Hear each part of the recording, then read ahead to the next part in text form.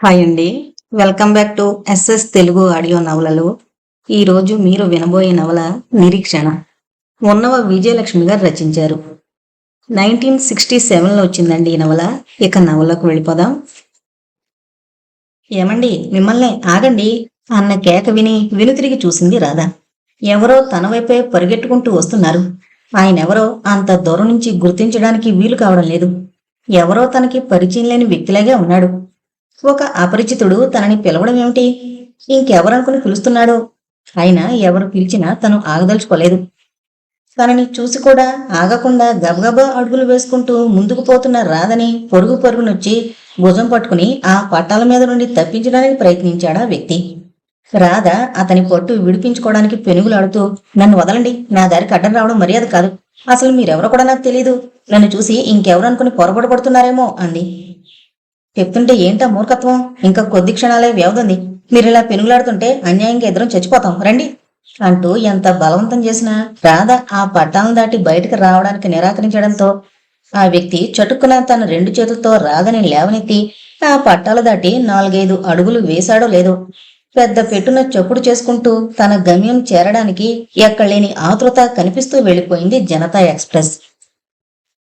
ఇప్పుడు చెప్పండి, ఎందుకంత సాహసానికి తలపడ్డారు అని అడిగాడా వ్యక్తి రాధ కళ్ళలోకి జాలిగా చూస్తూ. రాధ మౌనంగా తల ఉంచుకుంది. కళ్ళ వెంట జలజలా ప్రవహిస్తున్న అసురుల్ని తుడుచుకోవడానికి కూడా ఆమె ప్రయత్నించలేదు. ఎంతకీ సమాధానం రాకపోవడంతో, చూడండి, మీ కుటుంబ విషయాలు, వ్యక్తిగత సమస్యలు నాకు చెప్పడం ఇష్టం లేకపోతే నేనేం బలవంతం చేయను. కానీ ఎప్పుడు మీకు అవసరం అనిపించినా సహాయం చేయడానికి ఒక వ్యక్తి ఉన్నాడని గుర్తుంచుకోండి. నా పేరు వేణుగోపాలరావు. ఇక్కడ గవర్నమెంట్ ఆసుపత్రికి మొన్న ఈ మధ్య డాక్టర్గా వచ్చాను. ఎంత బాధ అనిపించినా నేర్పుగా సమస్యల్ని విడదీసుకోవడానికి ప్రయత్నించి ఎదురైన కష్టాల నుండి గట్టెక్కడానికి ప్రయత్నించాలి. కానీ ఇలాంటి సాహసానికి మాత్రం వీరెప్పుడూ పూనుకోకండి అంటూ వెళ్ళడానికి ఉద్యుక్తుడయ్యాడు వేణు. ఒక్క క్షణం ఉండండి. అంతం చేసుకుందామనుకున్న జీవితాన్ని ఆఖరి క్షణంలో మంచికో చెడ్డకో ఆ ప్రయత్నం కొనసాగకుండా చేశారు. అయితే నేను ఉంటున్న నరకం నుండి బయటపడి సుఖంగా బ్రతకగలిగే మార్గం ఏదైనా ఉందేమో మీరే చెప్పాలి. ఆ మాత్రం సహాయం చేయలేకపోతే నన్ను బ్రతికించి నా కష్టాలను ఇంకా ఎక్కువ చేశారని నేను అనుకోవాల్సి వస్తుంది. క్షమించండి. నేనేదో మీ మీద ఆధారపడతాననుకుంటున్నారేమో. అలాంటిదేం లేదు. నా బ్రతుకు నేను బ్రతకగలిగే మార్గం చూపించి అందుకు కావలసిన సలహా సహకారాలు ఇస్తే చాలు. అలాగే ఎలాంటి పరిస్థితుల్లోనైనా మీకు సహాయపడడానికి నాకెప్పుడూ అభ్యంతరం ఉండదని మరోసారి వాగ్దానం చేస్తున్నాను. మీకున్న ఇబ్బందులేమిటో, మీకు ఎలాంటి సహాయం కావాలో చెప్పండి. ఇప్పుడు కాదు, మరోనాడు ఎప్పుడైనా నా కథంతా చెప్తాను. నేను చెప్పింది సానుభూతితో వినగలిగేవారు ఈనాటికైనా కనిపించారు. అసలు ముందుది చెప్పండి, మీరిక్కడికి ఎందుకు వచ్చారు? ఊరికి దూరంగా మనుషు సంచారం లేని చోట నేను ఆత్మహత్య చేసుకోవడానికి అన్ని విధాలా అనుకూలంగా ఉంటుందని సాయంత్రమే ఇంటి నుండి బయలుదేరి ఇంత దూరం వచ్చాను. అయినా మీరొచ్చి ఆ ప్రయత్నం కొనసాగకుండా చేశారు అంది తలెత్తి వేణు కళ్ళలోకి చూస్తూ. నాకు ఇవాళ మనసేమిటో బాగుండక ఏదో ఆలోచిస్తూ ఇంట్లోంచి బయలుదేరాను. సాధారణంగా సాయంత్రాలప్పుడు రైలు స్టేషన్ దాటి ఈ రైలు కట్ట వెంటే కొద్ది దూరం షికారుగా రావడం నాకు అలవాటే. ఈవేళ ఆలోచనల ధోరణిలో పడి చాలా దూరం వచ్చేశాను. ఎంత దూరం వచ్చానో కూడా తెలియడం లేదు. ఇంకా పొద్దుపోయింది. వెనక్కి తిరుగుదాము అనుకుంటూనే కాసేపు ఈ చల్లగాలిలో, ఈ ప్రశాంత పరిసరాల్లో విశ్రాంతి తీసుకుని వెళదామని కూర్చున్నాను. నేను కూర్చున్న కొద్దిసేపటికే మీరు రైలు పట్టాల మీద నుంచి వెళుతూ కనిపించారు. ఈ సమయంలో ఒంటరిగా ఒక స్త్రీ ఇలా వెళుతుందేమిటా అని ముందు కొంత ఆశ్చర్యపోయాను. మీరు నా ముందు నుండి వెళ్లిన కొద్దిసేపటికే రైలు కోత వినిపించింది. నాకేదో సందేహం కలిగి ఆ వెంటనే భయంతో ఒళ్ళు జలదరించింది. నేను పరుగెట్టుకుంటూ వచ్చాను. ఎంత పిలిచినా మీరు వినిపించుకుంటేనా? నా పొరుగును మించిన వేగంతో నడుస్తున్నారేమో అనిపించింది. ఎలాగైతేనే మిమ్మల్ని యువతలకి తీసుకురాగలిగాను. ఒక్క క్షణం ఆలస్యమైన నా ప్రయత్నం నెరవేరేది కాదు. మీరు చచ్చిపోవడం ఆ దైవానికి కూడా అంగీకారం కాదు. అందుకే ఈవేళ నన్నింత దూరం పంపించాడు. ఇక పదండి, నడుస్తూ మాట్లాడుకుందాం. మీరు సాయంత్రం ఇటువైపు వస్తారన్నమాట అంది రాధ అతని పక్కనే నడుస్తూ. అన్నమాటే. మరి ఈ ఊర్లో సాయంత్రాలు ప్రశాంతంగా గడపడానికి నాకెంతకన్నా మంచి స్థలం కనిపించలేదు. కొత్తగా వచ్చానేమో, స్నేహితులు కూడా ఎవరూ లేరు. ఇంట్లో ఒక్కడిని ఎంతసేపని కూర్చుంటాను? అదేంటండి, ఆసుపత్రికి దగ్గరగా అంత చక్కటి క్వార్టర్స్ పెట్టుకుని కుటుంబాన్ని తీసుకురాలేదా? నాకు కుటుంబం అంటూ ఏమీ లేదింకా. చదువు పూర్తయితేనే కానీ పెళ్లి చేసుకోనని ఎలాగో ఎన్నాళ్ళు మా అమ్మని ఆపగలిగాను. చదువు అవగానే ఉద్యోగం కూడా వచ్చింది. అసలు ఉద్యోగంలో చేరేలోపునే ఆ శుభకార్యం పూర్తి చేయాలని చూసింది అమ్మ. నేనే చెవిని పెట్టలేదు. మరి మీ నాన్నగారు ఏమంటారు? నేనంత అదృష్టవంతుని కాను. నేను 4 ఏళ్ల పిల్లాడిగా ఉన్నప్పుడే ఆయన పోయారు. అందుకే నేనంటే అమ్మకంత గారం. ఏ విషయంలో కూడా నన్ను గట్టిగా బలవంతం చేయదు అన్నాడు తల్లిని తలుచుకుంటూ. ఓ విధమైన దర్పంతో కూడిన చిరునవ్వు అతని పెదవుల మీద మెరిసింది. మీకింకా అమ్మైనా ఉన్నారు. నేను తల్లి తండ్రి ఎదురు లేని దౌర్భాగ్యురాలి అంది రాధ మెల్లగా. మాతృప్రేమను జ్ఞప్తిపరిచే గతించిన ఛాయలు ఆమె మనో నేత్రం ముందు సజీవంగా కదలాడడంతో ఆమె హృదయము నేత్రాలు కూడా ఆర్ద్రాలయ్యాయి. అయ్యో పాపం, మరి మీరు ఎవరి దగ్గర ఉంటున్నారు? అన్నయ్యలైనా అక్కయ్యలైనా ఉన్నారనుకుంటాను అన్నాడు వేణు ఆమె దయనీయ స్థితికి సానుభూతి చూపుతూ. అన్నయ్య వదిన ఉన్నారు, వాళ్ళ దగ్గరే ఉంటున్నాను.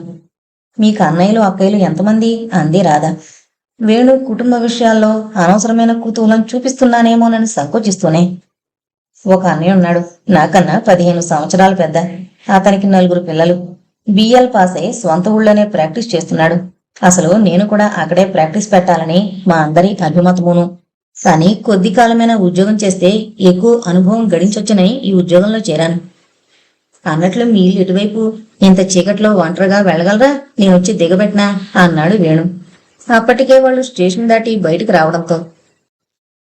పర్వాలేదండి, నేను ఒక్కదాన్ని వెళ్ళిపోతాను. రేపు సాయంత్రం వస్తాను. నా జీవితానికి పరిష్కార మార్గం చూసుకోవాలిగా. అలాగే, తప్పకుండా రండి.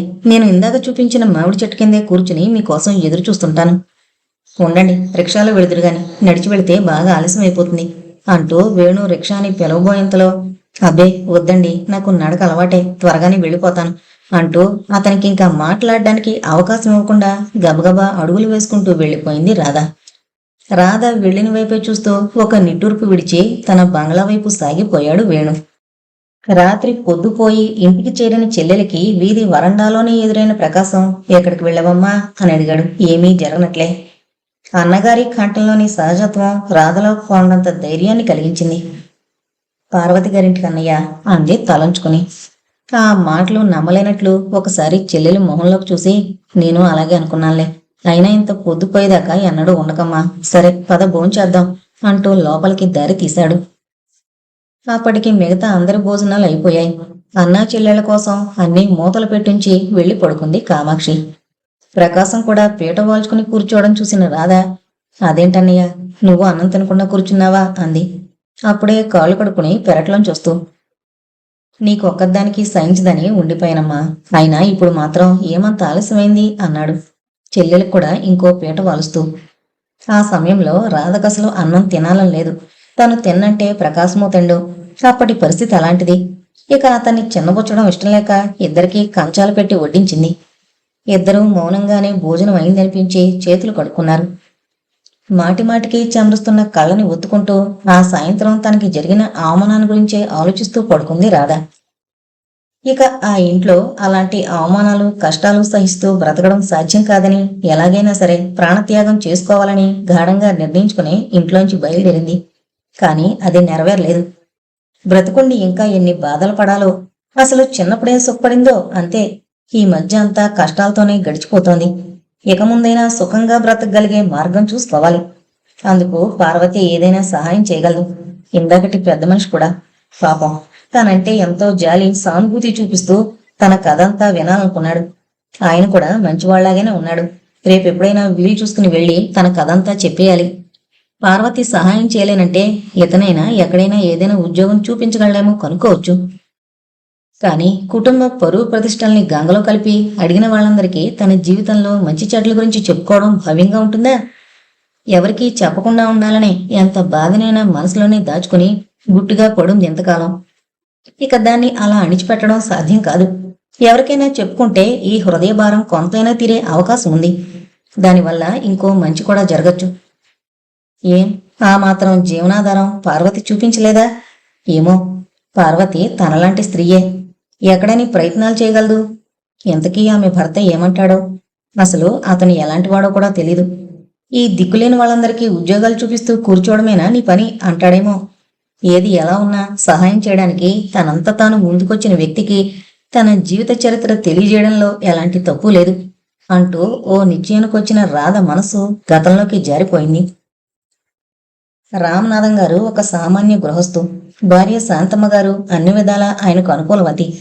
వారి తొలి సంతానం ప్రకాశరావు. అతని తరువాత 4 పిల్లలు కలిగిన అక్కరకు రాలేదు. ఆ తర్వాతది రాధ. అందుకే ఆమంటే తల్లికి, తండ్రికి, అన్నగారికి కూడా అతి ముద్దు. రామనాథం గారికి పెద్ద ఆస్తి లేకపోయినా ప్రశాంతంగా జీవితం గడిచుకోవడానికి మాత్రం ఏ లోటు లేదు. ఉంటున్న ఇల్లు కాక దగ్గరలోనే 6 ఎకరాల మాగాణి కూడా ఉంది. అదే స్వంత వ్యవసాయం చేయించుకుంటూ ఆ కుటుంబం ఏ లోటు లేకుండా కాలం గడిపేస్తున్నారు. రాధకి 11 సంవత్సరాల వయసు వచ్చేసరికే పెళ్లి చేసేయాలని, ఆ ముద్దు ముచ్చట్లన్నీ చూసుకోవాలని రామనాథం గారు సరదా పడ్డారు. కానీ అనుకూలమైన సంబంధం ఏదీ కుదరకముందే ఆయన కళ్ళు మూశారు. అప్పటికి రాధ సెకండ్ ఫారం చదువుతోంది. ప్రకాశం BA పాస్ అయి ట్రైనింగ్ కూడా పూర్తి చేసుకుని ఆ ఊళ్ళోనే హై స్కూల్లో టీచర్గా పనిచేస్తున్నాడు. ఆ విధి నిర్వహణలో వేరే ఇతర పనులకి సమయం ఉండదు కనుక, అయినా వ్యవసాయం పట్ల ఆసక్తి లేకపోవడం చేత తండ్రి పోగానే స్వంత వ్యవసాయపు బెడదంతా ఎత్తిపెట్టి పొలం కౌలుకిచ్చేశాడు ప్రకాశం. తండ్రి తలపెట్టిన రాధ పెళ్లి ప్రయత్నం కూడా అంతటితో ఆగిపోయింది. ఆమె చదువుకు కూడా ఎవరూ అభ్యంతరం పెట్టలేదు. రాధ 5వ ఫారం చదువుతుండగా ప్రకాశానికి పెళ్లి నిశ్చయమైంది. వాళ్ళకి అన్ని విధాలా కావలసిన ఒక మధ్యవర్తి ఆ సంబంధం తీసుకొచ్చాడు. అప్పుడే ప్రకాశం రాధ పెళ్లి మాట కూడా తలపెట్టి, రాధకి చేశాక నేను చేసుకుంటాను అన్నాడు. ఇంతవరకు వచ్చాను కదా, ఇంకొక ఏడాది ఆగితే స్కూల్ ఫైనల్ పూర్తవుతుంది అంటూ బ్రతిమాలుకుంది రాధ తల్లిని, అన్నగారు నేను. స్కూల్ ఫైనల్ పరీక్షలు పూర్తి కాగానే మళ్ళీ ఆ మధ్యవర్తే రాధ కూడా సంబంధం తీసుకొచ్చాడు. అక్కడికి 40 మైళ్ళ దూరంలో ఉన్న అగ్రహారంలో సంబంధం. అక్కడికి వెళ్ళడానికి రైలు మార్గం లేదు, బస్సులో వెళ్ళాలి. పెళ్లికొడుకు తండ్రి ఆ ఊరి కరణం. అన్నగారు ఏదో కొద్దిగా చదువుకుని పొలం వ్యవహారాలు అవి చూస్తున్నాడు. 4 ఆడపడుచులకి పెళ్లిళ్ళయ్యి వాళ్ళు సుఖంగా కాపురాలు చేసుకుంటున్నారు. అందరిలోకి ఆఖరివాడు ఈ పెళ్లికొడుకు భాస్కర్రావు. అతను BA చదువుతున్నాడు.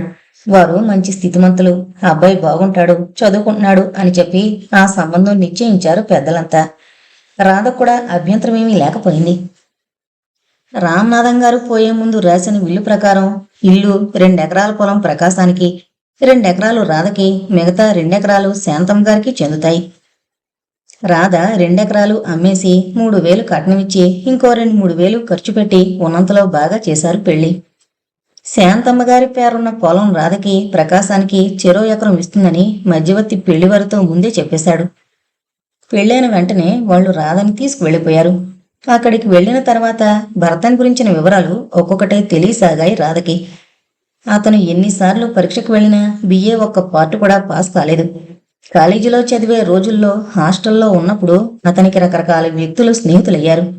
అంతా కలిసి కాఫీ హోటళ్లు, సినిమాలు, షికార్లు వీటితో కాలం గడపడంతో చదువులు అంతంత మాత్రంగానే ఉండేవి. మిగతా వాళ్ల సంగతి ఎలా ఉన్నా భాస్కరం పరీక్ష మాత్రం పూర్తిగా 0 చుట్టింది. ఆ తర్వాత ప్రతిసారి పరీక్షకు వెళతానంటూ 2 నెలలు బస్తీలో ఉండిపోవడం, బోల్డు డబ్బు తగలేయడం, ఇంతా చేస్తే ఆ పరీక్ష కాస్త తప్పడం ఇలా జరుగుతుండేది. చివరికి అతను ఆడపిల్లల సావాసాలు కూడా చేస్తున్నాడని తెలిసి భార్య వస్తే కుదురుగా ఉంటాడని నిశ్చయించుకుని అన్యాయంగా రాధ గొంతు కోశారు. ఆ మధ్యవర్తికి కూడా ఇవన్నీ చూచాయిగా తెలుసు. ఏదో చిన్నతనంలో కాస్త సరదాగా తిరిగితే తప్ప ఏంటి అని సమర్థించుకుని చెప్పాడు కూడా. తర్వాత ప్రకాశం నిలదీసి అడిగితే, ఇంకా పరీక్షకి కట్టదలుచుకోలేదు, ఏదైనా ఉద్యోగ ప్రయత్నం చేస్తాను అన్నాడు భాస్కరం ఓ రోజున. ఆ అబ్బాయి దారిలో పడుతున్నాడు, బాధ్యత తెలిసొస్తుంది అని మురిసిపోయారు తల్లి తండ్రి. నేను పట్నం వెళ్లి ఉద్యోగ ప్రయత్నం చెయ్యాలి, నీ దగ్గర డబ్బెంతుంది అని అడిగాడు భార్యని. అప్పటికి పెళ్ళై 15 రోజులు కావస్తున్నా భర్త అంటే ఎటువంటి అనురాగం, అభిమానం, ఆప్యాయత కలగలేదు రాధకెందుకో. అతని చూస్తుంటేనే ఏదో చెప్పలేని భయం ఆవహించి ఆమె సర్వంగాలు కంపించిపోతుండేవి. ఎంత కావాలి అంది తలంచుకొని. ఎంతుందో చెప్పమంటే ఏంటో ఎదురు ప్రశ్నలు, డబ్బేమి ఇవ్వకుండానే పంపించింది మీ అమ్మ కటువుగా ఉంది భాస్కరం కంఠస్వరం. నిజానికి రాధ దగ్గర అప్పుడు 200-300 రూపాయల దాకా ఉన్నాయి. పెళ్లిలో వాళ్ళు వీళ్ళు ఇచ్చినవి బయలుదేరి వచ్చేటప్పుడు ఎందుకైనా ఉంటుందని తల్లిచ్చిన 50 రూపాయలు కలిపి మాట్లాడకుండా పెట్టి తీసి 50 రూపాయలు భర్త చేతిలో పెట్టింది. అవి లెక్క పెట్టుకుని, ఈ ముష్టి 50 రూపాయలు ఎన్నాళ్ళొస్తాయి అక్కడ ఓ నెల్లాళ్ళైనా ఉండి ప్రయత్నం చేయకపోతే పని దొరకదు అంటూ ఇంకా ఏదో గొణుకుంటూ గదిలోంచి వెళ్లిపోయాడు భాస్కరం. ఆ సాయంత్రమే ప్రయాణమై పట్నం వెళ్ళాడు. వెళ్ళడం 2 నెలల దాకా తిరిగి రాలేదు. 2 నెలల్లోనూ భార్యకొక్క ఉత్తరమైనా రాయలేదు. తనంతట తనే అతనికి ఉత్తరం రాయాలంటే ఏదో సిగ్గు సంకోచం కలిగేవి రాధకి. పైగా అడ్రస్ తెలీదు. మామగారిని అడిగితే ఏమనుకుంటారో అని భయం. రాధ అత్తవారింటికి వెళ్లిన మరుసటి రోజు నుండి కొత్త పెళ్లి కూతురనే సంకోచమైనా లేకుండా ఇంట్లో పనిపాట్లన్నీ చేస్తుండేవారు. అందులోనూ అది పల్లెటూరేమో పనులన్నీ కొంచెం మోటుగా ఉండేవి. రాధకి అలవాట్లేక ఆ బరువు పనులు చేయలేకపోతే ఆమెనంత అప్రయోజకురాలుగా పెంచిన శాంతమ్మ గారిని కలిపి దులిపేసేది రాధ అత్తగారు దుర్గాంబ. సోలాల్లాంటి ఆవిడ మాటలు వింటుంటే పుట్టెడు దుఃఖం వచ్చేది రాధకి. అందులోనూ పుట్టింట్లో అతి గారాబంగా పెరిగి ఎన్నడూ ఎవరి చేత ఒక్క మాటైనా పడి ఎరగదు అప్పటిదాకా. అలాంటిది ఎవరో పరాయి వాళ్ళకి తనని అంతంత మాటలనే హక్కు ఏముందని ఎదురు తిరిగేది మనసు. కాని మౌనంగానే అన్ని సహించేది. వాళ్ళింట్లో నూతిలోవి ఉప్పు నీళ్లు. అందుచేత తాగడానికి వంటకి అన్నింటికీ రోజు ఓ 10 బిందెలైన కాలం నుంచి మోసుకురావాల్సి వచ్చేది. రాధ వెళ్ళకపోవడము రాధ తోటికోళ్లు తెస్తుండేది. ఇక రాధ వెళ్ళాక ఆమెకి ప్రమోషన్ వచ్చి ఆ డ్యూటీ రాధ మీద పడింది. అందులో ఆ పెద్ద కోళ్లు దుర్గామ్మగారి మేనకోడలు కావడంతో మొదట్లో తప్పనిసరి అయ్యి ఈ పని ఆ పని చేసిన రాధ రాగానే పనంతా ఆమె మీదే వదిలిపెట్టేసింది. ఒక రోజున నీళ్లు తెస్తూ తెస్తూ వీధి గడప మీద బోర్లా పడిపోయింది రాధ. మోకాలు చెక్కుకుపోయి రక్తం వచ్చింది. బిందె దొర్లుకుంటూ అంత దూరం వెళ్ళింది. పెద్ద లొత్త కూడా పడింది. మోకాలు నొప్పితో రాధ బాధపడుతుంటే అయ్యో పాపం అని ఒకరూ అనలేదు సరికదా. కింద మీద నిలవడం లేదు, ఏం చూసుకున్నా ఆ విరగబాటు, కళ్ళు నెత్తిన పెట్టుకుని నడుస్తుంటే గుమ్మం తగలకేమవుతుంది అంటూ ఒక్కొక్కళ్ళు ఒక్కొక్క రకంగా వ్యాఖ్యానించారు. ఓ 2 నెలలు గడిచాక భాస్కరం తిరిగి వచ్చాడు. చాలా చోట్ల అప్లికేషన్ పెట్టాను, ఓ 1 నెల రోజుల్లో తప్పకుండా ఉద్యోగం వస్తుంది అంటూ చెప్పాడు వస్తూనే. ఒక్క ఉత్తరమైనా రాశారు కాదేం అని అడిగింది రాధ భాస్కరం గదిలోకి రాగానే. నయం, ప్రేమ లెక్కలు రాసుకోవడానికి ఇదేం పట్నవాసం అనుకుంటున్నావా? లేకపోతే నువ్వేం అడుగులో ఉన్నావా నా కోసం బెంగ పెట్టుకోవడానికి? నాన్నగారి ఉత్తరాల ద్వారా సంగతులు తెలుస్తూనే ఉన్నాయిగా. అది సరేగాని నీ దగ్గర ఇంకేం డబ్బు లేదా? నాన్నగారిచ్చింది చాలేదు, మళ్ళీ అడగడానికి మొహమాటం వేసి మా స్నేహితుడి దగ్గర 200 తీసుకున్నాను అన్నాడు భార్య కళ్ళలోకి చూస్తూ.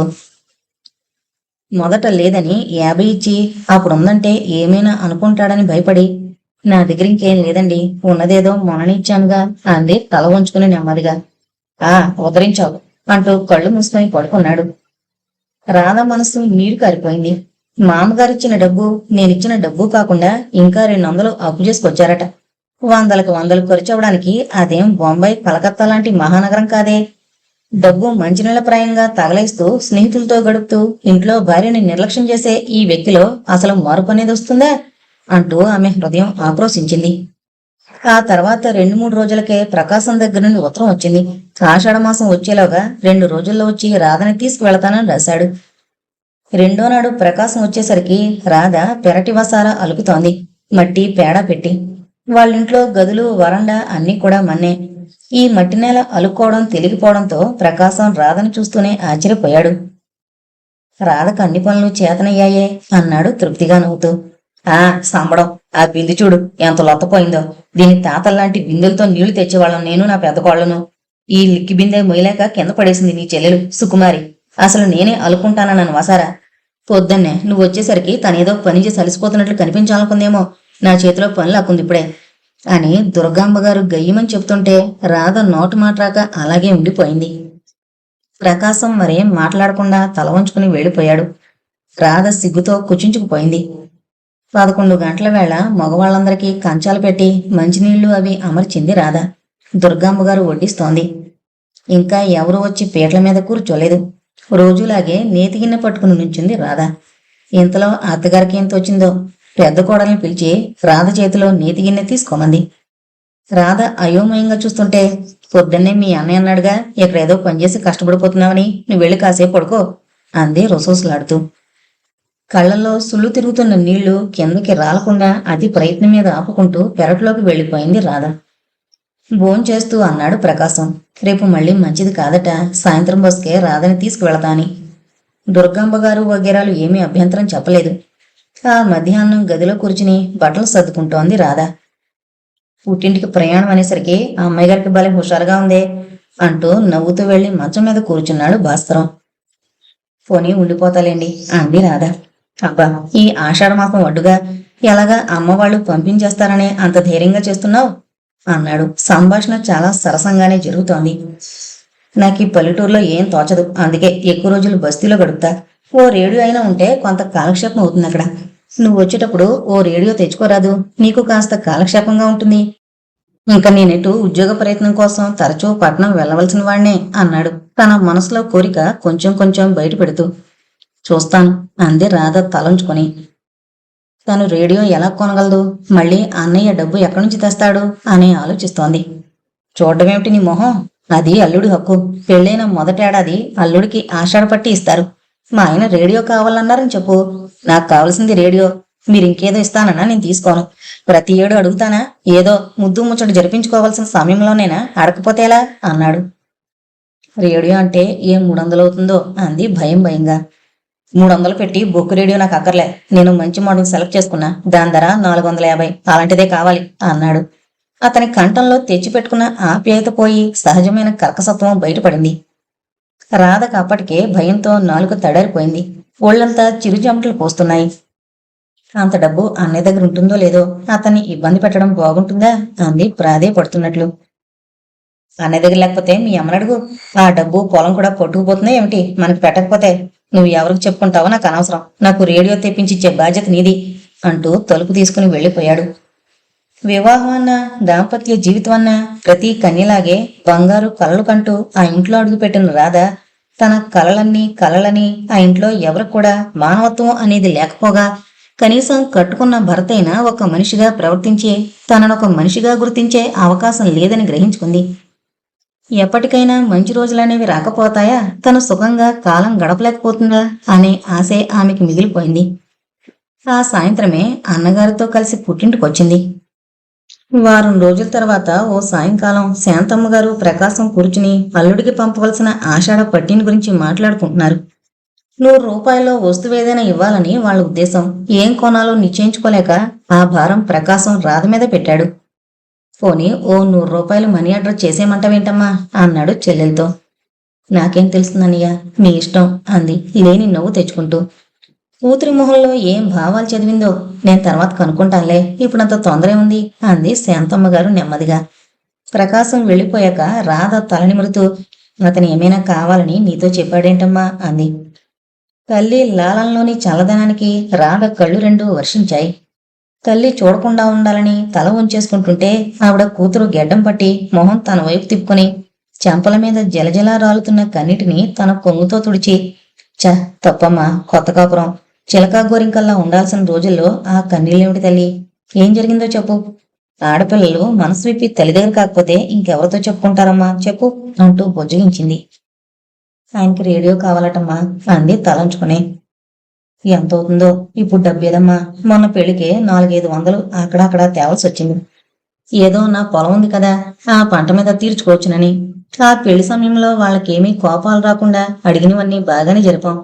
నీకు మాత్రం తెలియదేముంది? పోనీ సంక్రాంతి నాటికి నెమ్మదిగా కొనిస్తామని చెప్పు. ఇప్పటి మట్టుకి ఓ 100 రూపాయలు పంపుదాం అంది. కాదమ్మా, ఏదో కొత్త మోడల్ రేడియో వచ్చిందట, దాని ఖరీదు 450 అట, అదే కావాలన్నారు.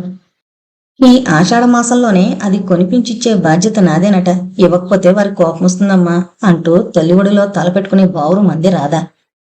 చ తప్పు, ఏడవకు, అన్నయ్యతోనే చెప్తానులే. అతను గట్టిగా అదే కావాలంటే అలాగే ఇద్దాంలే. అతను మాత్రం అస్తమాను అడుగుతాడా ఏంటి? మొదటి సంవత్సరం మనం ఇవ్వడం, అతను పుచ్చుకోవడం ఆచారం ఉంది కనుక అడిగాడు. లే, కళ్ళు తుడుచుకో అని కూతురి కళ్ళు తుడిచి వంట పనిలో జొరబడిపోయింది ఆవిడ. రాధ మొహం కడుక్కుని బొట్టు పెట్టుకొచ్చి, పార్వతిని చూసొస్తానమ్మా, ఈ వారం రోజులు దాని సంగతే జ్ఞాపకం రాలేదు, అది వచ్చుండాలిగా మరి అంది. పార్వతి రాలేదమ్మా, హైదరాబాద్లో కాలేజీలో చేరి చదువుకుంటుందట. అయినా వాళ్ళ అత్తగారు అక్కడ లేదుగా, ఇంకా ఆషాఢ మాసం పట్టింపేముంది అంది శాంతమ్మ గారు. రాత్రి భోజనాలయ్యాక హాల్లో పడుకుని కబుర్లు చెప్పుకుంటున్నప్పుడు శాంతమ్మ గారు రేడియో సంగతి ఎత్తింది. వాళ్ళ దొరకం మనుషులమ్మ, పంతాలు పట్టుదలలు ఎక్కువ. ఆ ఇంట్లో ఒక్క పూట కూడా ఉండలేకపోయాను. రాధ ఇక్కడ ఉండగా తన ఎంగిలి కంచమైనా తానుగా తీసుకుని ఎరగదు. అలాంటిది అక్కడ బండెడు కంచాలు ముందేసుకుని తోముతుంటే చూడలేకపోయాననుకో. పైగా వేదం మట్టి కొంప, నీ వెళ్లేసరికి రాధ ఇల్లంతా అలుకుతోంది. ఎక్కడో ఉన్న కాలువకెళ్ళి నీళ్ళన్నీ తెచ్చిపోసింది. ఎంతైనా ఏంటో మన పద్ధతులకి వాళ్ళ పద్ధతులకి చాలా తేడా ఉంది అన్నాడు ప్రకాశం చికాగ్గా. బాగుందిరా, ఎల్లకాలం ఆ పల్లెటూరులో పడుంటుందా ఏమిటి? రేపు అతనికి ఉద్యోగం అయితే ఏ బస్తీకో వెళ్ళిపోతారు. దానికేం గాని ముందు రేడియో సంగతి చూడు. నా ఇచ్చేదేదో అతనికి నచ్చింది కావలసింది ఇస్తే నయం కదూ. నా చేతిలో ఒక కాని కూడా లేదమ్మా. ఈ 7-8 నెలల నుంచి కామాక్షికి ఎన్ని మందులు ఇంజక్షన్లు వాడవలసి వచ్చిందో చూస్తూనే ఉన్నావుగా. అక్కడున్నన్నాళ్ళు మందులకి వాళ్ళని అడిగితే బాగుండదని వెళ్ళేటప్పుడు ఇంకో 100 రూపాయలు చేతులు పెట్టి పంపించాను. ఇంకిప్పుడు అంత డబ్బు ఎక్కడి నుంచి తేగలను అంటూ ప్రకాశం తన నిస్సహాయతని వెల్లడి చేశాడు. అతని భార్య ఆ కిందటి నెలలోనే పుట్టింటికి వెళ్ళింది. వాళ్ళు తన గురించి డబ్బు కోసం ఇంకా తర్జన భర్జనలు పడుతుంటే, నా దగ్గర 200 ఉన్నాయన్నయ్య, పెళ్లిళ్ళు వచ్చినవి, ఇంకో 250 ఎక్కడైనా దొరికితే బాగుండు అంది రాధ. సరేలే, సొరైన అడుగుదాం. మనకి పంట ధాన్యం ఇచ్చినప్పుడు అందులో తగ్గించుకుంటాడు అంటూ సమస్య తేలిపోయినట్లు పక్కకు తిరిగి పడుకుంది శాంతమ్మ గారు. ఆ తర్వాత 2 రోజులకే ప్రకాశం వాళ్ళకి డబ్బు పంపించాడు రేడియో కొనుక్కోమని. ఓ నెలలాళ్ళు ఉండి రాధ అత్తవారింటికి వెళ్ళిపోయింది. గదిలో బల్ల మీద రేడియో ఉంది ముచ్చటగా. ఆ సాయంత్రం ఏవో రికార్డులు వింటూ రాధ గదిలో ఉండగా భాస్కరం లోపలికి వచ్చాడు. చూసావా, రేడియోతో నీకెంత కాలక్షేపమో. నాది పేరే గాని అసలు అది నీ కావాలని కొనిపించుకుని ఉంటావు అన్నాడు నవ్వుతూ రాధ కళ్ళలోకి చూస్తూ. రాధ మొహం పక్కకు తిప్పుకుంది. అతనింకా ఏదో చెప్పబోయాడు నవ్వుతూ.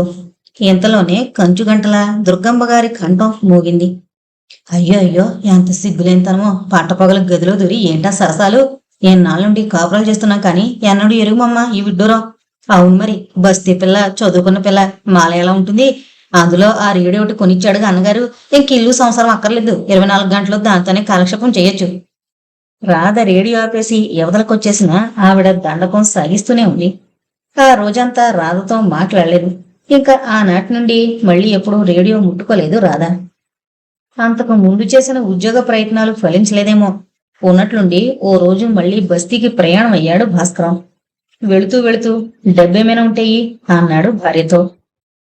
నా దగ్గరేం లేదు అంది రాధ ముక్తసరిగా. ఏడు ముఖం పెట్టుకుని ఉత చేతులతో తయారయ్యవా? నాకే సంపాదన లెక్క చేస్తుంటే నీ ఖర్చులన్నీ ఎవడు పెడతాడనుకున్నావు? తిండంటే మా నాన్న పెడతాడు కానీ పై ఖర్చులకైనా మీ అమ్మ ఇవ్వకపోతేలా? ఉద్యోగం అయిందాకా పెళ్లి చేసుకోనమ్మా అంటే వినకుండా నా మెడకో గుదిబండం తగిలిచారు. నాన్నగారిని ఎంత డబ్బుని అడుగుతాను అంటూ విరుచుకుపడ్డాడు. ఏమడిగినా మీకోసమే కాని నా కోసం కాదుగా. నాకొక్క తిండి ఖర్చు తప్ప ఇంకేముంది? అదేదో ఇంట్లోనే జరిగిపోతుంది అంది. ఎంత నిగ్రహించుకుందామన్నా పొంగొచ్చే పౌరుషం, అభిమానం ఆపుకోలేక. నోర్మై, సమాధానాలు మాత్రం బాగా వచ్చు. పెళ్లి చేసుకోకుండా లా చదువుంటే బాగా సంపాదించగలిగేదానివి. మీ బస్తీ వేషాలు ఇక్కడ పనికిరావు. నోరెత్తకుండా అణిగిమణిగి ఉండగలిగితే ఇంట్లో ఉండు, లేకపోతే. ఆ వాక్యం పూర్తి చేయకుండానే తలుపు తీసుకుని వెళ్ళిపోయాడు. లేకపోతే ఏంటి చేస్తారు? పుట్టింటికి పంపించేస్తారా? తన అవసరాలకి డబ్బు అందివ్వలేదని నేనంటే ఆయనకి ఎంత చులకనా? తనకి ఉద్యోగం లేకపోతే మాత్రం కట్టుకున్నందుకు భార్యని అభిమానించడానికి, ఆదరించడానికి అభ్యంతరం ఏమిటి? ఆదరించడానికి, అభిమానించడానికి అసలు భార్య కావాలని ఆయనకుంటేగా. తన కొడుకు బాగుపడి జీవితంలో స్థిరపడాలనే స్వార్థంతో ఆ ప్రయోజన సాధనకు నన్ను ఇంధనంగా ఉపయోగించదలిచారు మా అత్తగారు, మామగారు. ఈ పెళ్లి వల్ల కొంత డబ్బొచ్చే మార్గమైనా దొరుకుతుందనే ఉద్దేశంతో వారు అంగీకరించారు. అందుకే అడిగినప్పుడల్లా డబ్బు అందివ్వలేని నేనంటే ఆయనకు అంత అలుసు అనుకుంటూ లోపలే కుమిలిపోయింది రాధ. రోజులలాగే గడిచిపోతున్నాయి. సంక్రాంతి పండగ దగ్గరకు వచ్చింది. ఓ రోజు ప్రకాశం వచ్చాడు వాళ్ళని తీసుకువెళ్ళడానికి. అంతకుముందు దసరాకి, దీపావళికి భాస్కరం వెళ్ళలేదు, రాధని పంపలేదు. ఇంకా సంక్రాంతికైనా తప్పకుండా రావాలని ప్రకాశం మరీ మరీ బ్రతిమలాడుతూ రాస్తే అంగీకరించాడు. పెళ్ళైన తర్వాత మొదటిసారి పండక్కి తీసుకెళ్దాం కదా అని అత్తగారిని, మామగారిని అందరినీ ప్రయాణం అవ్వమని రాశాడు ప్రకాశం. అత్తవారిళ్లలో ఉంటున్న ఆడపడుచులు కూడా వాళ్ళ పిల్లలతో వచ్చారు ఆ రోజుకి. పెద్ద చిన్న కలిపి ఓ 25 మంది పెళ్లివారిలా బయలుదేరారు. ఓ 10 రిక్షాల్లో దిగుతున్న వీళ్ళందరినీ చూసి వీధి గుమ్మంలో నుండే మూతి ముడుచుకుని వెళ్లిపోయింది కామాక్షి. శాంతమ్మ గారు కూడా ఆశ్చర్యపోయినా అందర్నీ మర్యాదగా లోపలికి తీసుకువెళ్ళింది. వాళ్ళకి కాఫీలు, పలహారాలు, పిండి వంటలతో భోజనాలు, వీటితో ఎంతో హడావిడి పడిపోయింది శాంతమ్మ గారు. తనకి శక్తి లేకపోయినా చంటి పిల్లవాడితో కోడలు ఇబ్బంది పడుతోందని, పైగా ఇంతమందికి చేయమంటే ఏమైనా అనుకుంటుందని ఆమెకే పని చెప్పకుండా తనొక్కతే హైరాణ పడుతూ పనులన్నీ చేసుకుంది. పండగ నాడు చంటిపిల్ల దగ్గర నుంచి వచ్చిన వాళ్ళందరికీ బట్టలు తెచ్చాడు ప్రకాశం. నలుగురితో పాటు భాస్కరానికి కూడా సామాన్యమైన బట్టలే తెచ్చాడు. అప్పటికే 300 దాకా అయింది బట్టలకి. తెలిసిన షాప్ కాబట్టి అరువు దొరికింది. మొదట తీసుకున్నట్టే తీసుకుని తర్వాత రాధని గదిలో పిలిచి ఆమె ముఖాన్ని వేసి కొట్టాడా బట్టలు భాస్కరం. నేనేం గదిలోకి వచ్చాననుకున్నారా? కొత్తలుని మొదటిసారి పండగ తీసుకొచ్చి ఈ ముష్టిగుడ్లు పెడతాడా మీ అన్నయ్య? అంత ఇచ్చుకోలేనప్పుడు అసలు మమ్మల్ని ప్రయాణం చేయడం ఎందుకు? నన్ను నలుగురిలో చెనగుచ్చడానికా? పెళ్ళైన తర్వాత నేను ఏనాడైనా మీ గడప తొక్కానా? అన్నిసార్లు పిలుస్తున్నారు, బాగుండదని వచ్చినందుకు ఇదా మర్యాద అంటూ చెలరేగిపోయాడు. రాధ కళ్ళల్లో నీళ్లు తిరిగాయి. మీరు గొడవ చేయకండి, నేను అమ్మకి చెప్పి ఇంకేదైనా తెప్పిస్తాను. నలుగురితో పాటు ఇప్పటికీ బట్టలు కట్టుకోండి అంటూ ప్రాధేయపడింది. నలుగురితో పాటు నాకు ఇచ్చారంటే మా అక్కయ్యలు ఇప్పుడే విక్రిస్తారు. నా కోసం ప్రత్యేకంగా ఏమిస్తున్నారో మీ అమ్మని అడిగిరా, అప్పుడు కట్టుకుంటాయి బట్టలు అంటూ కుర్చీలో కూర్చున్నాడు సావకాశంగా. రాధ వంటింటి వైపు వెళ్ళింది తల్లి కోసం. పాపం ఆవిడింకా అంట్ల గిన్నెలు సవరించుకుంటూ ఇంగిలి ఎత్తుతూ అక్కడే ఉంది. కూతురు మొహం చూస్తూనే ఏదో జరిగిందని పసిగట్టింది. బట్టలు నచ్చాయమ్మా మీ అత్తగారికి వాళ్ళకిను? మీ ఆయన ఏమంటున్నాడు అంది రాధవంక పరీక్షగా చూస్తూ. అందరి సంగతి నాకు తెలియదమ్మా, ఆయన మాత్రం బట్టలు అతి సామాన్యంగా ఉన్నాయంటూ గునుస్తున్నారు. అయినా ఇప్పుడు ఇంతమందిని తీసుకొచ్చి ఇంత ఖర్చు నెత్తిన వేసుకోకపోతే ఆయన ఒక్కరినే పిలిచి సంతృప్తి పరిస్తే తీరిపోయేదిగా. మధ్య నేను నలిగిపోతున్నాను అంది వచ్చే దుఃఖం నాపుకుంటూ. మర్యాదకైనా పిలవకపోతే ఎలాగమ్మా? పిలిచినందుకేదో వచ్చారు మరి. పోనీ అన్నయ్యతో చెప్తానుండు, అతన్ని బజార్కి తీసుకెళ్లి కావలసినవి కొని మని. ముందైతే అరువు దొరుకుతుంది కదా, తర్వాత ఎలాగో తీర్చుకుందాం అంటూ ఆవిడ కొడుకుని పిలవడానికి వెళ్ళింది. రాధకేంటో అన్నగారికి కనిపించాలంటేనే ముఖం చెలక గదిలోకి వెళ్లి కూర్చుంది. 5 నిమిషాల తర్వాత ప్రకాశమే బావగారిని పిలుస్తూ గదిలోకి వచ్చాడు. బజార్కి వెళదాం పదండి. సూటుగుడ్డలు మీకు ఎలాంటివి నచ్చుతాయో తెలియక అందరితో పాటే పంచల చాపు తెచ్చాను. మీకు నచ్చినవి మీరు ఏరుకుందరు గాని రండి అంటూ వెంట పెట్టుకుని తీసుకువెళ్లాడు. అప్పటికి వియ్యపురాళ్ళు వాళ్ళు ఎవరూ కూడా కొత్త బట్టలు కట్టుకోలేదు. ఇదేంటో వదిన గారు ఇంకా అలాగే ఉన్నారు? ఏదో మా శక్తికి తగినట్లు తెచ్చాం, మీకు నచ్చాయో లేదో మరి. అయినా మీరవి కట్టుకుంటే మాకు తృప్తిగా ఉంటుంది అంది శాంతమ్మ గారు. మా అందరి మాటకేంలేండి, కొత్తలుడు వాడికైనా కాస్త మంచి బట్టలు తెచ్చారా అంది పెద్దాడబడుచు దీర్ఘాలు తీస్తూ.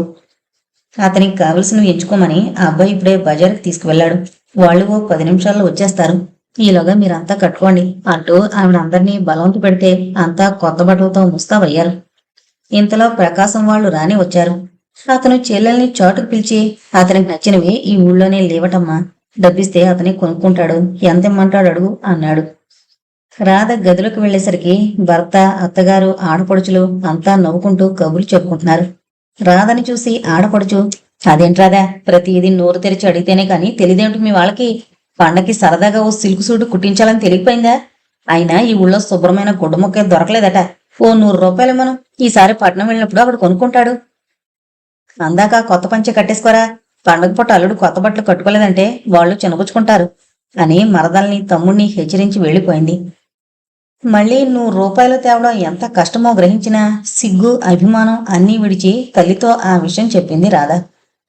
పండగ వెళ్ళిపోగానే వాళ్ళంతా ప్రయాణం అవుతుంటే చెల్లెల్ని ఇంకో 1 నెల రోజులుంచుకుని పంపిస్తానని అడిగాడు ప్రకాశం. వాళ్ళు అంగీకరించారు. హడావిడంతా అయిపోయాక విశ్రాంతిగా పడుకుంది శాంతమ్మ గారు ఓ సాయంత్రం. రాధ తల్లి పక్కలో చేరింది నెమ్మదిగా. నా పెళ్ళైన దగ్గర నుంచి నీకెంత అప్పయిందమ్మా అంది ఉన్నట్లుండి. ఆవిడ ఆప్యాయంగా కూతురి తల నిమురుతూ, ఏదో మొదట్లో మనం పెట్టాలని వాళ్ళు పుచ్చుకోవాలని ఉంటుందమ్మా కొంతమందికి, క్రమంగా వాళ్లే మారతారు. డబ్బు మాటకేం నీకేం కష్టంగా లేదు కదా అక్కడ అంది. కష్టమేముందమ్మా, ఏం లేదు. వారికి ఏదో ఉద్యోగం దొరికితే వేరే వెళ్ళిపోతాం. అప్పుడు ఇంత డబ్బు ఇబ్బంది ఉండదు. నాకు 20 రూపాయలు కావాలమ్మా, నేను కూడా ఏంటో నీ ప్రాణాలు తీస్తున్నాను అంది సిగ్గుతో సగం చచ్చి. నిజానికి అంత క్రితంసారి వెళ్ళినప్పుడు చీరా సారే అన్నీ కాకుండా ఏ ఖర్చుకైనా ఉంటుందని 10 రూపాయలు ఆవిడ ఇవ్వబట్టి ఆ 4-5 నెలలు రాధకి పై ఖర్చులన్నీ జరిగిపోయాయి. లేకపోతే ఏ 15 రోజులకైనా తల్లికి ఉత్తరం రాయడానికి కార్డు ముక్క కూడా రాధ ఎంత ఇబ్బంది పడిపోయేదో. అలాగేనమ్మా, చీరలు కూడా కావలిస్తే ఇంకో 2 తీసుకో. ఈ మధ్య మీ వాళ్ళేమైనా కొన్నారా బట్టలు అంది. లేదమ్మా, అయినా పెళ్లికి ముందు నువ్వు కొన్నవే ఉన్నాయి. అదేంటే ఇన్ని పండగలు వచ్చాయి కదా, ఒక చీరైనా పెట్టలేదు అంది ఆవిడ విస్తుపోతూ. రాధ సిగ్గుతో తల వంచుకుంది. ఓ 15 రోజులుండి రాధ అత్తవారింటికి ప్రయాణమైంది. శాంతమ్మ గారు కూతురుకో 4 చీరలు తెప్పించిచ్చి ఓ 25 రూపాయలు కూడా చేతిలో పెట్టింది. తల్లికి ఇబ్బంది కలుగుతుందని తెలిసి కూడా రాధ నిరాకరించలేకపోయింది. ఆ 7 పంటలు కూడా పాడైపోయాయి. ఒక్క కానీ చేతిలోకి రాలేదు.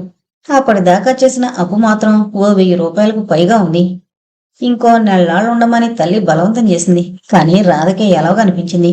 దానికి తోడు ఇంట్లో వాతావరణం కూడా మారుతున్నట్లు అనిపించింది. ప్రకాశం మునుపటంత ఆప్యాయంగా ఉండడం లేదు. అందులోనూ రాధ అత్తవారి సంగతి ఎత్తితేనే అతనికి యావింపు కలుగుతోంది. నిజమే మరి, మర్యాద ఇచ్చి మర్యాద పుచ్చుకోవడం తెలియని మనుషులు. వాళ్ళ కోసం తను బాధపడి లాభం లేదు. అత్తగారు డబ్బంతా రాధకే పెట్టేస్తోందని, ఇంకా తమకేమీ మిగలదని ఓ కొత్త భావం కామాక్షిలో కలిగినట్లు రాధ పసిగట్టింది. అయినా ఏమీ చేయగలిగే స్థితిలో లేదు. కాని మనసంతా కలతబారిపోయింది. వెళ్ళడం ఒక సంవత్సరం దాకా మళ్ళీ పుట్టింటికి రాలేదు. అంటే మళ్ళీ సంక్రాంతికే వచ్చింది. అప్పటికి కూడా భాస్కరానికి ఉద్యోగం దొరకలేదు. అసలు అతను చేస్తున్న ప్రయత్నాలేమిటో రాధకి తెలీదు. వారం రోజులు ఇంట్లో ఉంటే 2 నెలలు బస్తీలో గడిపొచ్చేవాడు. వెళ్ళినప్పుడల్లా రాధని డబ్బు అడగడం, తను లేదండం, ఆమెను 4 తిట్టి అతను వెళ్లిపోవడం మామూలైపోయింది. రాధ ఏదైనా దాచుకునే లేదంటుందని అనుకునేవాడేమో. లేదని చెప్పినా ఆ మాట నమ్మక మళ్ళీ మళ్ళీ అడుగుతూనే ఉండేవాడు. ఎప్పుడు డబ్బు లేదో లేదంటో, నీకు స్నోలు పౌడర్లు ఎక్కడి నుంచి వస్తున్నాయి అని నిలదీశాడు ఒకనాడు. నేను స్నో పౌడర్ మానేసి చాలా రోజులైంది. తలకి నూనె, వంటికి సబ్బు ఇవి ముఖ్య అవసరాలు కదా. వాటి విషయం కూడా మీరు పట్టించుకోవడం లేదు. అందుకే అమ్మిచ్చిన 10 రూపాయలు మీకు ఇవ్వకుండా దాచుకున్నాను అంది. 10 రూపాయలు దాచిందనివి ఎంత డబ్బైనా దాచగలవు. ఒక అబద్ధం ఆడిందానివి ఎన్ని అబద్ధాలైనా ఆడగలవు. కట్టుకున్న మొగుడిని కూడా మోసం చేసే నువ్వు ఓ ఆడదానివేనా అంటూ చీత్కారం చేస్తూ గదిలో నుండి వెళ్లిపోయాడు. అతను ఊళ్ళో ఉన్న వారం రోజులైనా సరదాగా ఉండేవాడు కాదు. ఎందుకో అందుకు చికాకు పడ్డం, కేకలేయడం, ఆఖరికి మధ్య మధ్య చేయి చేసుకోవడం దాకా వచ్చింది. రాధకి ఎందుకో అతను ఇంటికి రాకుండా టౌన్లోనే ఉండిపోతే బాగుండనిపించేది ఒక్కోసారి.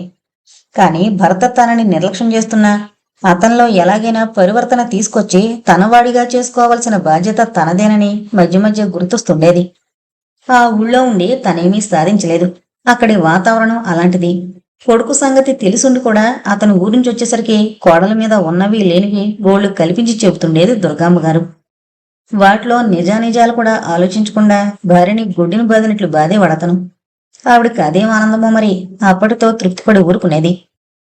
తనకి మంచి రోజులనేవి ఏమైనా ఉంటే అవి భర్తకి సంపాదన వచ్చాకనే అని ఎదురు చూస్తుండేది రాధ. చేతిలో డబ్బు లేక ప్రతి పైసాకి తండ్రి మీద ఆధారపడి ఉండడం, తల్లి వాళ్లు తన మీద చెప్పే చాడీలు, వీటితో విసిగిపోయి అతనలా ప్రవర్తిస్తున్నాడని సరిపెట్టుకునేది. సంక్రాంతి పండక్కి ప్రయాణం అవుతుంటే వచ్చేటప్పుడు మీ అమ్మనడికి 500 తీసుకురా. నా స్నేహితుడి దగ్గర తీసుకున్నాను. ఇంకా ఆలస్యం అయితే బాగుండదు, వాడికి చేయాలి. అలా ఏడుపు ముఖం పెట్టుకో. నా సంపాదన చేతికి రాగానే అనా పైసలతో సహా లెక్కగట్టి మీ వాళ్ళ డబ్బు వాళ్ళ మొహాన పడేస్తాను. అప్పుగానే మనం అని ఆజ్ఞాపించాడు. ఆ రౌద్ర స్వరూపం కళ్ళెత్తి చూసే ధైర్యం కూడా లేక తలంచుకునే బయటకొచ్చి బండెక్కింది రాధ. బండిలో కూర్చున్నంతసేపు రాధ కళ్ళలో నుండి కన్నీళ్లు ప్రవహిస్తూనే ఉన్నాయి. ఏంటిది? ఎందుకిలా అడుగడుగునా ఆయనకు లొంగిపోతున్నాను? నాకు ఆత్మగౌరవం ఉంది, వ్యక్తిత్వం ఉంది, చదువుంది. ఆయనకి ఎదురు తిరిగి బ్రతకలేనా? ఇప్పుడు అమ్మ దగ్గరికి వెళ్లి ఇంకా తిరిగి రాకుండా ఎప్పుడూ అక్కడే ఉండిపోతే వీళ్ళేం చేయగలరు అనుకుంటూ పరిపరి విధాలు ఆలోచించుకుంది. ఊళ్ళో బస్సు దగ్గరికి ప్రకాశం వెళ్ళాడు. చెల్లెల్ని చూస్తూనే తెల్లబోయినా ఆమెను మరేమీ ప్రశ్నించకుండా రిక్షా మాట్లాడి సామాను పెట్టించాడు. వీధి గుమ్మంలో కూతుర్ని చూస్తూనే శాంతమ్మగారు పొరుగు పొరుగునొచ్చి కౌగులించుకుని, అయ్యో తల్లి, ఇదేంటిలా అయిపోయావు? వాళ్ళు నీకు కడుపు నిండా తిండి కూడా పెట్టడం లేదా ఏంటి అంటూ బావురు మంది. ఊరుకోమ్మ, తిండి పెట్టకపోవడం ఏమిటి? అక్కడ నీళ్లు నాకు పడలేదేమో, అయినా అలా ఏడుస్తావేమిటి? నలుగురు ఏమనుకుంటారు అంటూ నెమ్మదిగా చెప్పి లోపలికి తీసుకువెళ్ళింది రాధ. కొంత స్థిమిత పడ్డాక భర్త అడిగిన డబ్బు విషయం చెప్పి, అమ్మా, అడుగడుగునా ఇలా 100లకు 100 ఎన్నాళ్ళని గుమ్మరిస్తావు? ఇప్పటిదాకా వాళ్ళకి ఇచ్చింది చాలు, ఇంకా మరేమీ ఇవ్వకు. ఆ డబ్బు పెట్టి నాకు చదువు చెప్పించు. నేను ఉద్యోగం చేసుకుని నా బ్రతుకు నేను బ్రతుకుతాను. అంతేకాని ఇంకా మళ్ళీ నేను ఆ ఇంటికి వెళ్ళను అందే రాధ. తప్పమ్మా, అదేంటి? డబ్బు అడిగాడని కాపురం కోల్దోసుకుంటావా? ఏదో అవస్థపడి ఉన్నంతలోనే ఇద్దాం మరి. దైవం రక్షించి అతనికి ఆ ఉద్యోగమైనా త్వరగా దొరికితే మనందరి కష్టాలు గట్టెక్కుతాయి తల్లి. నా పాటలేవో నేను పడతాను, నువ్వేం బెంగ పెట్టుకోకు అని పైకి కూతురికి ధైర్యం చెప్పింది. తను లోపలే బెంగతో కుంగిపోతూ. పండగ హడావిడి అయిపోయిన తర్వాత తన మెడలో గొలుసు తీసి కొడుకు చేతికిచ్చి అమ్ముకు రమ్మంది. ఇదేంటమ్మా అన్నాడు ప్రకాశం ఏమీ అర్థం చేసుకోలేక. అల్లుడికెందుకో 500 అప్పుగా కావాలట పాపం. అతని ఉద్యోగ ప్రయత్నాలు ఇంకా కలిసి రాలేదు. తండ్రిని అడగడానికి మొహమాట పడినట్లున్నాడు. ఏదో కాని రోజులొచ్చాయి కనుక మనల్ని అడిగాడు గాని మళ్ళీ వడ్డీతో సహా తీర్చేస్తానని చెప్పాడట. అయినా నా బంగారం ఎప్పటికైనా రాధకిచ్చేదే కదా, ఇప్పుడిస్తే అవసరంలో ఆదుకున్నట్లుంటుంది. అమ్మా, నీ బంగారం పొలం అంతా రాధకిచ్చినా నాకేమీ అభ్యంతరం లేదు. కాని నువ్వు అపాత్రదానం చేస్తున్నావనేదే నా బాధంతా. ఆ దౌర్భాగ్యుడు డబ్బు కావలసి వచ్చినప్పుడల్లా రాధని పుట్టింటికి పంపించి బెదిరిస్తుంటాడు. నువ్వెంతకనివ్వగలవు? నువ్విస్తున్న కొద్దీ అడుగుతూనే ఉంటాడు. ఇలాంటి వాళ్ళ దగ్గర మెత్తమెత్తగా ఉంటే లాభం లేదు. ప్రస్తుతం డబ్బేమీ సర్దుబాటు కాలేదని నేను రాసేస్తాను. చూద్దాం ఏమంటాడో అన్నాడు ప్రకాశం కోపంతో ఊగిపోతూ. పక్క గదిలో నుండి వాళ్ల సంభాషణ అంతా వింటున్న రాధ సిగ్గుతో అవమానంతో దుఃఖంతో కుమిలిపోయింది. ఆవిడ ఎలాగో బ్రతిమాలి కొడుకు నొప్పించింది. ఆ ఏడు పంట మీద వచ్చిన డబ్బులో కూతురికి ఏడాదికి సరిపడే బట్టలు తీసుకుని ఇంకో 50 రూపాయలు కూడా చేతిలో పెట్టింది. సిగ్గుతో బరువెక్కిన హృదయంతో భర్త అడిగిన డబ్బు తీసుకుని అత్తవారింటికి వెళ్లిపోయింది రాధ. గదిలో రేడియో లేదు. అది ఏమైందని రాధ భర్తని అడగలేదు. రాధిచ్చిన 500 తీసుకుని మొత్తానికి నా పొరువు నిలబెట్టావు. వెదవ రేడియో పాడైపోయింది, రిపేర్ చేయమంటే 50 రూపాయలు అవుతుందన్నాడు. సరే చేయమన్నా. డబ్బు లేక అసలు ఆ షాప్ వైపే వెళ్ళలేదు. ఇప్పుడు ఇందులో 40 వాడి వాడి మొహన్ కొట్టి రేడియో తెస్తాను అంటూ చిరునవ్వుతో భార్యని దగ్గర తీసుకున్నాడు భాస్కరం. ఆ స్పర్శతో తనలో అణువణువు యావగింపుతో దహించుకుపోగా నిర్లక్ష్యంగా మొహం తిప్పుకుంది రాధ. అతను అదేమీ పట్టించుకున్నట్లు లేదు. హుషారుగా ఈల వేసుకుంటూ గదిలోంచి వెళ్లిపోయాడు. రోజులు గడుస్తున్నా రేడియో తేలేదు. అది కూడా ఎంతకో అంతకి అమ్మేసి ఆ డబ్బు కూడా తగలేశాడని రాధ గ్రహించింది. చివరికి జరిగింది కూడా అదే. మళ్లీ దసరా రోజులొచ్చేసరికి భాస్కరం ప్రయత్నాలు, రాధ పూజ ఫలించి అతనికి ఉద్యోగం దొరికింది. వీళ్ల అగ్రహారానికి 10 మైళ్ల దూరంలోనే ఉన్న టౌన్లోనే. జీతం నెలకి 120 రూపాయలు. ఎకనైనా తన కష్టాలు గట్టెక్కుతాయని హాయిగా తామిద్దరూ వేరే ఉంటే ఇంట్లో వేరే ఎలాంటి పోరు లేక భర్త కూడా తనని ఆదరంగా చూస్తాడని ఆశించింది రాధ. ఎప్పుడక్కడి నుంచి వెళ్లిపోతామా అని రోజులు లెక్కబెట్టడం మొదలుపెట్టింది. భాస్కరం ఉద్యోగంలో చేరిన 2-3 రోజులు కాబోలు వాళ్ళ అన్నగారు అడిగాడు, అయితే అక్కడ ఇల్లు చూసుకుని కాపురం పెడతావా ఏంట్రా అని. అతను సమాధానం చెప్పేలోగానే దుర్గాంబ గారు అందుకుంది, ఇక్కడ లంకంత ఇల్లు వదులుకుని అక్కడ అద్దె గంపలో పడి ఉండాల్సిన కర్మేంరా. ఇంట్లో 2 గేదెలు పాడి పొలంలో కాసిన కూరగాయలు ఎంత డబ్బు పోస్తే మాత్రం ఈ సౌకర్యాలు ఎక్కడి నుంచి వస్తాయి? 10 మైళ్ళంటే ఏమంత దూరం? పొద్దున్నే భోంచేసి బస్సుకు వెళ్ళిపోతాడు, సాయంత్రం భోజనం వేళకొస్తాడు. ఏమో మరి మీ బస్తీ మరదలు బస్తీ కాపురం కావాలనుకుంటే తప్ప ఇక్కడున్న హాయి మరెక్కడా రాదు అంది. నేను అలాగే అనుకుంటున్నానమ్మా. మధ్యాహ్నం కాఫీ టిఫిన్ ఏ హోటల్లోనో తీసుకుంటూ సాయంత్రానికి వచ్చేస్తుంటాను అన్నాడు భాస్కరం. తన జీవితం ఇక ఇంతేనని నిరాశ చేసుకుంది రాధ. భాస్కరం ఉద్యోగంలో చేరి 15 రోజులైంది. అప్పటికి దీపావళి పండుగ వారం 10 రోజులుంది. దీపావళికి మీ వాళ్ళింటికి వెళతావా ఏంటి అన్నాడతను రాధతో ఎంతో ఆప్యాయంగా. ఎందుకు, ఏకంగా సంక్రాంతికే వెళతా. అదేంటి, దసరాకే మనిద్దరినీ రమ్మని మీ అన్నయ్య రాశాడుగా. నేను పండగ నాటికొస్తాను, నువ్వు రేపు బయలుదేరి వెళ్ళు అని బలవంతం చేశాడు. అసలు ఉద్యోగం వచ్చాక అతనిలో కొంత మార్పు వచ్చినట్లు అనిపించింది రాధకి. చీటికి మాటికి విసుక్కోవడం, కొట్టడం మానేసి భార్య అంటే ఎంతో అభిమానం చూపిస్తున్నాడు. ఏదో అంతంత మాత్రం మార్పైనా వచ్చినందుకే తనెంతో పొంగిపోయింది. ఒకసారి వెళ్లి తల్లిని వాళ్ళని చూసి రావాలని తనకే అనిపించింది. ఏం మాట్లాడవు? బట్టలవి సర్దుకొని సిద్ధంగా ఉండు. రేపొద్దున్నే భోంచేసేసి బయలుదేరదాం. నిన్ను బస్ ఎక్కించి నేను వెళ్ళిపోతా. అమ్మ వాళ్ళకి నేను చెప్తానులే అంటూ మొహం కడుక్కోవడానికి వెళ్ళిపోయాడు భాస్కరం. ఆ రాత్రి అందరి భోజనాలు అయిపోయాయి. పనులన్నీ తెమిల్చుకునొచ్చి బట్టలు సర్దుకోవడం మొదలు పెట్టింది రాధ. సాయంత్రం అయ్యేసరికి భర్త మనసు ఎలా మారుతుందోనని, పైగా అత్తగారు వాళ్ళు ఏమంటారోనని బట్టలవి ఏమీ సర్దుకోలేదు. సాయంత్రం ఆఫీసు నుండి వస్తూనే మర్నాటి ప్రయాణం గురించి వాళ్ళమ్మతో చెప్పాడు భాస్కరం. ఆవిడ ఒప్పుకుంది. అందుకని ధైర్యంగా తీరుబడిగా అప్పుడు ప్రయాణ సన్నాహం మొదలు పెట్టింది. అబ్బా, ఇప్పుడా ఈ పని? మధ్యాహ్నం అంతా ఏం చేశావు అన్నాడు భాస్కరం మురిపెంగా. ఎంతసేపు? 10 నిమిషాలు అయిపోతుంది. మీ బట్టలు కూడా ఏమైనా వేయమంటారా? మీరేం తెచ్చుకోనక్కర్లేదు. మంచి ఐడియానే, ఎక్కువేం అక్కర్లేదు, 2 జతలు పడాయి. అవును కాని ఇదేంటో చెప్పుకో అన్నాడు ఓ ప్యాకెట్ చేత్తో పట్టుకుని రాధ పక్కన కూర్చుంటూ. కొంచెంసేపు ఆలోచించి చివరికి చెప్పుకోలేనని ఒప్పేసుకుంది రాధ. అతనే ప్యాకెట్ విప్పాడు. రాధ కళ్ళు జిగేలుమన్నాయి. బెంగళూరు సిల్కు చీర, బ్లౌజ్ పీసు. రాధకి పెళ్లిలో కూడా వాళ్ళంత మంచి చీర పెట్టలేదు. నీకు నచ్చిందా? ఇది దీపావళికి నీకు నా ప్రజెంటేషన్. అసలు నేను ఉద్యోగంలో చేరినాడే ఇవ్వాలనుకున్నాను, ఆలస్యం అయిపోయింది. రాణిగారు క్షమించాలి అన్నాడు నాటక ఫకీలో. ఇంత ఖర్చు పెట్టా అయినా జీతం అందుకోకుండానే ఎందుకిప్పుడు అంది చిరునవ్వుతో. వెదవడవు, జీతం వస్తేనే కాని అంత గతి లేకుండా ఉన్నానేమిటి? ఎప్పటి సరదా అప్పటిదేనని ఓ ఫ్రెండ్ దగ్గర తీసుకున్నా నెమ్మదిగా అప్పులన్నీ తీరి చెయ్యాలి. మీ వాళ్ళకి ఇవ్వవలసింది కూడా ఇచ్చేద్దాం. కొంచెం ఆలస్యమైనా ఏమీ అనుకోవద్దని చెప్పు. సరే కాని నేను నెల జీతంతో నీకు బహుమతి కొనిచ్చాను, మరి నువ్వు నాకేమిస్తావు అన్నాడు చిన్నపిల్లాళ్ళ. ఆ మాటలు వింటుంటే రాధ గుండెలు పట్టేసినట్లయింది. ఏదో ఉద్దేశం మనసులో పెట్టుకుని ఈ నాటకం ఆడుతున్నారన్నమాట. ఏదో పెద్దెత్తి మీదే ఉన్నట్లున్నారు. లేకపోతే ఎన్నడూ లేంది వారంతట వారు నన్ను పుట్టింటికి పంపిస్తానండం, అందుకు అత్తగారు కూడా అంగీకరించడం, పెళ్ళైన 2.5 సంవత్సరాల తర్వాత వారి చేత్తో వారు చీర కొని నాకు ఇవ్వడం, వీటి అంతర్ధానం తెలుసుకోలేక నేనే మోసపోయాను. అయినా తెలుసుకుని మాత్రం నేను చేయగలిగిందేముంది అనుకుంది మనసులో. పైకి మాత్రం గంభీరంగా, నేనేం సంపాదించడం లేదుగా మీకివ్వడానికి, రేపు పండగొచ్చినప్పుడు బట్టలు పెట్టిస్తా మా అన్నయ్య చేత అంది. అది నువ్వు పెట్టించేదేమిటి, వాళ్ళు ఎలాగో ఇస్తారు, నువ్వు మాత్రం నాకు ఉపకారం చేసి పెట్టాలి. రోజు పొద్దున్న సాయంత్రం ఈ బస్సులో పడి తిరగలేకపోతున్నా. ఓ మోటార్ సైకిల్ ఉంటే వెళ్లడం రావడం కలిపి అరగంట కూడా పట్టదు. హాయిగా దర్జాగా వేసుకున్న బట్టలైనా నలకుండా ఆఫీస్ పని చూసుకుని ఇంటికి రావచ్చు. మా ఫ్రెండ్ ఒకడు అమ్మేద్దామనుకుంటున్నాడు, 3,500 చెప్తున్నాడు. అది ఎలాగైనా ఇతరాత్రా పోకుండా తీసుకోనుంది. నాన్నగారిని అడిగితే అంత డబ్బివ్వరు. నువ్వు ఎలాగైనా ఏర్పాటు చేశావంటే నెల నెలా కొంత వెనకేసి మళ్ళీ ఇచ్చేద్దాం. ఇంతెందుకు, నెలకో 50 నీ చేతికి ఇస్తుంటాను, అది అప్పు అకౌంట్లో జమ చేసుకుందాం, ఏమంటావు అన్నాడు. అంత డబ్బు మా అన్నయ్య దగ్గర మాత్రం ఎక్కడుంది? మీకు తెలియదేముంది, అమ్మ 2 ఎకరాలు నాకు అన్నయ్యకే అని అనుకుంది. దాని మీద అప్పుడే మన కోసం 1000 రూపాయల పైగా అప్పు చేసింది. బంగారం అమ్మి మొన్న 500 మీకే ఇచ్చింది. ఇంకెక్కడి నుంచి తెస్తుంది ఆవిడ మాత్రం? ఆవిడ ఉన్ననాళ్ళు అయినా అనుభవించనీయకుండా మనం ఇలా పీడించడం ఏమైనా బాగుంటుందా? నెలకో 50 వెనకేసుకుని మనమే నెమ్మదిగా కొనుక్కుందాం, ఆవిడ్ని మరీ ఇబ్బంది పెట్టకండి అంది, కళ్ళల్లో నీళ్లు తిరుగుతుండగా ఎంతో ప్రాధేయపడుతూ. నెలకో 50 కూడబెట్టి ఎన్నాళ్ళు కొంటావు? అప్పటికి నేను ముసలివాణ్ణి కూడా అయిపోతాను. పొలం మీదైతే అప్పు ఎవరైనా ఇస్తారు, పోని అలా తీసుకోమను. ఆ అప్పు తీర్చే భారం నాది, ఇందులో కష్టమేముంది? ఇక్కడ పొలం నా పేర లేకపోబట్టి కాని ఉంటే క్షణంలో అప్పు పుట్టిద్దును.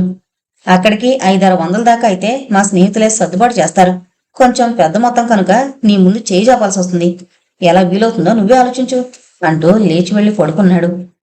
ఇంకా రాధక రాత్రంతా నిద్ర పట్టలేదు. ఏంటి మనిషి, అక్కడ ఏదైనా కల్పవృక్షం ఉందనుకుంటున్నారా? అడిగినప్పుడల్లా 100 1000 గుమ్మరించడానికి. నేను మాత్రం వాళ్ళని ఏ ముఖం పెట్టుకుని అడుగుతాను? ఛీ, ఎందుకొచ్చిన బ్రతుకు, నాకు సుఖం లేదు, నా వల్ల ఇంకొకరికి సుఖం లేదు అనుకుంటూ తెల్లవార్లు లోపలే కుళ్ళుకు ఏడిచింది. ఇలా అడుగడుక్కి అత్తవారిని పీడించి డబ్బు తీసుకోమని ఎవరైనా అతనికి చెప్పి పెడుతున్నారేమో అనే సందేహం కూడా వచ్చింది ఓసారి. ఒకళ్ళు చెప్పేదేమిటి, డబ్బు పాడు చేయడం, చెడు సావాసాలు పట్టి తిరగడం ఆయనకి ముందు నుండి ఉన్నవేగా. ఎటొచ్చి అప్పుడు డబ్బు కోసం తల్లిని తండ్రిని పీడించేవారు, ఇప్పుడు అది మా మీదకు తిరిగింది. ఇక వాళ్ళని అడగడం మానేశారు కదా అని మా అత్తగారు వాళ్ళు కాస్త హాయిగా ఊపిరి పీల్చుకుంటున్నారు అని మళ్ళీ తనకి తానే సమాధానం చెప్పుకుంది. రాత్రంతా ఎంతగా ఎన్ని విధాల ఆలోచించినా బాధపడినా తెల్లవారేసరికల్లా రాధ ఆలోచనలన్నీ ఒక్క దగ్గరే కేంద్రీకృతమయ్యాయి. తల్లిని అంత మొత్తం ఎలా అడగడం, ఆమెకు మాత్రం ఎక్కడి నుండి వస్తుంది అన్నదే సమస్య. రిక్షా దిగి ఇంట్లోకొస్తున్న చెల్లెల్ని చూసి ప్రకాశం అభిమానంగా పలకరించాడు.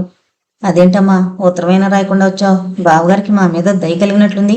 ఎంతో బ్రతిమాలించుకుంటేనే కాని నిన్ను పంపించిన వారు ఏదో మాట వరుసకు రాసిన ఉత్తరానికే పంపించేశారు అంటూ లోపలికి తీసుకువెళ్లాడు.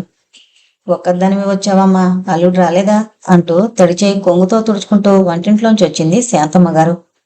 వారు పండగనాటికి వస్తానన్నారు అంది రాధ బిస్కట్ల పొట్లం మేనల్లుడి చేతిలో పెడుతూ. ఉద్యోగపు ఊళ్ళో కొత్త కాపురం ఎప్పుడు పెడతారు అంటూ కామాక్షి పలకరించింది. ప్రస్తుతం దాని సంగతి ఏమీ అనుకోవడం లేదు, 10 మైళ్ళేగా, అరగంట గంటకి బస్సులున్నాయి, అలాగే వెళ్ళొస్తున్నారు రోజు అని వాళ్ళు ఇంకేమీ ప్రశ్నలు వేయడానికి అవకాశం ఇవ్వకుండా పెరట్లోకి వెళ్ళిపోయింది కాళ్ళు కడుక్కోవడానికి. స్నానం చేసేయమ్మా, వంట అయిపోయింది, ఏకంగా అందరికీ వడ్డించేస్తాను అంది శాంతమ్మ గారు. నా స్నానం భోజనం అన్నీ అయిపోయాయి, ఇవాళేమిటి ఇంత ఆలస్యమైంది? అన్నయ్య స్కూల్కి వెళ్ళడు అంది వంటింట్లో పీట వాల్చుకుని కూర్చుంటూ. ఇవాళ వాళ్ళకెందుకో సెలవట, ఎక్కడికో వెళ్లి తిరిగి ఇప్పుడే వచ్చాడు. హడావిడి లేదు కదా అని నేను కాస్త ఆలస్యంగా మడి కట్టుకున్నాను. మధ్యాహ్నం అందరూ తీరుబడిగా కూర్చుని కబుర్లు చెప్పుకుంటున్నప్పుడు తనకి భరత కొనిచ్చిన చీర చూపించింది రాధ. అందరూ కూడా బాగుందని మెచ్చుకున్నారు. ఏదోనమ్మా, నీకు మంచి రోజులు వచ్చాయి. మీ ఆయన సంపాదనా పరుడు అయ్యాడు. మీరు సుఖంగా కాపురాలు చేసుకుంటుంటే నేను నిశ్చింతగా కళ్ళు మిగలను. నాకు ఇంకే కోరిక లేదు అంది శాంతమ్మ గారు. ఆమె కనుకొలుకుల్లో 2 ఆనంద బాష్పాలు నిలిచాయి. లేదమ్మా లేదు, నేను సుఖంగా లేను. నా హృదయంలో అగ్నిజ్వాలలు ప్రజ్వరిల్లుతున్నాయి. నాలో అణువణువు అవమానంతో ఆవేదనతో దహించుకుపోతుంది అని చెప్పేసి తల్లివడిలో తలపెట్టుకుని తనివి తీరా ఏడవాలనే కోరికను అతి ప్రయత్నం మీద అణుచుకుంది. తన కళ్ళల్లో తిరుగుతున్న కన్నీరు ఎవరికంటా పడకుండా ఉండడానికి చీర పెట్లో పెట్టే నెపంతో గదిలోకి వెళ్ళిపోయింది. పండగ రేపనగా ఆ సాయంత్రానికే వచ్చాడు భాస్కరం. తెల్లవారగట్ల తలంట్లు పిండి వంటలతో పండగ భోజనం అన్నీ యథావిధిగా సరదాగానే జరిగాయి. బావమరం తెచ్చిన సాదా బట్టలే సంతోషంగా కట్టుకున్నాడు అతను. భర్త ప్రతి చర్యకి నిర్వచనం తెలిసిన రాధ అంతరంగం మాత్రం క్రోధ అసహ్యాలతో ఉడికిపోయింది. ఇంకా ఇలాగే ఉన్నావేం? కొట్టుచీర కట్టుకో మరి, మీ వాళ్ళకి చూపించావా అన్నాడు కొత్త పంచె అంచులు సరిచేసుకుంటూ. అది కట్టుకుని తల్లి కాళ్ళకి దండం పెట్టింది రాధ. 10 కాలాల పాటు సుఖంగా వర్ధిల్లు తల్లి అంటూ ఆశీర్వదించింది. అన్నయ్యకి వదినకు కూడా నమస్కారం పెట్టమ్మా అందావిడ. ఆ రాత్రి టపాకాయల హడావిడితో సరదాగానే గడిచిపోయింది. రాధని ఇంకొక నెల్లాళ్ళుంచుకుని పంపిస్తామని అంతకుముందే ప్రకాశం అడుగుండడం చేత భాస్కరం ఒకడే ఆ తెల్లవారుజామున ప్రయాణం పెట్టుకున్నాడు. ప్రయాణమై వెళ్లే ముందు మీ వాళ్ళకి చెప్పావా నేను అడిగింది అన్నాడు మెల్లగా భార్యతో. ఇంకా లేదు. ఇంకా ఎన్నాళ్ళు కావాలేంటి? మీ అన్నయ్య నిన్ను ఇంకో నెలలాళ్ళు ఉంచుకుంటానన్నాడు. అప్పటికైనా ఆ డబ్బు చేతిలో వేసుకుని రావాలి నువ్వు. అంత డబ్బు అడిగితే వాళ్ళు ఏమనుకుంటారు? నాకేంటో సిగ్గేస్తోంది. పోనీ ఇంకెక్కడైనా అప్పు తెచ్చుకుందాం అంది జాలి కలిగేలా భర్త కళ్ళలోకి చూస్తూ. కానీ అతని మనసు కరగలేదు. అయితే నేను చెప్పిందంతా గంగలో కలిసిపోయింది అన్నమాట. నాకు అప్పు ఎవడిస్తాడు? మీ అమ్మ పొలం తాకట్టు పెట్టి డబ్బు తెప్పించమను. నేను అప్పు నెమ్మదిగా తీరుస్తా. ఎవడో ముక్కు ముఖం తెలియని వాడి దగ్గర మాట్లాడినట్లు అంత నిర్మోహమాటంగా చెప్తావేం? ఆ డబ్బు పట్టుకుని నేనేం పారిపోతానా? నువ్వు ఏర్పాటేదో వెంటనే చేసి నాకు ఉత్తరం రాయి అన్నాడు కటువుగా. ఆ కంఠంలోని కాఠిన్యానికి బెదిరిపోతూ తల వంచేసుకుంది రాధ, మరేమీ సమాధానం చెప్పకుండా. 4 రోజులు గడిచిపోయాయి. డబ్బు విషయం తల్లితో ఏమీ చెప్పలేదు రాధ. కాని కూతురు ఎలాగో ఉంటోందని, ఆమెలో ఉత్సాహం అనేది బొత్తిగా లేదని, దేని గురించో బాధపడుతోందని గ్రహించింది శాంతమ్మ గారు. అదేంటో చెప్పమని అస్తమానం అడుగుతుండేది. ఏం లేదమ్మా అని తప్పించుకుంటుండేది రాధ. వేరే కాపురం పెట్టలేదని బాధపడుతున్నావేంటమ్మా? కొన్నాళ్ల పాటు పెద్దవాళ్ళ దగ్గర ఉండడం కూడా మంచిదేలే. ఏదో అతను కాస్త మారాడు, నిన్ను అభిమానంగా చూసుకుంటున్నాడు, అదే 10,000 అనుకోమ్మా అని నుంచి చెప్తుండేది ఆవిడ. నాకేం బాధలేదమ్మా, నువ్వేంటి ఇలా పట్టుకున్నావు అని తల్లి మీదే విసుక్కుంటుండేది రాధ. ఓ మధ్యాహ్నం భాస్కరం దగ్గర నుండి ఉత్తరం వచ్చింది. పెళ్లైన దాదాపు 3 సంవత్సరాలకి అతను భార్యకి రాసిన మొదటి ఉత్తరం. అదే భర్త నుండి ఆమె అందుకున్న చివరి ఉత్తరం కూడా. డబ్బు విషయం ఏమైందో నువ్వేమీ రాయలేదు. ఎలాగో 1 నెల గడిచిపోయింది అని ఇక్కడికి వచ్చేద్దామనుకుంటున్నావేమో. అదేం కుదరదు. ఇంకొన్ని రోజులు ఆలస్యమైనా సరే నువ్వు అదేదో తేల్చుకుని ఇక్కడికి రావాలి. వాళ్ళకేదో ఇబ్బందులున్నాయని, వాళ్ళు ఏమైనా అనుకుంటారని భయపడి నువ్వు అడగలేకపోయానని చెప్తే లాభం లేదు. డబ్బు సమకూర్చుకునేదాకా నువ్వు అక్కడ ఉండవలసిందే. ఇన్ని మాటలెందుకు? నా మోటార్ సైకిల్ కి కావలసిన డబ్బు చేత్తో పట్టుకుని నువ్వు మా గడప తొక్కగలవు. ఇది ఆ ఉత్తరం సారాంశం. అది చూసుకుంటూనే పరిసరాలనే విస్మరించి వెక్కి వెక్కి ఏడ్చింది రాధ. ఏడుపు వింటూనే తల్లి వదినగారు పరిగెత్తుకొచ్చారు. ఏం జరిగిందమ్మా? అక్కడంతా కులసాగా ఉన్నారా? నువ్విక్కడ ఎక్కువ రోజులు ఉండిపోయావని అతనికి కోపం వచ్చిందా? చెప్పు తల్లి అంది శాంతమ్మ గారు కూతుర్ని దగ్గరకు తీసుకుని కన్నీళ్లు ఒత్తుతూ. ఏం లేదమ్మా, అంత చెప్పుకోవలసింది కూడా కాదు అంది. అప్పటికి దుఃఖం నిగ్రహించుకోగలిగిన రాధ నిర్లిప్తంగా. ఓహో, నేను వినకుండా రహస్యం కాబోలు అనుకుంటూ వెళ్లిపోయింది కామాక్షి. తర్వాత తల్లి ఎంతోసేపు బ్రతిమలాడగా సంగతంతా చెప్పి, నువ్వు వాళ్ళకి డబ్బే వద్దమ్మా, ఇచ్చిన కొద్దీ అడుగుతూనే ఉంటారు. మనుషుల తత్వాలు తెలిసిన తర్వాత వాళ్ళు మారతారనుకోవడం తెలివి తక్కువతనం. నేను స్కూల్ ఫైనల్ పాస్ అయ్యాను కదా, ఏదైనా ఉద్యోగం చేసుకుంటూ నా కాళ్ళ మీద నేను నిలబడ్డమే సరైన మార్గం. ఇంకా నేను ఆ నరకంలోకి వెళ్ళదలుచుకోలేదు అని తన నిశ్చయం తెలియజేసింది రాధ. ఆవిడ నెత్తి మొత్తుకుంటూ, ఇదేం ప్రారంభమే తల్లి, నెమ్మదిగా అతనికి ఏదో నచ్చ చెప్పాలి గాని కాపురమే అక్కర్లేదంటే ఎలా? అన్నయ్యకి చెప్తానుండు.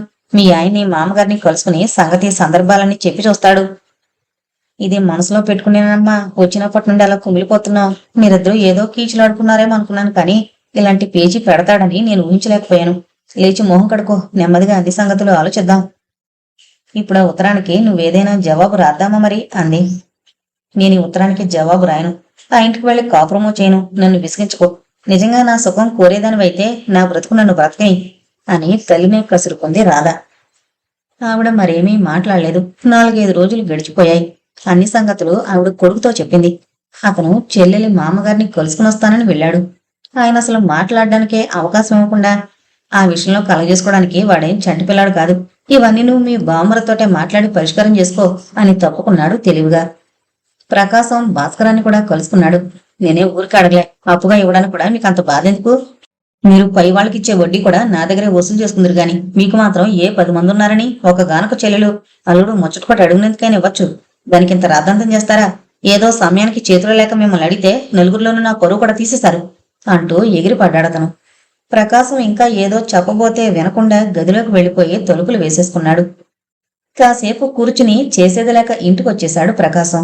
ఆ ఇంట్లో ఒకరు కూడా అతని భోంచేయమని అనలేదు. కనీసం మంచినీళ్ళైనా ఇవ్వలేదు. రోజులు గడిచిపోతున్నాయి. మళ్లీ సంక్రాంతి పండుగ కూడా వచ్చింది. రాధని గురించిన దిగులుతోనే శాంతమ్మ గారు కుంగిపోతున్నారు. ఓ రోజున ప్రకాశమే అన్నాడు, అమ్మా నువ్వేమీ అనుకోనంటే ఓ మాట చెప్తాను. నీ 2 ఎకరాలు బేరం పెడదాం. ఇప్పటికే దాని మీద 1000 రూపాయల పైగా అప్పు ఉందిగా. అది తీర్చి ఈ మోటార్ సైకిల్ ఏదో కొనిచ్చి ఇంకా ఏమైనా మిగిలితే నీ పేరు బ్యాంకులో వేద్దాం. పొలం మీద అప్పు తెస్తే మాత్రం వడ్డీ పెరగడమే గాని తీర్చే మార్గమే ఉంది. అందుకే ఏకంగా అమ్మేస్తే బాగుంటుంది. అసలు ఆ 2 ఎకరాలు కాజేయాలని వాళ్ళకి దుర్బుద్ధి పుట్టింది. అందుకే ఈ హిరణ్యాక్ష వరాలున్నాయి. అది పూర్తిగా అమ్మి వాళ్ళ మొహాన పడేసి ఇంకా మా దగ్గరేం లేదు బాబు, ఎంతటితోనైనా మమ్మల్ని కరుణించి వదిలిపెట్టండి అని నమస్కారం చేద్దాం. నాకెంతకన్నా మరో మార్గం కనిపించడం లేదు. నీ పొలం అమ్మమంటున్నానని నువ్వు మరోలా అనుకోకు. అది నీ ఖర్చుల కోసం అవసరాల కోసం నాన్నగారు రాశారు. కానీ పరిస్థితులు అలా వచ్చాయి. నీకు గుప్పెడు మెతుకులు పెట్టలేని అప్రయోజకుని కాను నేను. నేను నెత్తి మీద పెట్టుకుని పూజించలేకపోయినా నీకెలాంటి లోపం మాత్రం జరగనివ్వను. ఏదో విధంగా రాధ కాపురం బాగుపడాలనే నా తాత అమ్మ. ఏమంటావు రాధా? నువ్వు కూడా ఏదైనా ఆలోచన చెప్పు. వద్దన్నయ్య, అడిగినప్పుడల్లా ఇస్తున్న కొద్దీ మనం మరీ ఎలసైపోతాం. అసలు అక్కడ మనుషులు ఎలాంటి వారో మీకు తెలియదు. ఇంకా ఇంట్లో నేను ఉండలేను. నాకేదైనా ఉద్యోగం చూసిపెట్టు. నేను నీకు భారంగా ఉండదలుచుకోలేదు అంది రాధ తల వంచుకొని. నువ్వు నాకు భారమని కాదు తల్లి. 20 ఏళ్లు కూడా లేవు నీకు. ముందు జీవితం అంతా ఒంటరిగానే గడుపుదామనుకోవడం అవేకమమ్మా. చూద్దాం, వాళ్ళకి ఒక్క అవకాశం ఇద్దాం. దీంతోనైనా నువ్వు సుఖపడే రోజులు వస్తాయేమో. అమ్మ దగ్గర ఏదో ఉందని వాళ్ళకి తెలుసు కదా. అందులో నాకు కూడా వాటా లేకుండా అంతా వాళ్లే కాజేయాలనే దురాశ పుట్టింది. అది ఇంకా ఎప్పటిదాకానో ఆగలేక ఇప్పుడే చేజిక్కించుకోవాలని ప్రయత్నాలని.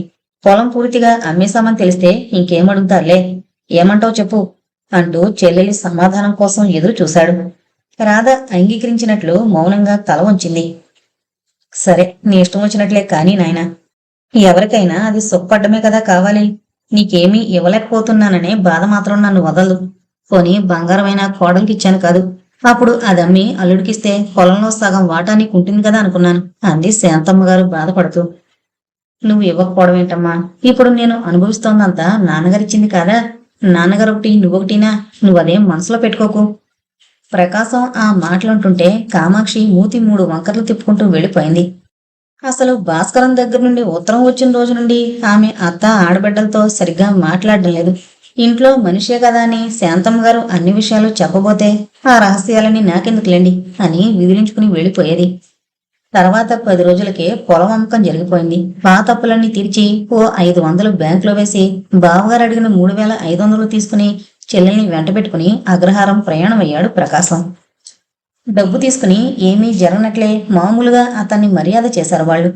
అతను ఓ రోజుండి వచ్చేస్తూ గదిలోకి వెళ్లి భాస్కరం 2 చేతులు పట్టుకుని, బావా మా రాధని నీ చేతుల్లో పెట్టాం. దాని మంచి చెడ్లని చూసుకునే భారం అంతా నీదే. అమ్మకున్న పొలం కూడా అమ్మేసి డబ్బు తీసుకొచ్చాను. ఇంకా ఒక్క కాని కూడా ఆవిడ దగ్గర లేదు. నువ్వు ఒప్పుగడిగినా కూడా అది ఎటూ మీకు రావాల్సిన డబ్బే కదా అనే ఉద్దేశంతో ఏకంగా పొలం అమ్మేశాను. అందులో సగం నాకు ఇవ్వాలని అమ్మ అనుకునేది. కానీ నాకు నాన్నగారిచ్చిందే చాలునని అంతా రాధకి ఇచ్చేమన్నాను. నాకు సంసారం పెరిగిపోతుంది, బాధ్యతలు పైన పడుతున్నాయి. ఏ పండగకో తీసుకెళ్లి 10 రోజులు నా దగ్గరుంచుకుని పసుపు కుంకుమ ఇచ్చి పంపగలను గాని నా శక్తికి మించిన కోరికలు కోరితే తీర్చలేను. నా అసక్తతకి నన్ను మన్నించాలి అంటూ చెమర్చిన కళ్ళ నొత్తుకున్నాడు. నాకెందుకండి మీ డబ్బు? మీరు పుచ్చుకోకపోతే రాధకి ఇచ్చేస్తాను అన్నాడు భాస్కరం చిరునవ్వు చిందులాడుతుండగా. వస్తా మరి బావా, వస్తానమ్మాయి. వారానికో ఉత్తరమైనా రాస్తుండు. ఏంటో మరీ అశ్రద్ధ చేస్తావు అంటూ వెనుతిరగబోయాడు. ఎంత ఆపుకున్నా ఆగని కన్నీళ్లు చెంపల మీద జలజల రాలుతుండగా ఒక్క పొరుగును వెళ్లి అన్నగారికి పాదావందనం చేసింది. ప్రకాశం చెల్లెల్ని లేవదీసి అక్కును చేర్చుకుని కన్నీళ్లు ఒత్తాడు. ఆ రెండు బాధాతప్త హృదయాలు మూగగానే మాట్లాడుకున్నాయి. వర్షించడానికి సిద్ధంగా ఉన్న కళ్ళతోనే వీడ్కోలు చెప్పి భారంగా అడుగులు వేసుకుంటూ వెళ్లిపోయాడు ప్రకాశం. మర్నాడే మోటార్ సైకిల్ వచ్చింది. అది కొనిపించిచ్చినందువల్ల భార్య మీద అభిమానమేమీ పెరగలేదు భాస్కరానికి. ఇక ఆ జీవితం అంతేనని నిరాశ చేసుకుని రోజులు భారంగా వెళ్లదీస్తోంది రాధ. తను క్షేమంగా ఉన్నట్లు మాత్రం తల్లి వాళ్ళకి ఏ 15 రోజులకో ఓ ఉత్తరం రాస్తుండేది. 2 నెలలు గడిచాయి. హఠాత్తుగా ఓ అర్ధరాత్రి పిడుగు వంటి వార్త అందింది. భర్త రాత్రి 9 గంటల దాకా ఇంటికి రాకపోయేసరికి రోజుల తరబడి పట్నంలో ఉండిపోవడం అతనికి మామూలే కనుక అలాగే ఉండిపోయాడు అనుకుంది రాధ. కాని 12 గంటల ప్రాంతాల్లో అతని స్నేహితులిద్దరూ సైకిల్ వేసుకుని వచ్చి ఆ విషాద వార్త చేరవేశారు. వాళ్ళిద్దరూ సినిమా నుంచి తిరిగి వస్తున్నారట. ఒక దగ్గర ఓ పిప్పైపోయిన మోటార్ సైకిలు, దానికి కొంచెం దూరంలో ఓ మనిషి కనిపించారట. అదేంటో చూద్దామని దగ్గరికి వెళ్లేసరికి ఆ మనిషిని తమ స్నేహితుడిగా గుర్తించి అతన్ని ఆ అచేతనావస్థలోనే ఆసుపత్రిలో చేర్పించి ఆ కబురు చెప్పడానికి ఇక్కడికి వచ్చారట. ఇక ఆ మాటలు విన్న దుర్గమ్మ గారు గుండెలు బాదుకుంటూ ఏడవడం మొదలుపెట్టింది. కోడల్ని చూసి జాలి పడ్డానికి బదులు ఆమె వల్లనే తన కొడుక్కి దుర్గతి కలిగిందని నిందించడం మొదలుపెట్టింది. అది వినలేక గదిలోకి పారిపోయి హృదయం పగిలేలా రోదించింది రాధ. ఆమెను ఓదార్చడానికి ఎవరూ వెళ్లలేదు. బయట నుండి అత్తగారి ఏడుపు, మధ్యలో వ్యాఖ్యానంలా ఆవిడంటున్న మాటలు వినిపిస్తూనే ఉన్నాయి. ఆ దిక్కుమాల మోటార్ సైకిల్ అమ్మ, ఎంత మనసుపడి అడిగాడో మా నాయన. అడగని ఇచ్చారా? ఎంత గొడవ, ఎంత రొస్టు. వాళ్ళు ఏడుస్తూ ఇచ్చినందుకు ఆ ఏడుపే కొట్టిందమ్మా. దీనిది సింజాతకమో. ఇది ఇంట్లో పాదం ఊపిన దగ్గర నుండి మాకన్నీ కష్టాలే. ఇక నా పిల్లడు మాత్రం నాకు దొక్కుతాడే. ఇలా రకరకాలుగా కోడల్ని సాధిస్తూ తెల్లవారగట్ల 5 గంటల దాకా ఆవిడ ఏడుస్తూనే ఉంది. అప్పుడు మొదటి బస్సుకి అత్తగారు వాళ్ళు బయలుదేరి వెళుతుంటే తననెవరూ పిలవకపోయినా నేను వస్తానని బయలుదేరింది రాధ. నువ్వెందుకు ఈ దౌర్భాగ్యాన్ని కూడా వెంటపెట్టుకు వెళ్ళనా అని గర్జించింది అత్తగారు. పోనీ రాని అమ్మ, తనకి మాత్రం బాధగా ఉండదు అన్నాడు పెద్ద కొడుకు. అత్తగారు, మామగారు, బావగారు, రాధ బయలుదేరి వెళ్లారు. వాళ్ళు వెళ్లేసరికి అంతా అయిపోయింది. వాళ్ళు చేయవలసినవన్నీ చేసి శవాన్ని అప్పగించేసరికి మధ్యాహ్నం అయింది. ఆ సాయంత్రమే దహన సంస్కారాలు పూర్తి చేసుకుని ఇంటికి తిరిగొచ్చారు. మర్నాటికి శాంతమ్మ గారు, ప్రకాశం వచ్చారు. కూతుర్ని కౌగిలించుకుని హృదయం పగిలేలా రోధించింది ఆవిడ. ఎవరి సుఖం కోసమైతే తన సర్వస్వం ధారపోయడానికి వెళ్తీలేదో ఆ కూతురికి జీవితంలో ఇంకా ఏ సుఖము లేకుండా పోయినందుకు ఆ మాతృ హృదయం ఎంత రోధించిందో చెప్పడానికి మాటలు చాలవు. ప్రకాశం కూడా చెల్లెల్ని చుట్టేసి కుమిలి కుమిలి ఏడ్చాడు. వాళ్ళొచ్చిన కొంచెం సేపటికే దుర్గాంబ గారు మళ్లీ తన పాత ధోరణిలో ఏడుపు మొదలుపెట్టింది. వాళ్ళకి కష్టమనిపించినా ఏమీ అనలేక ఊరుకున్నారు. కర్మకాండంతా ముగిసిన తర్వాత శాశ్వతంగా ఆ ఇంటిని విడిచిపెట్టేసి తల్లి వాళ్లతో కలిసి పుట్టింటికొచ్చేసింది రాధ. వాళ్ళు వచ్చేసరికి కామాక్షి లేదు. భాస్కరం పోయిన వార్త చేరే ముందే ఆవిడ పుట్టింటికి వెళ్ళింది పురిటికి. ఇంట్లో పనిపాట్లన్నీ శాంతమ్మగారు ఒక్కతే చూసుకోవాల్సి వచ్చేది. ఓ 15 రోజుల్లోనే ఆవిడ ఆరోగ్యం పూర్తిగా పాడైపోయింది. అసలు అల్లుడు పోయిన కబురు వింటూనే కొద్ది క్షణాలు స్పృహ లేకుండా పడిపోయింది ఆవిడ. అప్పటి నుండి అంతంత మాత్రంగానే ఉంది ఆవిడ ఆరోగ్యం. అలాగే లేని శక్తి తెచ్చుకుని అన్ని పనులు సవరించుకుంటుండేది. ఏదైనా సాయం చేయడానికి రాధ వెళితే వద్దమ్మా వద్దు అని వారించేది. వాళ్ళు వచ్చిన దగ్గర నుండి ఎవరో బంధువులు పరిచేస్తులు వచ్చి పరామర్శిస్తుండేవాళ్లు. వాళ్ళని చూడగానే శాంతమ్మ గారు బోరుని ఏడ్చేస్తుండేది. రాధ మాత్రం మౌనంగా తల వంచుకుని కూర్చుండేది. ఎందుకు వీళ్ళందరూ పనిగట్టుకుని వచ్చి నా గత స్మృతులను రేపడానికి ప్రయత్నిస్తారు? నా ఏకాంతాన్ని భగ్నం చేయడానికి వీళ్ళకేం హక్కుంది అని తనలో తనే చికాకు పడుతుండేది. వాళ్ళు వచ్చిన నెల్లాళ్ళకి పార్వతి వచ్చింది. బండి దిగ్గానే రాధ సంగతి చెప్పిందట వాళ్ళమ్మ. వెంటనే స్నేహితురాల్ని చూడడానికి పరిగెత్తుకుంటూ వచ్చింది. రాధని కౌగిలించుకుని కుమిలి కుమిలి ఏడ్చింది. రాధ ఎన్నాళ్ళ నుండి నిగ్రహించుకుంటూ వచ్చిన దుఃఖం ఒక్కసారి పొంగి పొర్లినట్టయింది. తనివి తీరా ఏడ్చి హృదయంలో ఎన్నాళ్ళు పేరుకున్న దుఃఖాన్ని కొంతవరకు తీర్చుకుంది. రాధ దాంపత్య జీవితంలోని కష్టసుఖాలు కొంతవరకు పార్వతికి తెలుసు. అక్కడ తను పడుతోన్న బాధలన్నీ తల్లికి వాళ్ళకు కూడా చెప్పేది కాదు. కాని ఓసారి పండగొచ్చినప్పుడు పార్వతి కలిస్తే అన్ని విషయాలు చెప్పుకుంది రాధ. 18 ఏళ్లకే జీవితంలో అన్నీ అయిపోయాయి రాధా. ఇంకా నీ వయసు వాళ్ళకి చాలా మందికి పెళ్లిళ్లు కూడా కాలేదు. మన కుటుంబాలు ఇంకా పూర్వ సాంప్రదాయాలు పట్టుకుని పోకులాడేవాళ్ళు కనుక మనకి 15 ఏళ్ళు వచ్చేసరికే పెళ్లంటూ తొందరపడతారు. ఎంతో తొందరపడినా మనం సుఖపడాలనే ఉద్దేశంతోనే చేస్తారు కదా. నీ విషయంలో ఆ దైవమే అన్యాయం చేశాడని చెప్పాలి. అందుకే అతనున్న రోజుల్లోనైనా సుఖపడే గీత లేకపోయింది. కొన్నాళ్లు పోయాక పైకి చదవడానికి ప్రయత్నించు రాదా. ఈ దుఃఖాన్ని మరిచిపోవడానికి కాలక్షేపానికి కూడా వీలుంటుంది. ఏదైనా ఉద్యోగం దొరకడానికి అవకాశం ఉంటుంది అంటూ రాధని అనేక విధాల ఓదారుస్తూ ఓ గంటసేపు కూర్చుంది. కాస్త నువ్వు ఉన్ననాళ్లు వస్తుండమ్మా పార్వతి. చిన్ననాటి స్నేహితులు, అది నీ దగ్గరైనా హృదయభారం తీర్చుకుంది కాని ఇన్నాళ్లు ఒక్కరోజు కూడా ఏడవలేదు. ఎప్పుడూ కళ్ళు మూసుకుని తలుపులన్నీ వేసుకుని ఆ చీకటి గదిలో కూర్చునేది. దీనికి మతి కూడా చెలుస్తుందా ఏమిటి భగవంతుడా అని నేను బెంగ పెట్టుకుని చేస్తున్నాననుకో. ఇంతకీ నేను దురదృష్టవంతురాలి. ఇవన్నీ చూడడానికి ఇంకా బ్రతుకున్నాను. దీని జీవితం ఎలా వెళుతుందో ఏంటో నాకంతా అగమ్య గోచరంగా ఉంది పార్వతమ్మ తల్లి అంటూ ఆమెను పట్టుకుని బోవులు మంది శాంతమ్మ గారు. ఆవిడకు కూడా 4 ఉపశమన వాక్యాలు చెప్పి వెళ్లిపోయింది పార్వతి. శాంతమ్మ గారి ఆరోగ్యం రోజు రోజుకి దిగజారిపోవడం మొదలుపెట్టింది. డాక్టర్కి చూపిస్తే హై బ్లడ్ ప్రెషర్ అని, పూర్తి విశ్రాంతి అవసరమని చెప్పాడు. అప్పటికి కామాక్షికి పురుడొచ్చి 20 రోజులైంది. నెలలోపునే పంపించమని రాసేస్తాను అన్నాడు ప్రకాశం. అంత తొందరపడొచ్చి ఆవిడ మాత్రం ఏం పనులు చేయగలదు. 3వ నెలలో రావచ్చులే, ఎలాగో నేనే తంటాలు పడతాను అని వారించింది ఆవిడ. మరో 10 రోజులు గడిచాయి. ఉన్నట్లుండి కళ్ళు తిరిగి పడిపోయింది. ప్రకాశం రాధా కలిసి ఎలాగో మంచం మీద పడుకోబెట్టారు. డాక్టర్ వచ్చి ఇంజెక్షన్ ఇచ్చాడు. ఏవో మందులు కూడా రాసిచ్చాడు. రక్తపోటు ఎక్కువగా ఉందని, విశ్రాంతి అవసరమని అది వరకు చెప్పింది మళ్లీ చెప్పాడు. ఇంకా నువ్వు మొండితనం చేసి తిరిగితే నేను ఊరుకోనమ్మా. వదిలొచ్చిందాక ఇంటి పనులు నేను చేస్తానులే అంది రాధ. అయ్యో నువ్వా తల్లి అంటూ ఓ రాగం పెట్టింది ఆవిడ. మరేం పర్వాలేదులే, నేను ఆరోగ్యంగానే ఉన్నానుగా. నువ్వు ఇలా మంచం మీదనైనా కొన్నాళ్ల పాటు ఉండకపోతే నేను ఏమైపోతానమ్మా.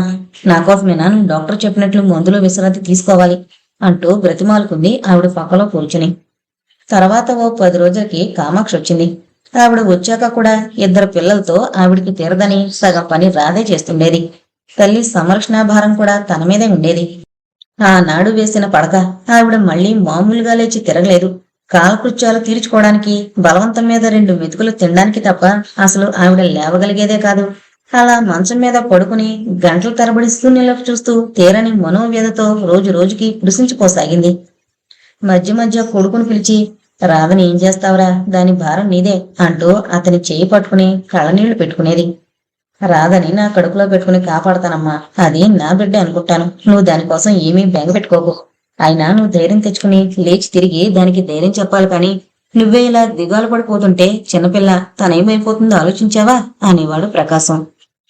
అయిపోయింది నాయనా నా జీవితం. దాని గురించిన చింతతోటే ఇంకా పోకుండా ఉంది నా ప్రాణం.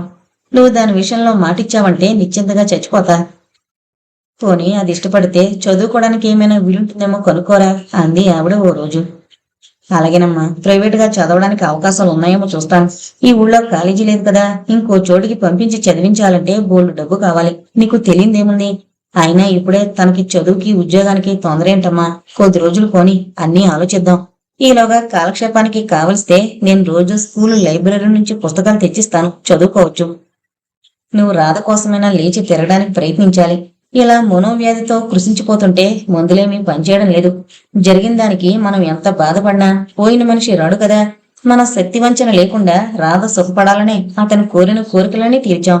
దైవ నిర్ణయం ఇలా ఉంది, ఎవరం ఏం చేయగలం అన్నాడు ప్రకాశం. నా కోసం బెంగ పెట్టుకుని నువ్వు నాకు దూరమైపోతావా? నాకే బాధ లేదు, హాయిగానే ఉన్నాను. నువ్వు కూడా అన్నీ మర్చిపోయి మామూలు మనిషి కావాలి అంటూ తల్లి పక్కలో పడుకుని ఆవిడికే ధైర్యం చెప్పేది రాధ. ఆవిడ కావాలని ఎంతమంది ప్రాకులాడితేనేం, ఎన్ని మందులు వాడితేనేం ఆవిడ కూతురు బెంగతోనే ఈ లోకం విడిచి వెళ్లిపోయింది. అసలు శాంతమ్మ గారి పొలం అమ్మేసిన దగ్గర నుంచి కామాక్షికి వీళ్ల మీద కోపం మరీ ఎక్కువైంది. ఉన్నదంతా ఆడబిడ్డకి పెట్టేస్తుందనొకటి, అత్తగారు ఉన్ననాళ్లు ఆవిడ ఖర్చులన్నీ తమ మెడకే చుట్టుకుంటాయని ఒకటి. ఆవిడ మంచం ఎక్కిన తర్వాత మందుల ఖర్చు కూడా వచ్చి పడ్డాయి. దిక్కులేని ఆడబిడ్డ ఒకటి నెత్తినికి కూర్చుంది. అందుకే అయినప్పుడు కానప్పుడు నోరు చేసుకుంటూ సూటిపోటీ మాటలంటుండేది. అసలు సోలాల్లాంటి ఆ మాటలకే శాంతమ్మ గారి హృదయం తూట్లు పడిపోయి ఉంటుంది. చాటుగా ప్రకాశం భార్యని ఒకసారి మందలించేవాడు. దాంతో ఆవిడ మరీ రెచ్చిపోయేది. ఇంకా చేసేది లేక అతను తల్లికి చెల్లెలికి నచ్చజెప్పడానికి ప్రయత్నించేవాడు. తల్లి మంచం మీద కూర్చుని, కామాక్షి మాటలు నువ్వేం మనసులో పెట్టుకోకమ్మా. దాని సంగతి నీకు తెలిసిందే కదా. ఏమేనంటే మరీ నోరు పారేస్తుంటుంది. కానీ తన మాటల వల్ల నేను నీకు రాధకే లోపం చేస్తానని ఎప్పుడూ అనుకోవద్దు. నేను నా కర్తవ్యాన్ని ఎప్పుడూ విస్మరించను అనేవాడు. వదిన అన్న దాంట్లో మాత్రం తప్పేముందన్నయ్య. నీకు రావాల్సింది కూడా దక్కకుండా చేశాను. పోనీ అంటే నేను సుఖపడింది ఏమీ లేదు. చివరికి నేను కూడా నీ మెడకే చుట్టుకున్నాను. అంది రాఘోసారి. సామాటే అనద్దంటున్నాను. అమ్మకి వేరే ఆస్తి అంటూ ఇచ్చారు కనుక అనుకుంటున్నాం. లేకపోతే ఆవిడికి తిండి బట్టా పెట్టాల్సిన బాధ్యత నాది కాదా? నువ్వైనా నాకేం భారం కాదు. నాతో పాటే పలో గంజో తాగుందాం. మీ అత్తవారు ఏమైనా ఇస్తారేమో నెమ్మదిగా మధ్యవర్తుల ద్వారా ప్రయత్నిద్దాం. అసలు అవన్నీ మీరేమీ ఆలోచించద్దు. మీ వదిన మాటల్ని లెక్క చేసుకోవద్దు. అంతే. ఇంట్లో నాన్నగారు కట్టించింది. మనం తింటుందంతా నాన్నగారు ఇచ్చింది. అదొకటే మీరు మనసులో పెట్టుకోండి అన్నాడు ప్రకాశం. శాంతమ్మ గారు పోయిన తర్వాత రాధ మరీ లోకువైపోయింది వదిన గారికి. ఎవరి అడ్డు లేకపోవడంతో భరత మాటలు అసలే లక్ష్య పెట్టడం మానేసింది. రాధకి భరించలేని దుఃఖం వచ్చేది. చాటుగా ఎంతో ఏడ్చేది. అన్నగారికి ఏమని చెప్తుంది? ఏ 10 రోజులకో పార్వతి దగ్గర నుండి వచ్చే ఉత్తరాలే కాస్త ఓదార్పు కలిగించేవి. చివరికి ఒక రోజు అన్నగారితో తన మనసులో ఉన్న మాట చెప్పేసింది. ఈ రోజుల్లో ఎవరి సంసారం వాళ్ళకే గడవడం కష్టమన్నయ్య. అమ్మంటే నిన్ను కన్న తల్లి. ఆవిడ్ని చూడాల్సిన బాధ్యత నీది. కొడుకుగా నీ కర్తవ్యం నువ్వు నెరవేర్చుకున్నావనే నేనంటాను. మా ఉనికి వల్ల ఇంట్లో నీకెంత అశాంతి కలుగుతున్నా ఒక్కనాడైనా మమ్మల్ని ఒక్క మాటైనా అనకుండా ఆదరించావు. అమ్మ వెళ్ళిపోయింది. ఇక నిజం ఆలోచిస్తే నా బాధ్యత నీకేముందన్నయ్య? అందరిలాగే నన్ను ఒక చేతిలో పెట్టావు. నా దురదృష్టం కొద్దీ ఇలా జరిగింది. వాళ్ళు అందరిలాంటి వాళ్లే అయితే నేను అక్కడికే వెళ్ళిపోదును. కానీ వాళ్ళ సంగతి తెలుసుగా. నేను ఆ నరకంలోకి వెళ్ళదలుచుకోలేదు. ఇక్కడే నీకు భారం కాకుండా నా సంపాదన మీద నేను బతుకుదామనుకుంటున్నాను. నువ్వేమీ అనుకోకపోతే వంట కూడా వేరేనే వండుకుంటాను. నాకేదైనా ఉద్యోగం మాత్రం చూపించు. ఈ ఊళ్ళోనే అయితే నువ్వు కూడా కొంచెం సాయంగా ఉంటావు. ఆ ప్రయత్నం మాత్రం చేసి పెట్టు. ఇంకా నిగ్రహించుకోలేక రాధా అంటూ చెల్లెల్ని హృదయానికి హత్తుకుని ఆమె తల తన అసురులతో తడిపేశాడు ప్రకాశం. కొంతసేపటికి తెప్పరిల్లి, అలాగే ప్రయత్నిస్తానమ్మా. నీ సంపాదన విడిగా దాచుకుందు గాని గుప్పుడు మెతుకులు మాత్రం నా ఇంట్లోనే తినాలి తల్లి. అసలు ఇప్పట్లో వదినికి నీ సహాయం ఎంత అవసరం. అయినా ఇంత నిర్మోహమాటంగా ఎలా ఉండగలుగుతుందో నాకు ఆశ్చర్యం వేస్తోంది అన్నాడు. అయితే వదిన పురిటికి వెళదా అన్నయ్య? వెళ్ళినా సుఖపడిపోదు. ఓ 2-3 నెలలు. ఏ ఉద్దేశంతో ఉందో వెళ్ళంది. పోనీ వాళ్ళ అమ్మగారైనా వస్తారా అంటే ఆవిడికి ఒంట్లో బాగుండలేదట. ఆ చాకరీ నీకు తప్పదమ్మా అన్నాడు లేని నవ్వు తెచ్చుకుంటూ. చాకరీ ఏంటన్నయ్య? ఆ మాత్రం చేయలేనా ఏంటి? వదిన అన్నదని నేనేం బాధపడడం లేదు. ఊరికనే కూర్చుంటే ఏం తోస్తుంది? ఎన్నాళ్ళని కూర్చోగలం. అందుకని ఏదో కాలక్షేపంగా ఉంటుందని ఉద్యోగం సంగతి ఇస్తాను. నువ్వు మరేం అనుకోకు. ఆ ప్రయత్నం మాత్రం చూసి పెట్టు అని గదిలో నుండి వచ్చేస్తుంటే, ఇదిగో రాదా, ఈ 100 రూపాయలు నీ దగ్గర ఉంచుకో. ఏదైనా ఖర్చుకుంటాయి. అమ్మ పొలం అమ్మిన బాపతది. మిగతా అంతా ఖర్చయిపోయింది అన్నాడు డ్రాయర్లోంచి డబ్బు తీస్తూ. నాకెందుకన్నయ్యా? భలేవాడివే. నాకు అసలు ఖర్చేముంటుంది అందే రాధ నవ్వేస్తూ. ఖర్చు లేకపోతే దాచుకో అంటూ బలవంతంగా చెల్లెలి చేతిలో పెట్టాడు రూపాయి నోట్ల కట్టొకటి. తర్వాత నెల్లాళ్ళకే కామాక్షికి కూతురు పుట్టింది. కామాక్షి పురిట్లో ఉండగా ఓ రోజు ప్రకాశం స్కూల్ నుండి వస్తూనే, రాధా, ఆ 2 గదులు ఎవరికైనా అద్దెకిస్తే ఎలా ఉంటుందంటావు అన్నాడు. అమ్మ పడుకుంటూ ఉండిన గది ఆ పక్క గదినా ఇవ్వచ్చు. వాటిలో సామాన్ కూడా ఎక్కువేం లేవు. అంటే నీకు కొంచెం ఇబ్బంది అవుతుందేమో. నువ్వు ఈ హాలు వాడుకోవచ్చుననుకో. అందుకే నిన్ను అడిగే మాట ఇవ్వచ్చునని ఊరుకున్నాను అంటూ నసిగాడు. నన్ను అడిగేదేంటన్నయ్యా? నీకు వదినికి ఇష్టమైతే వెంటనే మాట ఇచ్చేసే. ఎందుకు ఎవరు కావాలంటున్నారు? మా స్కూల్కి కొత్తగా వచ్చారులే ఒక మాస్టారు సూర్యరావు గారని. అతను తల్లి ఇద్దరే ఉంటారు. అతనికి ఇంకా పెళ్లి కాలేదు. అప్పుడు కావలిస్తే ఇంకో పెద్దిల్లు తీసుకుంటాడేమో. ప్రస్తుతం ఓ గది వంటిల్లైనా సరే ఎక్కడైనా ఉంటే చెప్పమని మా అందరితోటి చెప్పాడు. పోనీ ఆ పక్క 2 గదులు 20 రూపాయలకిస్తే మనకి కాస్త డబ్బు ఇబ్బంది తగ్గుతుంది. అతనికి పెద్ద కష్టం ఉండదు. అయినా మీ అందరి ఉద్దేశం కనుక్కుని చెప్పొచ్చులే అని ఊరుకున్నాను. వదిలికి కూడా చెప్పన్నయ్యా, ఇస్తే బాగానే ఉంటుంది. ఇబ్బంది ఏమిటి? ఎంత ఇల్లున్నా వాడుకుంటూనే ఉంటాం. కామాక్షి కూడా అంగీకరించడంతో ఆ తల్లి కొడుకులు ఆ సాయంత్రమే వచ్చి ఇల్లు చూసుకుని మర్నాడే అందులో ప్రవేశించారు. ఆవిడ్ని చూస్తుంటే రాధకి తల్లి జ్ఞాపకం రాసాగింది. అందుకని ఆవిడ్ని పిన్నిగారని పిలుస్తూ చనువుగా ఉంటోంది. వాళ్ళొచ్చిన ఓ 15 రోజులకే కామాక్షి తల్లికి సీరియస్ గా ఉందని టెలిగ్రామ్ వచ్చింది. అది చూస్తూనే ఆవిడ, పిల్లలు, ప్రకాశం ప్రయాణం అయ్యారు. నేను త్వరగానే వచ్చేస్తానమ్మా, నువ్వేం భయపడకు. పక్కవాళ్ళు కాస్త సాయంగా ఉన్నారుగా అంటూ రాధకు ధైర్యం చెప్పి, పిన్నిగారు, మా రాధని మీరు కాస్త చూస్తుండాలి. ఒక్కత్తి ఎప్పుడూ ఉండలేదు. పక్కన మీరున్నారనే ధైర్యంతోటే నేను ఈ ప్రయాణం పెట్టుకున్నాను. నేనంతా 2 రోజుల్లో వచ్చేస్తానండి అంటూ పిన్ని గారికి చెల్లెలి బాధ్యతంతా అప్పగిస్తుంటే కామాక్షి రుసరుసలాడుతూ, మరీ చోద్యం, చంటిపిల్ల ఏంటి గడుచుకోవడానికి, బెంగ పెట్టుకోవడానికిను. మీరు త్వరగా తెమలండి, మళ్ళీ రైలు అందదు అంటూ ఓ కేక వేసింది. వీళ్ళు వెళ్లిన మర్నాడే ఆవిడ పోయింది. ఆ 10 రోజులు తనక్కడ ఉండక తప్పదని ఉత్తరం రాశాడు ప్రకాశం. ప్రకాశం వచ్చేదాకా సూర్యం మేస్టారి తల్లి రాధని ఎన్నో విధాలా కనిపెట్టుండి తన కన్నబిడ్డలాగానే ఆదరించింది. మేస్టారికి రాధతో ఎక్కువ పరిచయం లేదు, కానీ ఒకే ఇంట్లో ఉండడం చేత మధ్య మధ్య ఒకరినొకరు చూసుకోవడం జరుగుతుండేది. అతను కూడా చాలా మంచివాడు. ప్రకాశం ఊరు నుండి వచ్చిన తర్వాత ఓ 20 రోజులకి కామాక్షి వచ్చింది, వాళ్ళ తమ్ముణ్ణి కూడా తీసుకుని. ఆవిడ తమ్ముడు ఆంజనేయులకి 25 ఏళ్లుంటాయి. చదువు సరిగ్గా అంటలేదు.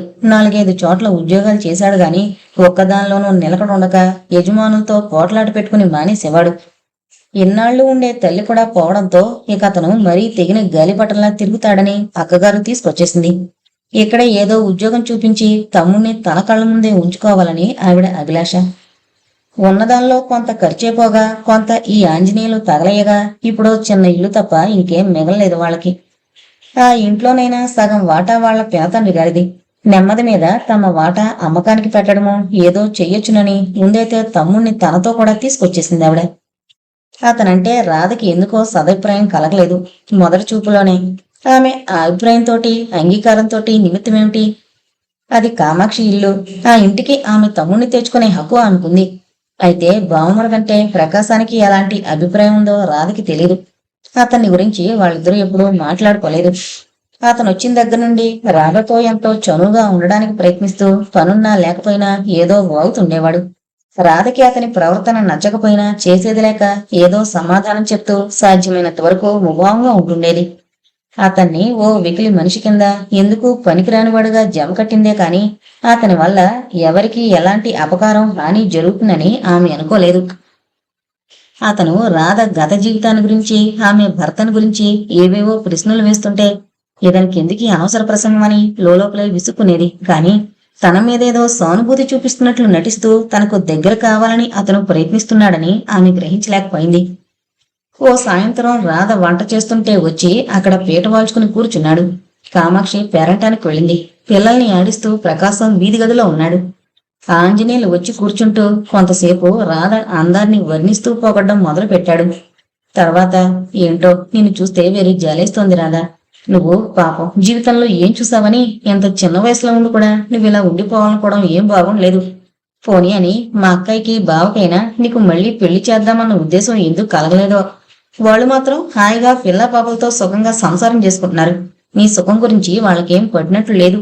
మా అక్కయ్య మరీను తను హాయిగా కాలు మీద కాలు వేసుకుని కూర్చుని ఇంటి పనంతా నీ చేత చేయిస్తూ నిన్నో దాసిదానిలా చూస్తోంది. అక్క అయితే అయింది కాని తన వరుస నాకేం నచ్చలేదు. నీకు ఈ పనంతా చేయడం కష్టంగా లేదు అన్నాడు ఎంతో జాలి పడిపోతున్నట్లు రాధవంక చూస్తూ. ఏం చేయమన్నారండి? ఎవరు చేసుకున్న కర్మ వాళ్ళు అనుభవించాలి. చెయ్యందే రాదు, అనుభవించందే తీరదని మా అమ్మ ఎప్పుడూ అంటుండేది. నా దురదృష్టానికి ఎవరు మాత్రం ఏం చేస్తారు అంది. ఎక్కడైనా ఆ ఘటం అక్కడి నుంచి వెళ్లిపోతే బాగుండు అనుకుంటూ. నిజమే, ఎవరు మాత్రం ఏం చేస్తారు? ఇందులో ఒకళ్ళు చేసేదేమీ లేదు. ఎవరు సుఖపడే మార్గం వాళ్లే వెతుక్కోవాలి. నీకు మాత్రం సుఖపడాలని లేదు, కోరికల్లేవు అన్నాడు ఆమె వంక భావగర్భితంగా చూస్తూ. రాధలో దుఃఖం, కోపం, జుగుస పొంగి పొర్లిపోతుంటే అతి కష్టం మీద నిగ్రహించుకుంటూ, ఎందుకులేవు, నన్ను పెళ్లి చేసుకునేవాడు ఎవరైనా కనిపిస్తే చేసుకోవడానికి నేను సిద్ధంగానే ఉన్నాను. పోనీ నేనంటే ఎంత అభిమానం చూపించి జాలిపడుతున్నారు. మీరే నన్ను పెళ్లి చేసుకుని నా జీవితం ఉద్ధరించరాదు అంది. ఆనాడు అంత చిలిపి బుద్ధి ఎలా పుట్టిందో తలుచుకుంటే ఆమెకి ఆశ్చర్యంగానే ఉంటుంది. చిచ్చి పిల్ల, నిన్న నాకేం కర్మ, వేదమ్మడని పెళ్లి చేసుకునేందుకు అంటూ అక్కడి నుంచి లేచి వెళ్లిపోయాడు. అతని మొహం క్రోధంతో అవమానంతో జేవురించుంది. అతను వెళ్లిపోయిన తర్వాత తనకి జరిగిన అవమానానికి లోలోనే కుమిలి కుమిలి ఏడ్చింది రాధ. ఎవరికి చెప్పుకోగలదు? చెప్పినా వదినగారు నమ్ముతుందా తమ్ముడు అలాంటి వాడంటే? మర్నాడు వెళ్లి పార్వతితో చెప్పుకుని ఏడ్చింది. పార్వతి అంతకు ముందే పుట్టింటికొచ్చింది పురిటికి. మళ్ళీ అలాంటి వేదవేషాలేస్తే మీ అన్నయ్యకి చెప్పేసే, భయమేమిటి, లేకపోతే నేనే చెప్తాను అంది కోపంతో ఊగిపోతూ. 4-5 రోజులు ఏ విశేషం లేకుండానే గడిచాయి. ఆ ఉదయం సూర్యం మేస్టారి తల్లి ఊరు వెళ్ళింది. ఆవిడ అక్క కూతురు పెళ్ళని. పెళ్ళింకా 10 రోజులుంది. ఆ వేళటికి సెలవు దొరికితే వస్తానని, ముందుగా వెళితే పెళ్లి పనులకైనా సహాయంగా ఉంటుందని తల్లిని పంపించాడతను. సాయంత్రం రాధ, కామాక్షి వంటగదిలో ఉన్నారు. రాధ కూరలు తరుగుతుంటే కామాక్షి బియ్యం కడుగుతోంది. ఆంజనేయులు ఏదో కొంప మునిగిపోయినట్లు అక్కయ్య ఇలారా అంటూ హాల్ నుంచి కేకేశాడు. కామాక్షి లేచి వెళ్ళింది. ఇది చదువు, అన్ని సంగతులు నీకే తెలుస్తాయి. అంటూ ఓ ఉత్తరం ఇచ్చాడు. అది చదువుతూనే ఆవిడ కోపంతో పొళ్ళు కొరుకుతూ, ఇలాంటి వేదబుద్ధులు కూడా పుట్టాయన్నమాట. మా పరువు మర్యాద ఏం నిలబెట్టదలుచుకోలేదా? మీ అన్నయ్యకే చూపిస్తా ఈ ఉత్తరం, దీని సంగతేంటో ఆయనే చూసుకుంటారు అంటూ ఆడపడుచు మీద కేకలేస్తూ, పిలుచుకురారా మీ బావని, ముద్దు చెల్లెలు ఎంత ఘనకార్యం చేసిందో తెలుసుకుంటారు అంది తమ్ముడితో. అతను వెళ్ళనక్కర్లేకుండానే భార్య కేకలు విని ప్రకాశం తానే లోపలికొచ్చాడు ఏం జరిగింది అంటూ. ఏంటా, చూడండి ఉత్తరం, మీ చెల్లెలు ఆ అద్దెకున్న మాస్టర్కి రాసింది. ఆ ముసలావిడ ఊళ్ళో లేదుగా అంటూ ఉత్తరం భరత చేతికిచ్చింది.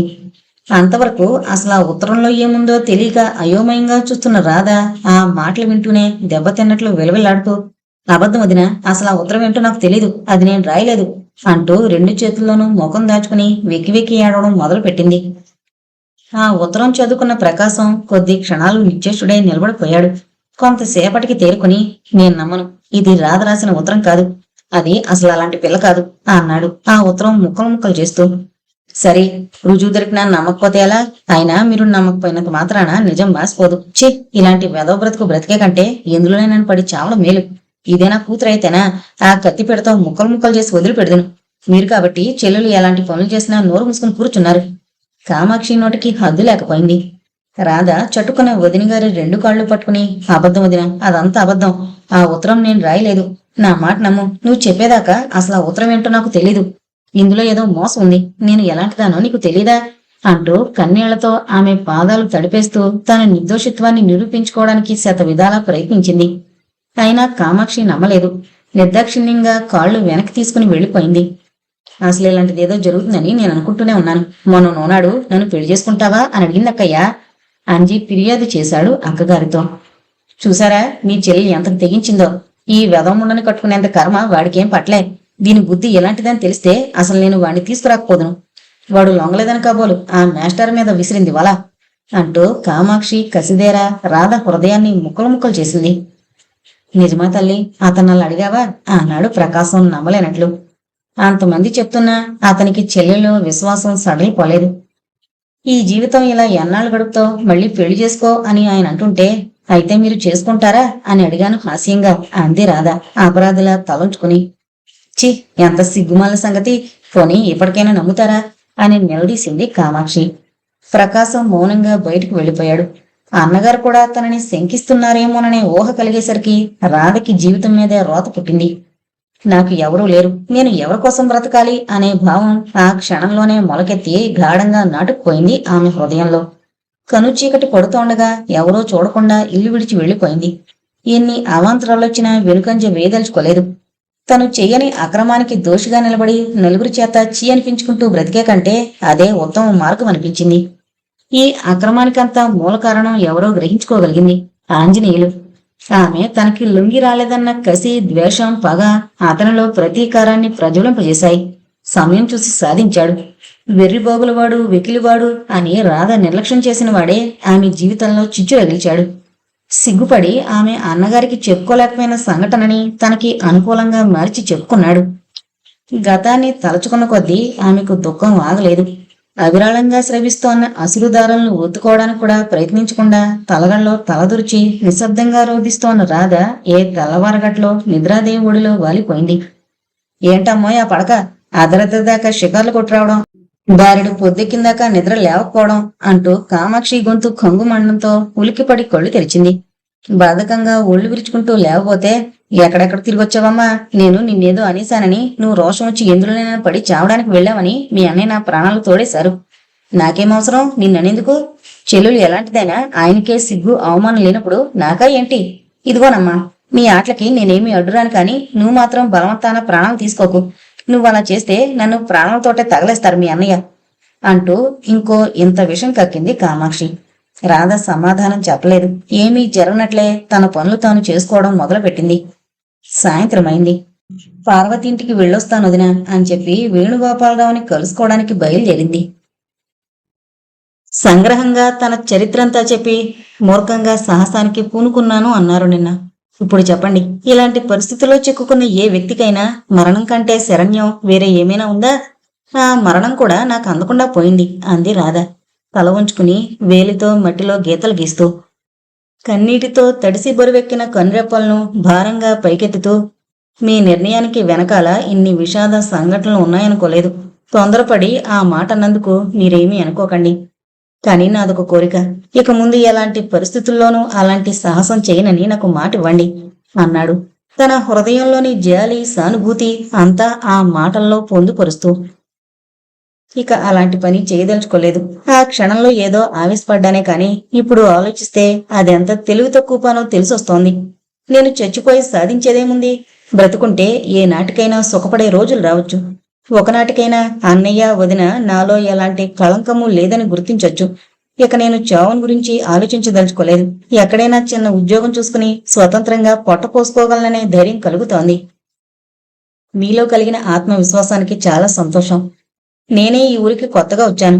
అయినా ఎలాగో ప్రయత్నించి మీకు ఉద్యోగం సంపాదించి పెట్టగలను. వద్దండి, ఈ ఊళ్ళో ఉద్యోగం నేను చేయదలుచుకోలేదు.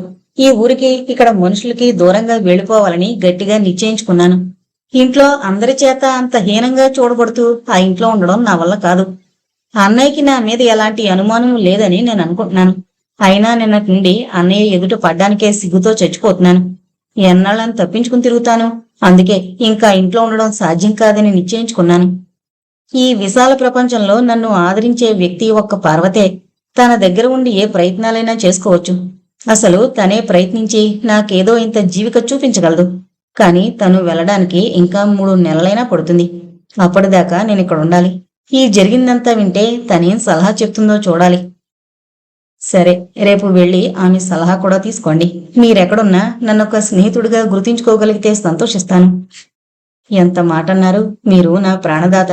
ఆ కృతజ్ఞతాభావం నాలో కలకాలం నిలిచిపోతుంది అంది రాధ, ఆ భావాన్ని చూపులతోనే వ్యక్తం చేస్తూ. దానికెళ్ళండి, మీరింకా కొద్ది రోజులు ఇక్కడే ఉంటారుగా. ఎప్పుడైనా వీలైతే ఇటు వస్తుండండి అంటూ లేచాడు వేణు. ఓపిగ్గా నా కథంతా విన్నందుకు మీకెలా కృతజ్ఞత తెలుపుకోవాలో తెలియడం లేదు. ఆ బాధంతా మీతో చెప్పుకోవడం వల్లనే ఇప్పుడింత హాయిగా ఉండగలుగుతున్నానేమో అనిపిస్తోంది అంది రాధ అతన్ని అనుసరిస్తూ. వేణు నుండి సమాధానమేమీ రాలేదు. ఏదో దీర్ఘాలోచనలో మునిగిపోయినట్లు మౌనంగా అడుగులు వేయసాగాడు. రాధ కూడా ఏమీ సంభాషణ పెంచలేదు. స్టేషన్ దగ్గరికి వచ్చాక మాత్రం, ఇక నేనిటి వెళ్ళిపోతానండి, నమస్కారం అంటూ సెలవు తీసుకుంది. మంచిది, ఎప్పుడైనా వస్తుంటారుగా అని చిరునవ్వుతో సమాధానం చెప్పి కొద్ది క్షణాలు ఆమె వెళ్లిన వైపే చూస్తూ నిలబడిపోయాడు. దారికి అడ్డం లెమ్మడానికి సూచనగా రిక్షావాడు మోగించిన గంట విని త్రుళ్ళిపడి ఒక్కసారి దీర్ఘంగా నిశ్వసించి ఇంటి ముఖం పట్టాడు. కూతురి ధోరణిలో పడి మిగతా వాళ్ళెవరినీ గమనించేటట్లు కూడా లేవే అంటూ ఓ కుర్చీ మంచానికి కొంచెం దగ్గరగా జరుపుకుని కూర్చుంది రాధ. తదేకంగా పాపనే చూసుకుంటూ మధ్య మధ్య ఆ పసిపాప ముంజేతులను తన పెదవుల మీద ఒత్తుకుంటూ బడలికగా పడుకున్న పార్వతి రాధ మాటలు విని తలెత్తి చూసి, వచ్చావా, ఎంతసేపైంది వచ్చి అంది చిన్నగా నవ్వుతూ. అబ్బో, అరగంట పైనే అయింది. అలా గుమ్మంలో నిలబడి చూస్తున్నా ఎప్పటికైనా నా రాక గమనిస్తావేమోనని. నువ్వసలు ఈ ధ్యాసలో ఉంటేనా? ఆ పాపతో ఏంటో ఒకటే కబుర్లు, ఒకటే ముద్దులు. అబద్ధాలతో పాటు కవిత్వం కూడా వస్తుంది అమ్మాయికి. అది సరే గాని ఎక్కడా కనిపించడమే మానేశావేం? ఇప్పుడైనా మా తమ్ముడొచ్చాడు చెప్పబట్టి వచ్చినట్లున్నావు. లేకపోతే ఎన్నాళ్ళకయ్యేదో నీ దర్శనం. అంత నిష్ఠూరం వెయ్యకు మరి. మొన్న రోజు నేను ఎలాంటి పరిస్థితుల్లో చిక్కుకున్నానో, నాకెలాంటి సమస్యలు ఎదురయ్యాయో చెప్తే ఆశ్చర్యపోతావు. అవన్నీ నీకు చెప్పాలని, నీ సలహా తీసుకోవాలని 2 రోజుల నుండి ప్రయాణం అవుతుంటే ఏవేవో అవాంతరాలు వస్తున్నాయి. ఈ సాయంత్రం ఏమైనా సరే తప్పకుండా రావాలని ప్రయాణం అవుతుంటే మీ తమ్ముడొచ్చి ఈ శుభవార్త అందజేశాడు. ఏమైందేమిటి? మళ్ళా ఆంజనేయులు ఏమైనా అన్నాడా? మీ అన్నయ్యకి చెప్పకపోయావా అంది పార్వతి ఆదోతగా. పెద్ద గొడవేలే. అసలు నీకిప్పుడు వినే ఓపుకుందా చెప్పు, లేకపోతే 2-3 రోజులు పోయాక మళ్ళీ వస్తా. ఓపికేం, పడుకుని ఎన్ని కబుర్లైనా వినగలను. చెప్పు త్వరగా. తలుపు వేసైనా, లేకపోతే ఉండు, నా కుర్చీ అటు జరుపుకుంటాను. ఎవరైనా వస్తున్నారేమోనని ఓ కన్ను వేసుంచొచ్చు అంటూ కుర్చీ తెచ్చి తలుపుకి పార్వతి మంచానికి మజ్జిగా వేసుకుని కూర్చుంది రాధ. నేను ఆనాడు వచ్చినప్పుడు చెప్పానుగా ఆంజనేయులు సంగతి అంటూ మొదలుపెట్టి తను డాక్టర్ వేణుగోపాలరావుని కలుసుకోవడం, అతనికి తన కథంతా చెప్పడం వరకు అంతా చెప్పేసింది రాధ. ఎంత అగాయిత్యానికి పూనుకున్నావు రాధా? అవును, ఇప్పుడు జ్ఞాపకం వస్తోంది. మొన్న ఓ సాయంత్రం బాగా చీకటి పడ్డాక మీ అన్నయ్య వచ్చాడు, రాదుందా అంటూ. లేదు, ఏమన్నాను? అబ్బే ఏం లేదు, నేనిటు బజార్ నుండి ఇంటికి వెళుతూ రాదుందేమో కలిసే పోదామని వచ్చాను. ఇవాళ ఇక్కడికి వస్తానని చెప్పింది మళ్ళీ మానుకుందేమో అన్నాడు. నిజమే అనుకున్నాను. అసలు సంగతి చెప్తే నలుగురిలో తలవంపులని ఎంత గుంబన జాగ్రత్త చూడు అంది చెమర్చిన కళ్ళను ఒత్తుకుంటూ. ఏంటి, అన్నయ్య వాళ్ళ ఇక్కడికి వచ్చాడా? అందుకే కాబోలు నేను ఇక్కడికి వచ్చానని చెప్తే నమ్మలేనట్లు అదోలా చూశాడు. ఇంకా ఎక్కడెక్కడ ఎత్తుకాడో పాపం అంది తను అబద్ధం చెప్పినట్లు అన్నగారికి తెలిసిపోయింది కదా అని బాధపడుతూ. అది సరే, అప్పుడే నా దగ్గరికి రాకపోయావా? నేనిక్కడ లేకపోతే ఏమనుకోవచ్చు. నేనుండి కూడా నీకు ఏ సహాయము చేయలేకపోతాననుకున్నావా? ఇంతేనా ఇన్నాళ్ల స్నేహంతోటి నువ్వు నన్ను అర్థం చేసుకుంది? ఏంటోనే, ఆ సమయంలో నాకు బ్రతుకు మీదే విరక్తి పుట్టింది. ఇంకా వేరే ఏమీ ఆలోచించలేకపోయాను. ఆ పుణ్యాత్ముడెవడో ఆ వేళటికి దైవం పంపించినట్లే వచ్చాడు. నిన్ను కాపాడిన అతను కలకాలం సుఖంగా ఉండాలని కోరుకుంటున్నాను అంది అలసటగా కళ్ళు మూసుకుంటూ. ఇప్పుడేం జరగలేదుగా, నువ్వేం బాధపడకు. అసలు నువ్వింత నీరసంగా ఉన్నప్పుడు నా సోదంతా చెప్పడం నాదే తప్పు. నా నీరసానికేమిట్లే, నీ అవస్థ తలుచుకుంటే కడుపు తరుక్కుపోతుంది. ఆ ఇంట్లో ఎలా ఉండగలుగుతున్నావో అన్నది నా ఊహకు కూడా అందడం లేదు. ఆ మధ్య ఏదైనా ఉద్యోగం కోసం ప్రయత్నించమని మీ అన్నయ్యకి చెప్పావన్నావుగా, ఇంకా ఏమీ దొరకలేదా? అసలు అన్నయ్య ప్రయత్నించాడో లేదో నాకు తెలీదు. ఇక ఇప్పుడు ఇక్కడ ఉద్యోగం దొరికినా చేయదలుచుకోలేదు అంది రాధ పార్వతి వంక చూస్తూ. అయితే ఏం చేద్దామని అంది పార్వతి అర్థం కానట్లు. నా ఆశలన్నీ నీ మీదే పెట్టుకున్నాను పార్వతి. ఈ పరిస్థితుల్లో నాకు ఏదైనా మార్గం చూపించగలిగేదానివి నువ్వే. ఒకళ్ళ మీద ఆధారపడకుండా నా కాళ్ళ మీద నేను నిలబడాలని నిశ్చయించుకున్నాను. అయితే మా ఇంట్లో ఆ మనుషుల మధ్య ముసులుతూ అడుగడుక్కి అవమానాలు సహిస్తూ ఇక్కడ ఉండదలుచుకోలేదు. మీ హైదరాబాద్ అంత మహాపట్నం కదా, నాలాంటి నిర్భాగ్యురాలకి జీవనోపాధి కల్పించలేకపోతుందా? అయితే ఆ మహాపట్నంలో నేను ఎరుగున్న వాళ్ళు ఎవరూ లేరు.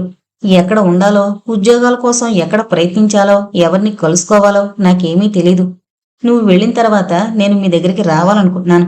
మీ ఇంట్లో చిన్న గది కాని, ఆఖరికి చిన్న వసరైనా సరే చూపించావంటే అందులో గుప్పెడు గింజలు ఉడకేసుకుని కాలక్షేపం చేయగలను. నాకేదైనా ఉద్యోగం చూపించే భారం కూడా మీ దంపతులిద్దరిదే. మీ పెళ్లిలో ఒకసారి చూడడం తప్ప మీ ఆయనతో నాకు అసలు పరిచయమే లేదు. నన్నొక నిర్భాగ్యురాలైన సహోదరిగా, అన్నగారి పంచన తలదాచుకోవడానికి వచ్చిన చెల్లెలుగా ఆయనకి పరిచయం చేయి. నువ్వు కాదనవని మీ ఇద్దరి అండన నేను జీవితం వెళ్లదీసుకోగలననే ధైర్యంతోటే నేనింకా ప్రాణాలతో ఉన్నాను పార్వతి. నాకు ఉద్యోగం దొరికేదాకా కూడా నేను మీకు భారంగా ఉండను. అమ్మ పొలం అమ్మిన బాపతేదో ఉందని ఒక 100 రూపాయలు ఇచ్చాడు అన్నయ్య ఆ మధ్య. వాటితో కొన్నాళ్లు జరిగిపోతుంది. ఈ లోపనే ఏ ఉద్యోగం దొరకదంటావా? అంతగా అవసరమైతే ఈ గాజులు గొలుసు కూడా అమ్మేయడానికి నాకేం అభ్యంతరం లేదు. చెప్పు పార్వతి, ఈ స్నేహితురాలకి మాత్రం సహాయం చేయలేవా అంటూ అసురుపూరిత నయనాలతో పార్వతి వైపు చూసింది రాధ. ఎందుకంతగా ప్రాధేయపడతావు రాధా? ఈ మాత్రం సహాయం కూడా చేయలేకపోతే ఇక మన స్నేహానికి అర్థమేముంది? అయితే నేను వెళ్ళడానికి ఇంకా 2-3 నెలలు పడుతుందిగా, అప్పటిదాకా నీకు ఈ బాధలు తప్పవు అంది పార్వతి ఆగకుండా స్రవిస్తోన్న దుఃఖాశ్రువుల్ని ఒత్తుకుంటూ. హైదరాబాద్లో మా కాలేజీ ప్రిన్సిపాల్ మొన్న వేసంగుల్లోనే రిటైర్ అయింది. ఊరికే కూర్చునే అలవాట్లేక ఒక చిన్న నర్సరీ స్కూల్ పెట్టింది. మా ఇంటికి దగ్గరేలే. నేను ఆ కాలేజీలో 4 ఏళ్లు చదవబట్టి ఆవిడ నాకు బాగా పరిచయమే. అదీ కాకుండా ఫైనల్ ఇయర్ లో మా క్లాస్ కి ఇంగ్లీష్ తీసుకునేది. అందుచేత ఆవిడ దగ్గర నాకు కొంచెం చనువు కూడా ఉందనుకో. ఆవిడ్ని ఎలాగైనా బ్రతిమలాడి నీకో పోస్ట్ ఇప్పించగలను. కానీ జీతం మాత్రం 70-80 రూపాయల కంటే ఎక్కువ ఇవ్వదు అంది మళ్ళీ. చాలదా ఏంట్లే, నా స్కూలు ఫైనల్ క్వాలిఫికేషన్కి. ఈ సహాయం మాత్రం ఎలాగో చేసి పెట్టావంటే నీకు జీవితాంతం రుణపడి ఉంటాను. మళ్ళీ ఆ పోస్టు ఎవరికి ఇచ్చేయకుండా కాస్త చెప్పుంచమని అన్నగారికి రాయిపోని అంది రాధ ఆత్రంగా. ఇప్పుడప్పుడే ఎక్కడా, మళ్ళీ స్కూళ్లు తెరిచే నాటికి ఒకళ్ళిద్దరిని కొత్త వాళ్ళని తీసుకుంటానని ఆవిడ చెప్పింది. నీ వెళ్లేసరికి ఇంకా వేసంగి సెలవులు పూర్తయిపోవు. వెళ్ళగానే చెప్తాలే. ఇంకా వేరే ఎవరికీ మాట వద్దని. ప్రస్తుతం నువ్వు ఉండడానికి కూడా ఏమీ ఇబ్బంది ఉండదులే. మాది లంకంతిల్లు, కాస్త సాయంగానే ఉంటారు. ఒక భాగం ఎవరికైనా అదికిద్దామంటే మీ అన్నయ్య గారు ఒప్పుకోరు. నువ్వు కూడా మాతో పాటే ఉండొచ్చు. అలా కాదు పార్వతి, నాకేదో గదంటూ చూపించావంటే నా సంపాదనతో అందులో కాలక్షేపం చేస్తాను. అంతేకాని అందరం కలిసే ఉందామంటూ మొహమాట పెట్టకు. నువ్వు అందుకు అంగీకరించేటట్లయితేనే నేను రావడానికి సిద్ధపడతాను. ఎంత స్నేహితులమైనా ఎంతలో ఉండవలసిన వాళ్ళం అంతలో ఉండి మర్యాద ఇచ్చిపుచ్చుకుంటేనే ఆ స్నేహమైనా 10 కాలాల పాటు నిలుస్తుంది. మరీ కలిసిపోయి ఒకటిగా అయిపోవాలనుకోవడం ఆ స్నేహబంధాన్ని తెంచుకోవడానికే కారణం అవుతుంది. నేను ఇలా అంటున్నానని ఏమీ అనుకోకు. నువ్వు కూడా బాగా ఆలోచించు. దానికేం రాదా, నీ ఇష్టం వచ్చినట్లే ఉండొచ్చు. పాపకి 3వ నెల రాగానే నేను మా అత్తవారి ఊరు వెళ్ళి అక్కడి నుంచి హైదరాబాద్ వెళ్తాను. నేను వెళ్ళాక ఉత్తరం రాస్తాను, అప్పుడు రావచ్చు. ఇంక నువ్వు దాని గురించి ఏం బెంగ పెట్టుకోకు. ఇంకా ఇప్పుడేం బెంగలేదులే అంది రాధ చిరునవ్వుతో తృప్తిగా పార్వతి కళ్ళలోకి చూస్తూ. కొద్ది క్షణాలు మౌనంగా గడిచాయి. అన్నయ్య గారికి ఉత్తరం రాశారా?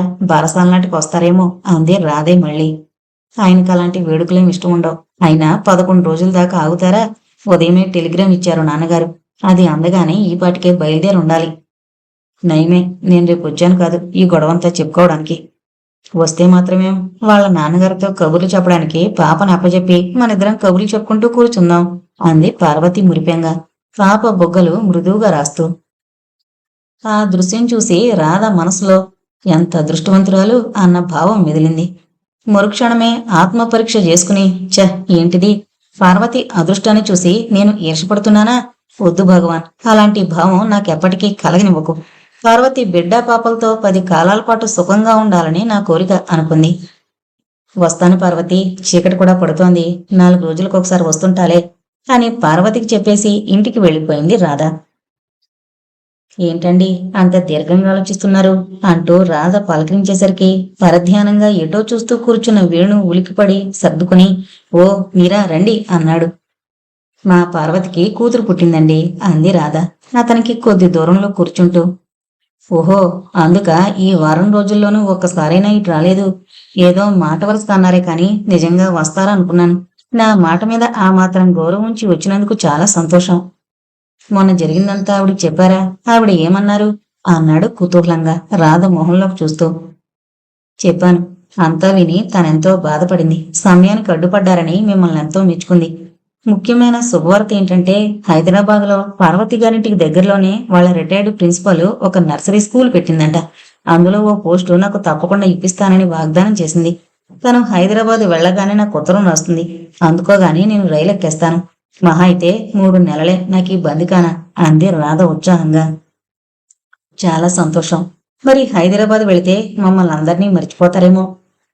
అదేంటండి అంత అన్యాయంగా మాట్లాడతారు? ఎంతైనా స్వంత అన్నయ్యని వదిని నేనెలా మరిచిపోతాననుకున్నారు? ఇంకా మీ సంగతి అంటారా?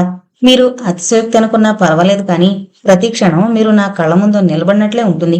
ఆనాడు నాకు పునర్జన్మ ప్రసాదించడమే కాకుండా నేను సరైన పద్ధతిలో ఆలోచించి నా కర్తవ్యం నిర్ణయించుకునేలా చేశారు. అది నా జీవితంలో ఒక ముఖ్యమైన మలుపు, మరువలేని ఘట్టం.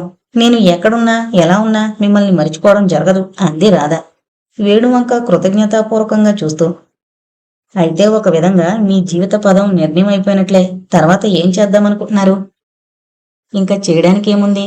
అనుకూలంగా ఉంటే పైకి చదువుకోవడానికి ప్రయత్నిస్తాను, లేకపోతే ఉన్నదాంతోటే తృప్తి పడతాను. అదృష్టం బాగుంటే ఆ ఉద్యోగంలోనే కాస్త ప్రమోషన్ వస్తుంది. లేకపోయినా 80 రూపాయలతోటి నాకొక్కదానికి హాయిగా జరిగిపోతుంది. ఏమంటారు? ఎన్నాళ్ళని ఒంటరిగా గడుపుతారు? అన్ని విధాలా మీకు అనుకూలమైన వాడు మిమ్మల్ని వివాహం చేసుకోవడానికి అంగీకరిస్తే ఆ విధంగా జీవితంలో స్థిరపడిపోవడం ఉత్తమమేమో ఆలోచించండి. రాధ ఎటో చూస్తూ ఇంకదొకటే తక్కువ అంది విషాదంగా నవ్వుతూ. ఏం అలానేస్తున్నారు? నాకింక అలాంటి కోరిక లేదండి. 3 సంవత్సరాల వైవాహిక జీవితంతోటే ఇంకా అలాంటి జీవితం అంటే విరక్తి పుట్టింది అంది రాధ తలంచుకుని నిర్లిప్తంగా. జీవితం అన్నాక మంచి చెడు కష్టం సుఖం అన్నీ ఉంటాయి. దురదృష్టవశాత్తు మీరు జీవితంలో ఇంతవరకు కష్టాలు ఎక్కువ అనుభవించి ఉండొచ్చు. అంత మాత్రం చేత అన్ని సంసారాలు అందరి దాపత్యాలు అలాగే ఉంటాయనుకోవడం పొరపాటు. ఇప్పుడు కాకపోయినా ఇంకా కొద్ది రోజులు పోయాకనైనా ఈ విషయం ఇంకొంచెం ప్రశాంతంగా ఆలోచించండి. నాకింతవరకు అలాంటి ఆలోచనే రాలేదనుకోండి. అయినా మా అంజి చెప్పినట్లు చూస్తూ చూస్తూ ఇలాంటి దౌర్భాగ్యాన్ని ఎవరు నెత్తి మీద పెట్టుకుంటారు? అనుకూలంగా ఉంటే అతనిలాగే నాకు దగ్గరగా రావడానికి ప్రయత్నిస్తారే కాని నాతో జీవితం ముడివేసుకోవడానికి ఎవరు సిద్ధపడతారు? వెనకాల తల్లి తండ్రి ఉండి ప్రయత్నిస్తే అలాంటి వివాహాలు కూడా జరుగుతున్నాయి లేదన్ను. కానీ నాలాంటి అభాగ్యురాలికి ఆ అవకాశం లేదు. అసలు నేనెప్పుడూ ఆ విధంగా ఆలోచించలేదు, అలాంటి ఆశ పెట్టుకోలేదు. ఏదో పార్వతి ధర్మమా అని ప్రశాంతంగా నా జీవితం గడిచిపోతే చాలు. అంతకన్నా పెద్ద కోరికలేం లేవు నాకు అంది తలెత్తి వేణువంక చూస్తూ. అందరూ మీ ఆంజనేయుల్లాంటి వాళ్లే ఉంటారనుకోవడం పొరపాటు. ఒక్క మనిషి ప్రవర్తనతో పురుషజాతినంతటినీ ద్వేషించడం న్యాయం కాదు. పైగా వితంతువుని వివాహం చేసుకోవడమే ఒక దౌర్భాగ్యం అనుకోవడం అంతకన్నా సబబు కాదు. అనేక పరిస్థితుల మీద వ్యక్తిగత అభిప్రాయాల మీద ఆధారపడి అలాంటి వివాహాలు జరుగుతాయి. అందరి గొడవ మనకెందుకు గాని మీకు అభ్యంతరం లేకపోతే నేనే మీతో జీవితం పంచుకోవాలని కోరుకుంటున్నాను. మీకు అంగీకారం అయితే నేనే వెళ్ళి మీ అన్నయ్యని అడుగుతాను అన్నాడు వేణు, రాధ కళ్ళలోకి ప్రేమగా చూస్తూ. ఆ చూపుల్లోని కాంతిని భరించలేక రాధ తల వంచుకుంది.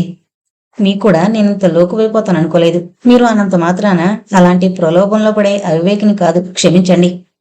అయినా నేనేదో పురుష జాతి మీదే ఒక దురభిప్రాయం ఏర్పరచుకున్నానని, అది నిజం కాదని నిరూపించుకోవడానికి ఆవేశంలో అనాలోచితంగా మీరిలా మాట్లాడుతున్నారు.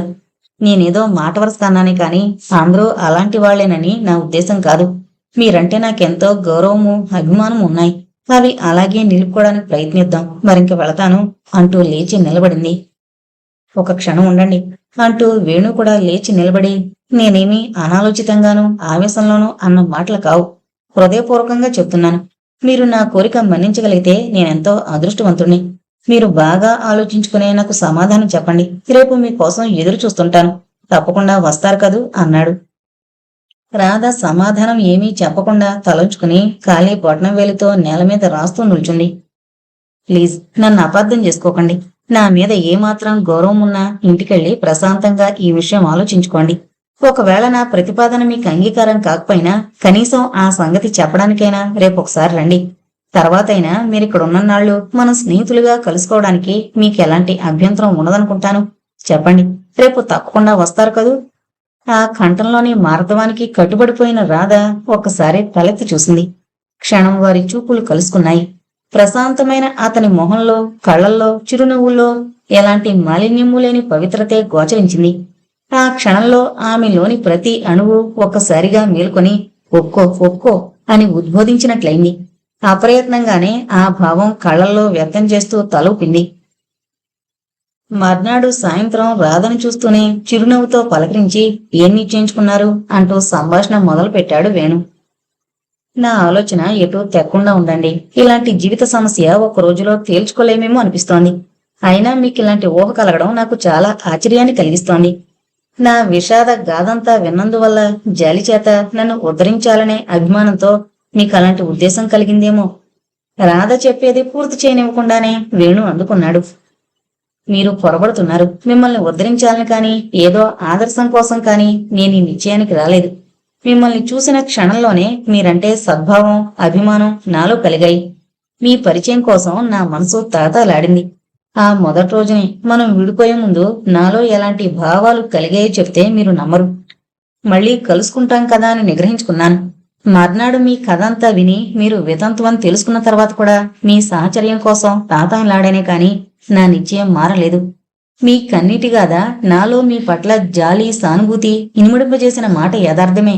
కాని అదే నా ప్రేమకి అంకురార్పణ చేసిందనేది మాత్రం నిజం కాదు. చెప్పండి, మీకింకేమైనా అనుమానాలుంటే నన్ను అడిగి నివృత్తి చేసుకోండి. కాని నా పవిత్రమైన కోరికను మాత్రం శంకించకండి. మీకు నా మీద అలాంటి అభిప్రాయం కలగడం నిజంగా నా అదృష్టం. కాని వివాహ విషయంలో మీరే సర్వస్వతంత్రులు కారుగా. మిమ్మల్ని కనిపించిన తల్లున్నారు, మీ బాగోగులు చూస్తున్న అన్నయ్య ఉన్నారు. వారి అనుమతి లేకుండా మనం ఎలాంటి నిర్ణయానికి రావడం మంచిది కాదు. అందరికీ అంగీకారం అయితే మా అన్నయ్యకి ఏమంత అభ్యంతరం ఉండదనుకుంటాను. తను అభ్యంతర పెట్టినా ఒప్పించగలననే ధైర్యం నాకుంది. అయితే మీకు అంగీకారమే కదూ అన్నాడు వేణు సంతృప్తి నిండిన కళ్ళతో రాధవంక చూస్తూ. ఇంకా మీరు వదిలేయాలి అంది రాధ సిగ్గుతో బరువెక్కిన కళ్ళను వాల్చేస్తూ.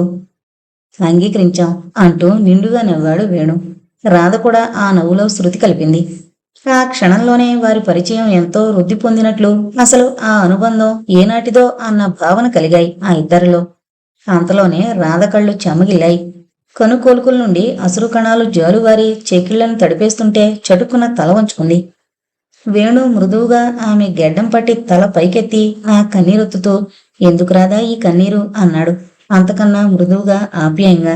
ఆ స్పర్శతో తనువు మనస్సు పులకరించిపోగా, కన్నీరు కాదు ఆనందాశ్రువులు అంది అతి మెల్లగా.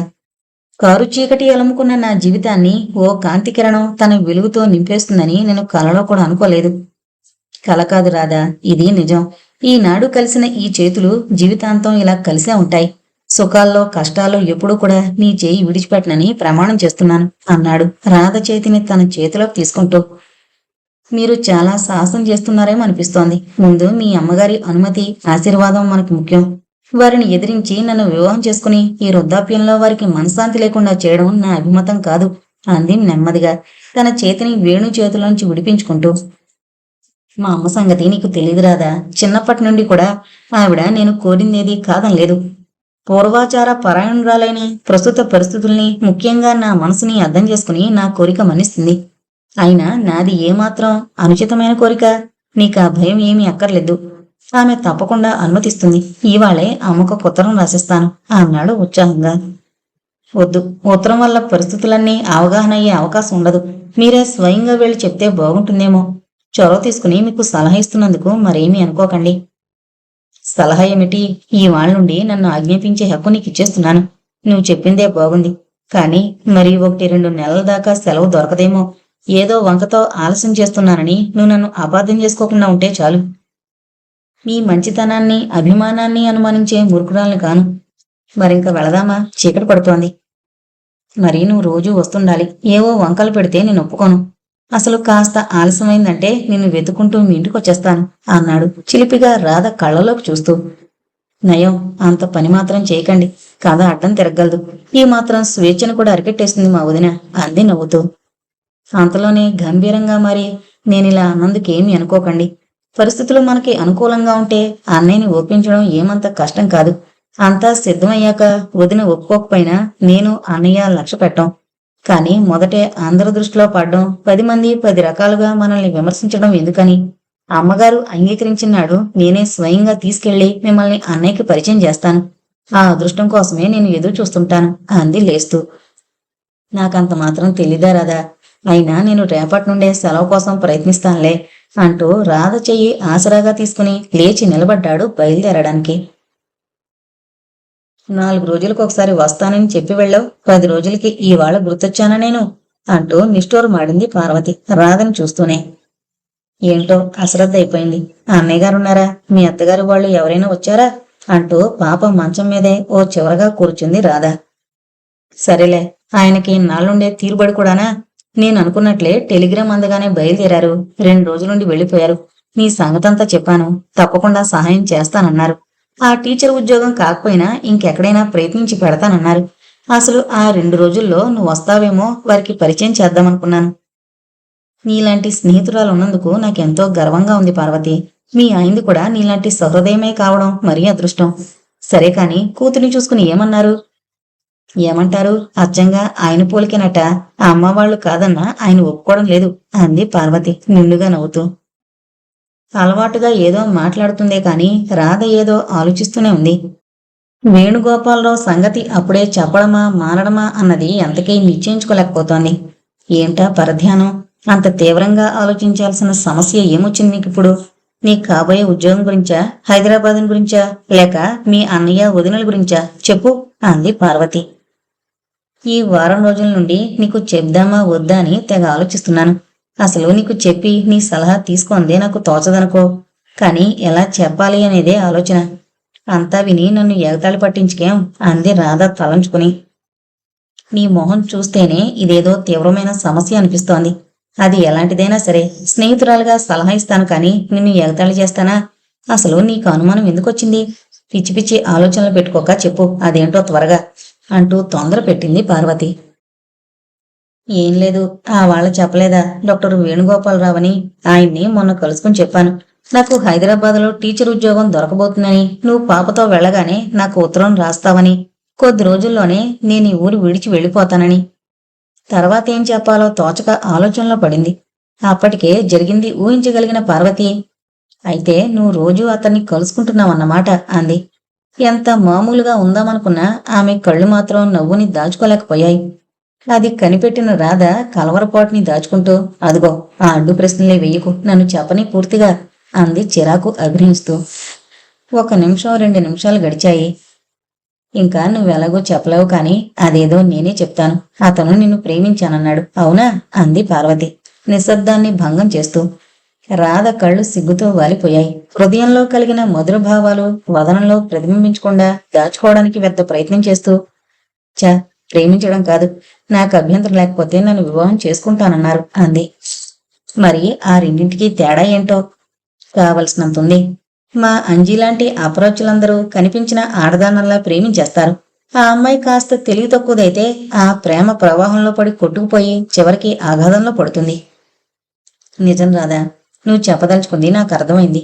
వేణుగోపాలరావు చదువు సంస్కారం గలవాడు, సహృదయుడు, బాధ్యతాయుతమైన ఉద్యోగంలో ఉన్నవాడు. అన్నింటినీ మించి నువ్వు అతన్ని చాలాసార్లు కలుసుకుని మాట్లాడావు, నీ కథంతా చెప్పావు. అతన్ని అర్థం చేసుకోవడానికి, అతని అభిప్రాయాలు తెలుసుకోవడానికి నీకు అవకాశం ఉంది. నీ సంగతంతా తెలుసుకుని కూడా నిన్ను వివాహం చేసుకోవడానికి అతను అంగీకరించాడంటే నువ్వు చాలా అదృష్టవంతురాలు అనే చెప్పాలి. కానీ నీ భయం నాకు అర్థమైందిలే. ఆయనే స్వయంగా వచ్చి అన్నయ్యకి ఆ సంగతి చెప్తానన్నారు. నేనే వాళ్ళ అమ్మగారి అంగీకారం తీసుకునేదాకా ఆగమన్నాను. తీరా అన్నయ్యను ఒప్పించి అంతా సిద్ధం చేసుకున్నాక ఆవిడ గారు అనుమతించకే కాని మరే కారణం చేత కాని వివాహానికి అంతరాయం కలిగితే నలుగురిలోనూ అప్రతిష్ట, నగుబాట్లు కదా. అసలు ఆనాడే ఉత్తరం రాస్తానన్నారు వాళ్ళ అమ్మగారికి. కానీ ఇలాంటి విషయాలు ఉత్తరాల్లో కంటే వెళ్లి వివరంగా చెప్తేనే బాగుంటుందని నేనన్నాను. వీలు చూసుకుని సెలవు దొరకగానే వెళ్ళొస్తానన్నారు. ఆవిడ ఇష్టపడతారో లేదోనని నాకు భయంగా ఉంది. అయినా ఏంటో నాకిప్పుడు భవిష్యత్తును గురించి బెంగలేదు. నువ్వు నీ సహాయం నాకెప్పటికీ ఉంటాయనే ధైర్యమే నాకు చాలు. అసలు అతనేమంటున్నాడు? ఆయన మాత్రం వాళ్ళ అమ్మగారు అంగీకరిస్తారనే నమ్మకంగా చెప్తున్నారు. చిన్నప్పటి నుంచి ఎంతో గారంగా పెంచిందట ఈయన్ని. తన మాట ఏది ఆవిడ కాదందని ఆయన విశ్వాసం. ఎందుకో నాకు కూడా ఆయన మాటల్లోనే విశ్వాసం కలుగుతుంటుంది. చాలా సంతోషం రాదా. అసలు నువ్వు హైదరాబాద్ వచ్చి స్థిరపడ్డాక నెమ్మదిగా ప్రయత్నించి నువ్వు జీవితంలో కూడా స్థిరపడేలా చెయ్యాలని అనుకున్నావు, నేను మీ అన్నయ్య గారు. అయితే ఎవరి ప్రయత్నం అక్కర్లేకుండానే ఇంతటి సదవకాశం దానంతటా అదే రావడం నిజంగా అదృష్టం. ఈ వివాహం జరిగి మీరు కలకాలం సుఖంగా ఉండాలని నేను ఆ దైవాన్ని ప్రార్థిస్తాను అని కొంచెం ఆగి, అయితే నేను ఇక్కడ ఉండగానే ఏ సంగతి తేలుతుందంటావా అంది. అదెలా చెప్పగలను పార్వతి, ఆయనకు సెలవు దొరకాలి, వెళ్ళాలి, రావాలి. వీటన్నిటికీ కొంత టైం పడుతుంది కదా. అయినా నీకు రాయినా ఏంటి? నువ్వు మాత్రం ఇదేదో నిశ్చయం అనుకుని ఆ హెడ్ మిస్ట్రెస్ కి చెప్పడం అశ్రద్ధ చేయకు. స్కూల్ తెరిచే నాటికి ఒకవేళ విషయం ఇంకా సందిగ్ధంగా ఉన్నా సరే నేను వచ్చి జాయిన్ అయిపోతాను. అంతగా అయితే అప్పుడు ఉద్యోగం మానేయచ్చు. నేను ఎలాగోలా ఆ ఇంట్లోంచి బయటపడ్డం కావాలి ముందు. ఆ విషయంలో నువ్వు నిశ్చింతగా ఉండొచ్చు. అసలు నీకు అవసరం కలగకూడదనే నా కోరిక. చూడు ఎంత చిత్రంగా ఉంటాయో మన ఆలోచనలు, కోరికలును. ఇంత క్రితం దాకా నీకెలాగైనా చిన్న ఉద్యోగమైనా దొరికితే చాలునని, అది చేయి దాటిపోకుండా ప్రయత్నం చేయాలని ఉండేది. ఇప్పుడేమో అతను ఎలాగైనా వాళ్ళ అమ్మగారిని ఒప్పించగలగాలని, నువ్వు ఇంటిదానివి కావాలని కోరిక. ఏమైనా ఇక ముందు అన్నీ నీకు మంచి రోజులే. ఏమో పార్వతి, నా అదృష్టంలోనే నాకు అపనమ్మకం కలుగుతుంటుంది ఒక్కోసారి. అసలు నేను అదృష్టవంతురాలని అయితే ఇంతకు ముందు అన్నీ అలా ఎందుకు జరుగుతాయి? బాగుంది. మొదట్లో కష్టపడ్డవాళ్ళు జీవితాంతం కష్టపడతారా ఏంటి? చీకటి వెంటే వెలుగు ఉన్నట్టు కష్టాల తర్వాత సుఖాలు వస్తాయి. అది సరేగాని నాకు అతను ఒకసారి చూడాలనుంది రాదా.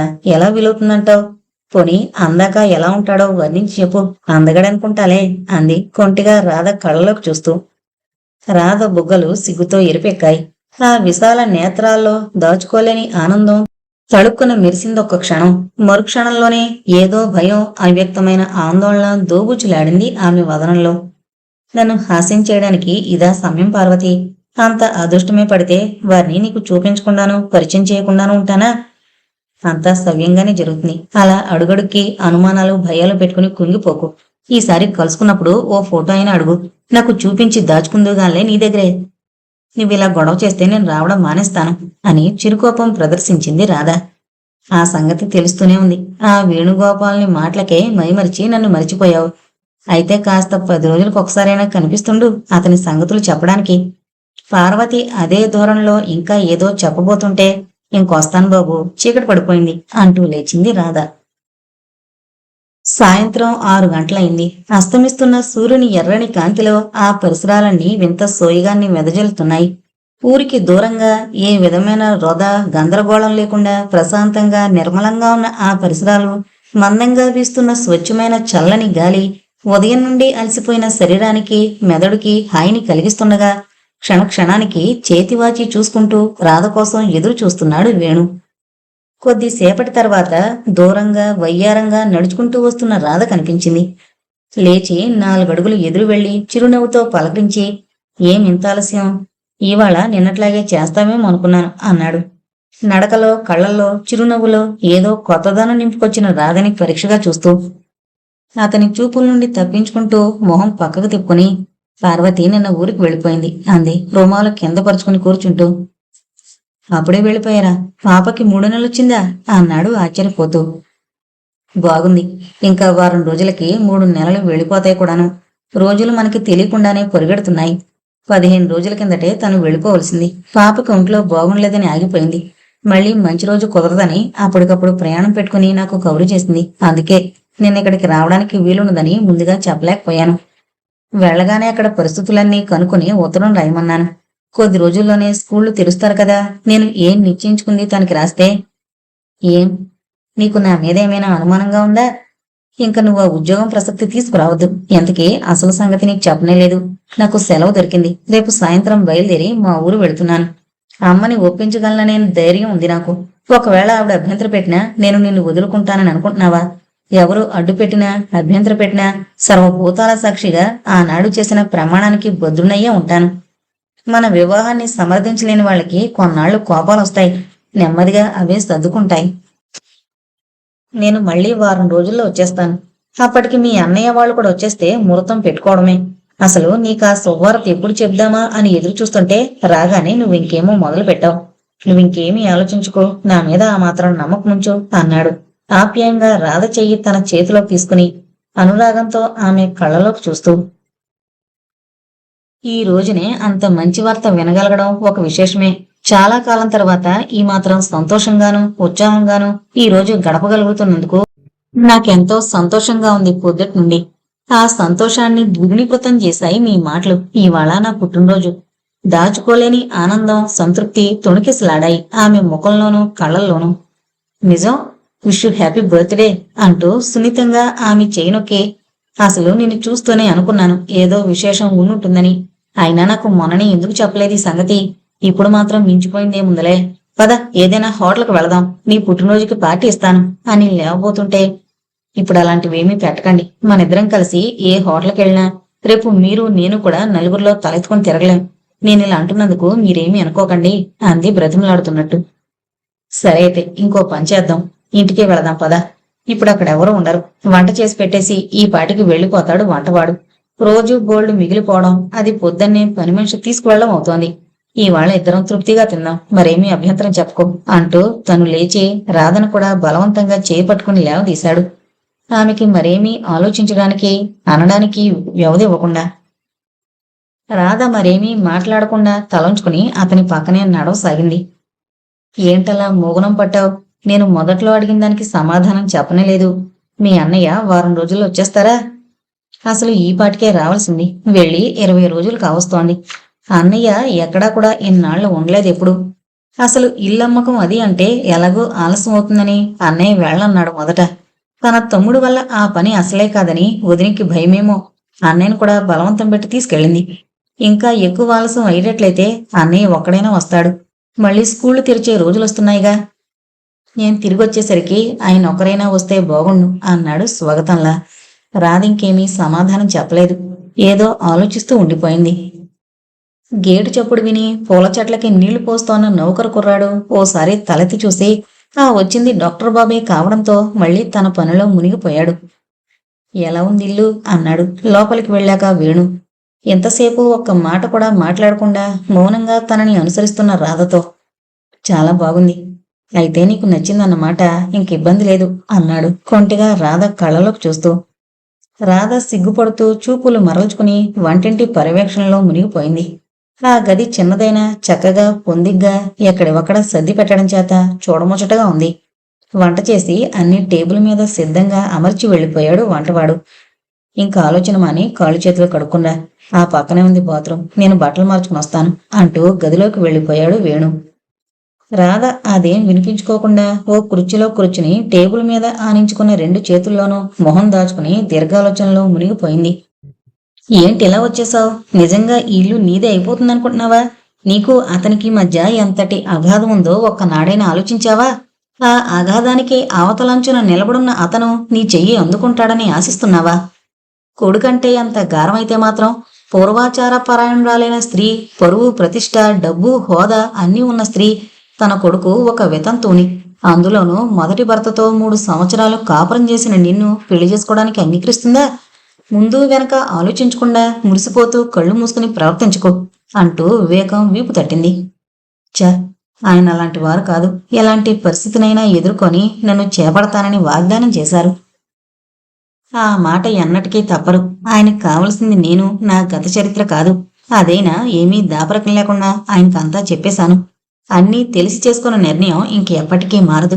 ఒక నెల రోజులు కళ్ళు మూసుకుంటే నేను ఇంటికి యజమానురాలుగా వస్తాను అంటూ మనసు సరిపెట్టుకుంది. తనలో చెలరేగుతున్న మానసిక సంఘర్షణని అదుపులోకి తెచ్చుకుని మామూలుగా ఉండడానికి ప్రయత్నిస్తూ పరధ్యానంగా కూర్చున్న రాధను చూసి, అదేంటి అలా కూర్చుండిపోయావు అన్నాడు వేణు బట్టలు మార్చుకుని కాళ్ళు చేతులు కడుక్కుని వంటింట్లోకి వస్తూ. రాధ మౌనంగా లేచి వెళ్లి కాళ్ళు చేతులు కడుక్కొచ్చి వడ్డించడం మొదలుపెట్టింది. పుట్టినరోజు పూట మామూలు భోజనం ఏమిటి? రాముని బజారుకు పంపించి మిఠాయిలైనా తెప్పిస్తాను అంటూ వేణు నౌకరు కుర్రవాడిని పిలవడానికి బయటకు వెళుతుంటే రాధ చటుక్కుని లేచొచ్చి గుమ్మం దాటబోతున్న వేణు భుజం అందిపుచ్చుకుని, ఇప్పుడు మీరెవరినీ పిలవనక్కర్లేదు. మీకు నౌకర్లున్నారని నాకు తెలుసు, కానీ వాళ్ళెవరికీ ఇప్పుడు నేను కనబడదలుచుకోలేదు. ఈ ఉన్నదేదో తిందాం చాలు. నా పుట్టినరోజని మీరేం హడావిడి చేయనక్కర్లేదు. నాకలాంటి పండగలు చేసుకునే అలవాట్లేదు అంది ఆవేశంగా.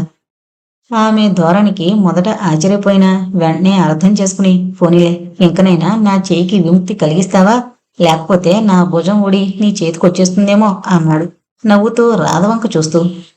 అంతవరకు తను చేసిన పని మీద ధ్యాస లేని రాధ చటుకున అతని భుజం వదిలేసింది సిగ్గుపడుతూ. భోజనాలు అయిపోయాయి. రాధ ఎంగిలి కంచాలు ఒక పక్కగా సర్దుతుంటే, అవన్నీ నీకెందుకు గాని ఓసారి లారా అని పిలిచాడు వేణు గదిలోంచి. రాధ వెళ్లి గుమ్మంలోనే నిలబడింది. నేనింక వెళ్ళిపోతా అంటూ. వెళుదువుగాలే. అరే, అలా నిలబడిపోయావేం, ఇలారా అన్నాడు బీరువాలో దేనికోసమో వెతుకుతూ. ఇందాకటి నుండి తెగ ఆలోచిస్తున్నాను. నీకేం పండగ బహుమతి ఇవ్వడమా అని. హఠాత్తుగా ఇప్పుడే ఈ ఉంగరం సంగతి జ్ఞాపకం వచ్చింది. ఎలా ఉంది అన్నాడు చిన్న అట్టపెట్టలోంచి ఉంగరం తీసి చూపిస్తూ. బాగుంది, కానీ ఇప్పుడు తొందర వచ్చింది. రాధ మాట పూర్తి చేయకుండానే, అదేంటి, పుట్టినరోజు నాడు బహుమానం ఇవ్వడం కూడా వింతేనా? అదే ఏమిద్దామా అని ఆలోచించాను. ఉంగరం అయితేనే బాగుంటుందనిపించింది అంటూ రాధ చెయ్యి తీసుకుని ఆ ఉంగరం ఆమె వేలికి తొడిగి ఆ చెయ్యి అలాగే మృదువుగా పట్టుకుని తన పెదిమల దగ్గరికి తీసుకున్నాడు. అప్రయత్నంగానే రాధ తల పైకెత్తింది. క్షణం వారి చూపులు కలుసుకున్నాయి. ఆమె అమాయకమైన చూపుల్లో ఏదో భయం, బెదురు స్పష్టంగా కనిపిస్తోంది. అతని చేతుల్లో ఉన్న తన చేతిని తీసేసుకోవడానికి ప్రయత్నించింది. ఒక చేత్తో ఆమెనింకా గట్టిగా పట్టుకుని ఇంకో చెయ్యి ఆమె భుజాల చుట్టూ వేసి నిండుగా హృదయానికి హత్తుకున్నాడు వేణు. మానవుడు అనుకున్నట్లు, ఆశించినట్లు ఏదీ జరగదని ఆ క్షణంలో మరోసారి రుజువైంది. మనిషికి తన ఆలోచనల మీద, నిగ్రహ శక్తి మీద, సద్వర్తన మీద ఎంత విశ్వాసం! నేను అలాంటి వాణ్ణి కాను. నాకు అలాంటి పరిస్థితులు ఎదురవ్వు. ఒకవేళ అయినా నేను నిగ్రహంతో తప్పించుకుంటాను అని విర్రవీగుతుంటాడు. కాని ఆ బలీయమైన విధి ముందు అడుగడుగునా తాను తలవగ్గలసి వస్తుందని, తను విధి చేతి కీలుబొమ్మ అనే సంగతి విస్మరిస్తుంటాడు మూర్ఖ మానవుడు. బాధపడకురాదా. మానసికంగా మన వివాహం ఈనాడే అయింది. సాంఘికంగా కూడా సాధ్యమైనంత త్వరలోనే అయ్యే ఏర్పాటు చేస్తాను. ఎలాంటి పరిస్థితుల్లోనూ చెలించని నా నిగ్రహశక్తి ఈనాడిలా ఎందుకు కోల్పోయానో నాకే ఆశ్చర్యంగా ఉంది. అయినా నీకెలాంటి భయమూ లేదు. నాలో ఆ మాత్రం విశ్వాసం ఉంచు అన్నాడు రాధ చెంపల మీద జలజలా రాలుతున్న అశ్రువుల్ని మృదువుగా ఒత్తుతూ. ఒక్కసారలా పూజా మందిరంలోకి రండి. ఆ దైవం ముందు ఇద్దరం ప్రణమిల్లి మరోసారి ప్రమాణం చేద్దాం అంటూ మెల్లగా దారి తీసింది రాధ. చిన్నప్పటి నుండి తల్లి శిక్షణలో అలవడిన దైవభక్తి అతను ఎక్కడున్నా నియమం తప్పకుండా ఉదయం స్నానం కాగానే దేవుడి పటానికి 4 పువ్వులు పెట్టి నమస్కారం చేసేలా చేస్తుంది. అయ్యగారి అలవాటును గమనించి ఆ పటానికి ఓ మందిరం అది ఏర్పాటు చేసి ధూపదీప నైవేద్యాలు అమరుస్తున్నాడు వంటవాడు. అచంచల భక్తి విశ్వాసాలతో వారిద్దరూ పూజా మందిరం ముందు సైగలు పడి తమకి సర్వ శుభాలు వనగొరచమని ఆ సర్వాంతర్యామిని ప్రార్థించారు. భారం తీరిన హృదయాలతో వెనుతిరగబోతూ హఠాత్తుగా ఏదో స్ఫురించినట్లయి కొంచెం పూజా కుంకుమ తీసి రాధ నొసట దిద్దాడు వేణు. ఎదురు చూడని ఆ సన్నివేశానికి హర్షపులకితయ్యి ఆనందాశ్రువులు స్రవిస్తుండగా రాధ వంగి వేణు పాదాలు కళ్ళకద్దుకుంది. ఎలాంటి సంకోచము లేకుండా చనువుగా ఆప్యాయంగా ఆమెని లేవనెత్తి హృదయానికి హత్తుకున్నాడు వేణు. ఇంటికి వెళ్లాలని వరండా దాకా వచ్చిన రాధ నిలబడిపోయింది, ఏదో సంశయం కలిగినట్లు. చేతిలో తాళం పట్టుకుని ఆమె వెనకే వచ్చిన వేణు, నిన్నెవరూ చూడర్లే, రాము ఎక్కడో వెనకాలన్నాడు అన్నాడు వీధి గుమ్మానికి తాళం వేస్తూ. నేను వారం రోజుల్లో వచ్చేస్తాను, రాకపోతే పరిస్థితులన్నీ వివరిస్తూ ఉత్తరం రాస్తాను, నీకేం భయం లేదు అన్నాడు మళ్ళీ. 10 మంది ఎదుట త్వరలో వివాహం అయితే మంచిది, అది గుర్తుంచుకుంటారు కదూ. అన్నిసార్లు చెప్పాలా రాదా, నా బాధ్యత నాకు తెలీదు. రిక్షా అయినా పిలవండి, మనం మాటల్లో పడి అన్ని రిక్షాలు తప్పించేసుకుంటున్నాం అంది రాధ. వెళుతున్న రిక్షానాపి రాధనెక్కించి ఆ రిక్షా కనుమరుగయ్యేదాకా అక్కడే నిలబడి ఇంటికొచ్చేశాడు వేణు. టాక్సీ దిగి ఇంట్లో అడుగు పెడుతున్న వేణుని చూస్తూనే బాబాయ్ వచ్చాడు అంటూ గొడవ చేసుకుంటూ ఇంట్లోకి పరుగు పెట్టారు పిల్లలు. ఆఫీసు రూంలో 10 మంది క్లయింట్ల మధ్య ఉన్న కృష్ణమూర్తి ఆ గొడవ విని పైకొచ్చి, అదేమిట్రా, ఉత్తరం మొక్కైనా రాయకుండా వచ్చావు, ఒంట్లో కులాసాగా ఉందా అని పలకరించాడు. అనుకోకుండా బయలుదేరాలే, ఆరోగ్యానికేం నిక్షేపంలా ఉంది, అమ్మ ఒంట్లో బాగుందా? ఏం బాగో, ఈ మధ్య 4 నాళ్ళ నుండి మళ్ళీ బ్లడ్ ప్రెషర్ కొంచెం ఎక్కువైంది. డాక్టర్ రోజు వచ్చి చూసి మందులిస్తున్నాళ్లే, భయమేమి లేదు, లేకపోతే నీకు రాసేవాణ్ణే, నువ్వు లోపలికి వెళ్ళి, నేను 10 నిమిషాల్లో వచ్చేస్తా అంటూ మళ్ళీ ఆ గదిలోకి వెళ్ళిపోయాడు. చిన్న కొడుకుని చూస్తూనే ఎంతో సంబరపడిపోయింది అన్నపూర్ణమ్మ. ఆ ఊరి నీళ్లు పడలేదేమిటి, మరీ అలా చిక్కిపోయావు, నల్లబడిపోయి కూడాను అంటూ కుర్చీ మీద కూర్చోబోతున్న వేణుని చేయి పట్టుకుని తన మంచం మీద కూర్చోబెట్టుకుంది. నేను ఎప్పుడు ఊరి నుంచి వచ్చినా ఈ మాట అనడం నీకు మామూలేగా అన్నాడు వేణు చిన్నగా నవ్వుతూ. నీ మాటలకేం గాని, చూసావా నా ఆరోగ్యం ఎలా ఉందో, త్వరలో నువ్వు ఇంటివాడివైతే నేను నిశ్చింతగా కళ్ళు మూసుకుంటాను అంది ఆప్యాయంగా కొడుకు వేణు నిమురుతూ. ఇంకా మరేం బ్రతిమాలక్కర్లేదు, అందుకోసమే అతను వచ్చినట్లున్నాడు కదూ వేణు అంది అప్పుడే కాఫీ గ్లాస్తో అక్కడికొచ్చిన రుక్మిణి నవ్వుతూ. అవునన్నట్లు నవ్వుతూ తల ఊపాడు కొంటిగా వదిన గారి కళ్ళలోకి చూస్తూ. అది చూసి ముచ్చటగా నవ్వుకుంది అన్నపూర్ణమ్మ. ఆ వదిన మరుదుల అనుబంధం ఎటువంటిదో ఆమెకు తెలుసు. రుక్మిణి ఆ ఇంటి కోడలుగా వచ్చేసరికి వేణుకి 9 ఏళ్లు. నలుగురు వదిన అనమంటే అండమే కాని ఎందుకో అతనికి రుక్మిణిని అక్కయ్య అని పిలవాలనుండేది. ఈనాళ్ళకి తనకి అక్కయ్యలోని లోటు తీరుతుంది కదా అనిపించేది. రుక్మిణి కూడా వేణుని స్వంత తమ్ముళ్లాగే చూసుకునేది. తర్వాతి కాలంలో అన్నపూర్ణమ్మ అనారోగ్యానికి గురైనప్పుడు మొదట్లో ఆమె వేణు కోసం బెంగపెట్టుకున్నా భయం లేదు, వాణ్ణి కన్న కొడుకులా చూసుకునే రుక్మిణి ఉంది అని ధైర్యం తెచ్చుకుంది. అప్పటినుండి ఆవిడ ఆరోగ్యం అంతంత మాత్రమే. ఇంటి పెత్తనమంతా కోడలికి అప్పగించేసింది. ఆ అధికారాన్ని పెత్తనాన్ని ఆమె ఏనాడు దుర్వినియోగం చేయకుండా అత్తగారి మనసెరిగి మొసలుకుంటూ బంధువులందరిలోనూ అవుననిపించుకుంది. వేణు పట్నంలో చదువుకునే రోజుల్లో సెలవులకు వచ్చినప్పుడల్లా వదిన ఇది నీకు అంటూ పిల్లలందరితో పాటు రుక్మిణికి కూడా ఏదో ఒకటి తెచ్చేవాడు. కాలం గడిచిన కొద్దీ ఆ ఆత్మీయత అనుబంధం బలపడినవే కాని ఏనాడు వాటికి ఎలాంటి ఆఘాతం కలగలేదు. ఊరికే తలుపుతే కాదు, ఈ ఊళ్ళోనే 2 సంబంధాలున్నాయి. మొన్న రాజమండ్రి నుండి కూడా ఎవరో వచ్చి వెళ్లారు. నువ్విలా వస్తున్నట్లు ముందుగా తెలిస్తే వాళ్ళకి ఉత్తరమైనా రాయించి ఉండేదాన్ని. పోనీలే, ముందు ఊళ్ళో ఉన్నవి చూసుకుంటే సరి. అమ్మా, నేనొచ్చి ఇంకా గంట కూడా కాలేదు, 4-5 రోజులు ఉండడానికే వచ్చాను. పెళ్లి సంబంధాల సంగతి తర్వాత తీరుబడిగా మాట్లాడుకుందాం అని. రండర్రా, మీకోసం తెచ్చినవిస్తాను. పాపం ఇందాకటి నుంచి కాచుకున్నారు, మీ గొడవ ఎవరం పట్టించుకోలేదు అంటూ 2 ఏళ్ల చంటివాణ్ణి చేతిలోకి తీసుకుని తన గదిలోకి బయలుదేరాడు. అమ్మయ్య, ఇప్పటికైనా నాయనమ్మ బాబాయిని వదిలిపెట్టింది బాబు అనుకుంటూ మిగతా 2 లేచారు. సరిగ్గా వేణు గుమ్మం దాటబోయేంతలో హాల్లోంచి ఓ అమ్మాయి లోపలికి రాబోతూ వేణును చూసి చటుక్కున తప్పుకుని వెళ్ళిపోయింది. వేణు తెల్లబోతూ, ఎవరమ్మా ఆవిడ, చుట్టాలెవరైనా వచ్చారా అన్నాడు వెనక్కి తిరిగి తల్లివంక చూస్తూ. ఎవరు అంది అన్నపూర్ణమ్మ అర్థం కాక. అక్కయ్య నాయనమ్మ, బాబాయిని చూసి సిగ్గుపడి వెళ్ళిపోయింది అన్నారు వాళ్ళు. ఆ సమస్యని అంతటితో తేల్చేస్తే త్వరగా వెళ్లి బాబాయి తమ కోసం తెచ్చినవి తీసుకోవచ్చునని. సరోజని గుర్తుపట్టలేదా నువ్వు? ఈ మధ్య ఓణీలు వేస్తోందిలే, అందుకోసం నిన్ను చూసి సిగ్గుపడినట్లుంది. అయినా దాన్ని ఇలా పిలవండ్రా, అలా తప్పించుకుని తిరుగుతుందేమిటి, బాబాయ్ దగ్గర సిగ్గేమిటి పిచ్చిపిల్ల అంటూ ఆవిడ అందరినీ ఉద్దేశించి మాట్లాడేసింది గబగబా. అక్కయ్యని పిలవండ్రా, 6 నెలలకే అంత గుర్తుపట్టలేనంత మారిపోయిందా అన్నాడు వేణు. ఇక అట్టే సిగ్గుపడకుండా 10 సార్లు పిలిపించుకోకుండా సరోజొచ్చి తల వంచుకుని నాయనమ్మ దగ్గరికి వెళ్లి నుంచుంది కొంగు వేలికి చుట్టుకుంటూ. నువ్వింకా చిన్నదానమే అనుకుని వాళ్లతో పాటు నీకు కూడా బొమ్మలు తెచ్చాను, ఈసారి వచ్చినప్పుడు మొగుని తెస్తాలే అన్నాడు వేణు హాస్యంగా. చీపో అంటూ ఆ గదిలోంచి తుర్రుమంది సరోజ. 25 ఏళ్లు దాటిన వాడివి, నువ్వు చేసుకున్నావు పెళ్లి, ఇంకా చేసుకుంటుంది అని నిష్ఠూరమాడింది అన్నపూర్ణమ్మ. వేణు నవ్వుకుంటూ పిల్లల్ని వెంటబెట్టుకుని బయలుదేరాడు. ఇంకా మళ్ళీ ఎవరూ రాకుండా బాబాయి గది చేరితే బాగుణ్ణు. నాన్నగారొస్తే మళ్ళీ కబుర్లేసి కూర్చుంటారు అనుకుంటూ వేణు కంటే ముందే అతని గదిలోకి ప్రవేశించారు వాళ్ళు. రాత్రి భోజనాల దగ్గర సావకాశంగా కబుర్లు మొదలుపెట్టాడు కృష్ణమూర్తి. పాపం అతనికి అంతవరకు తమ్ముడితో మాట్లాడడానికి తీర్బడే కాలేదు. వేణు, కృష్ణమూర్తి, నలుగురు పిల్లలు భోజనానికి కూర్చున్నారు. వంటవాడు వడ్డన చేస్తుంటే రుక్మిణి నేతిగిన్నె పట్టుకుని నిలబడింది. అన్నపూర్ణమ్మ రాత్రుళ్ళు భోజనం చేయడం లేదు. పళ్ళో పాలు తీసుకుంటుంది.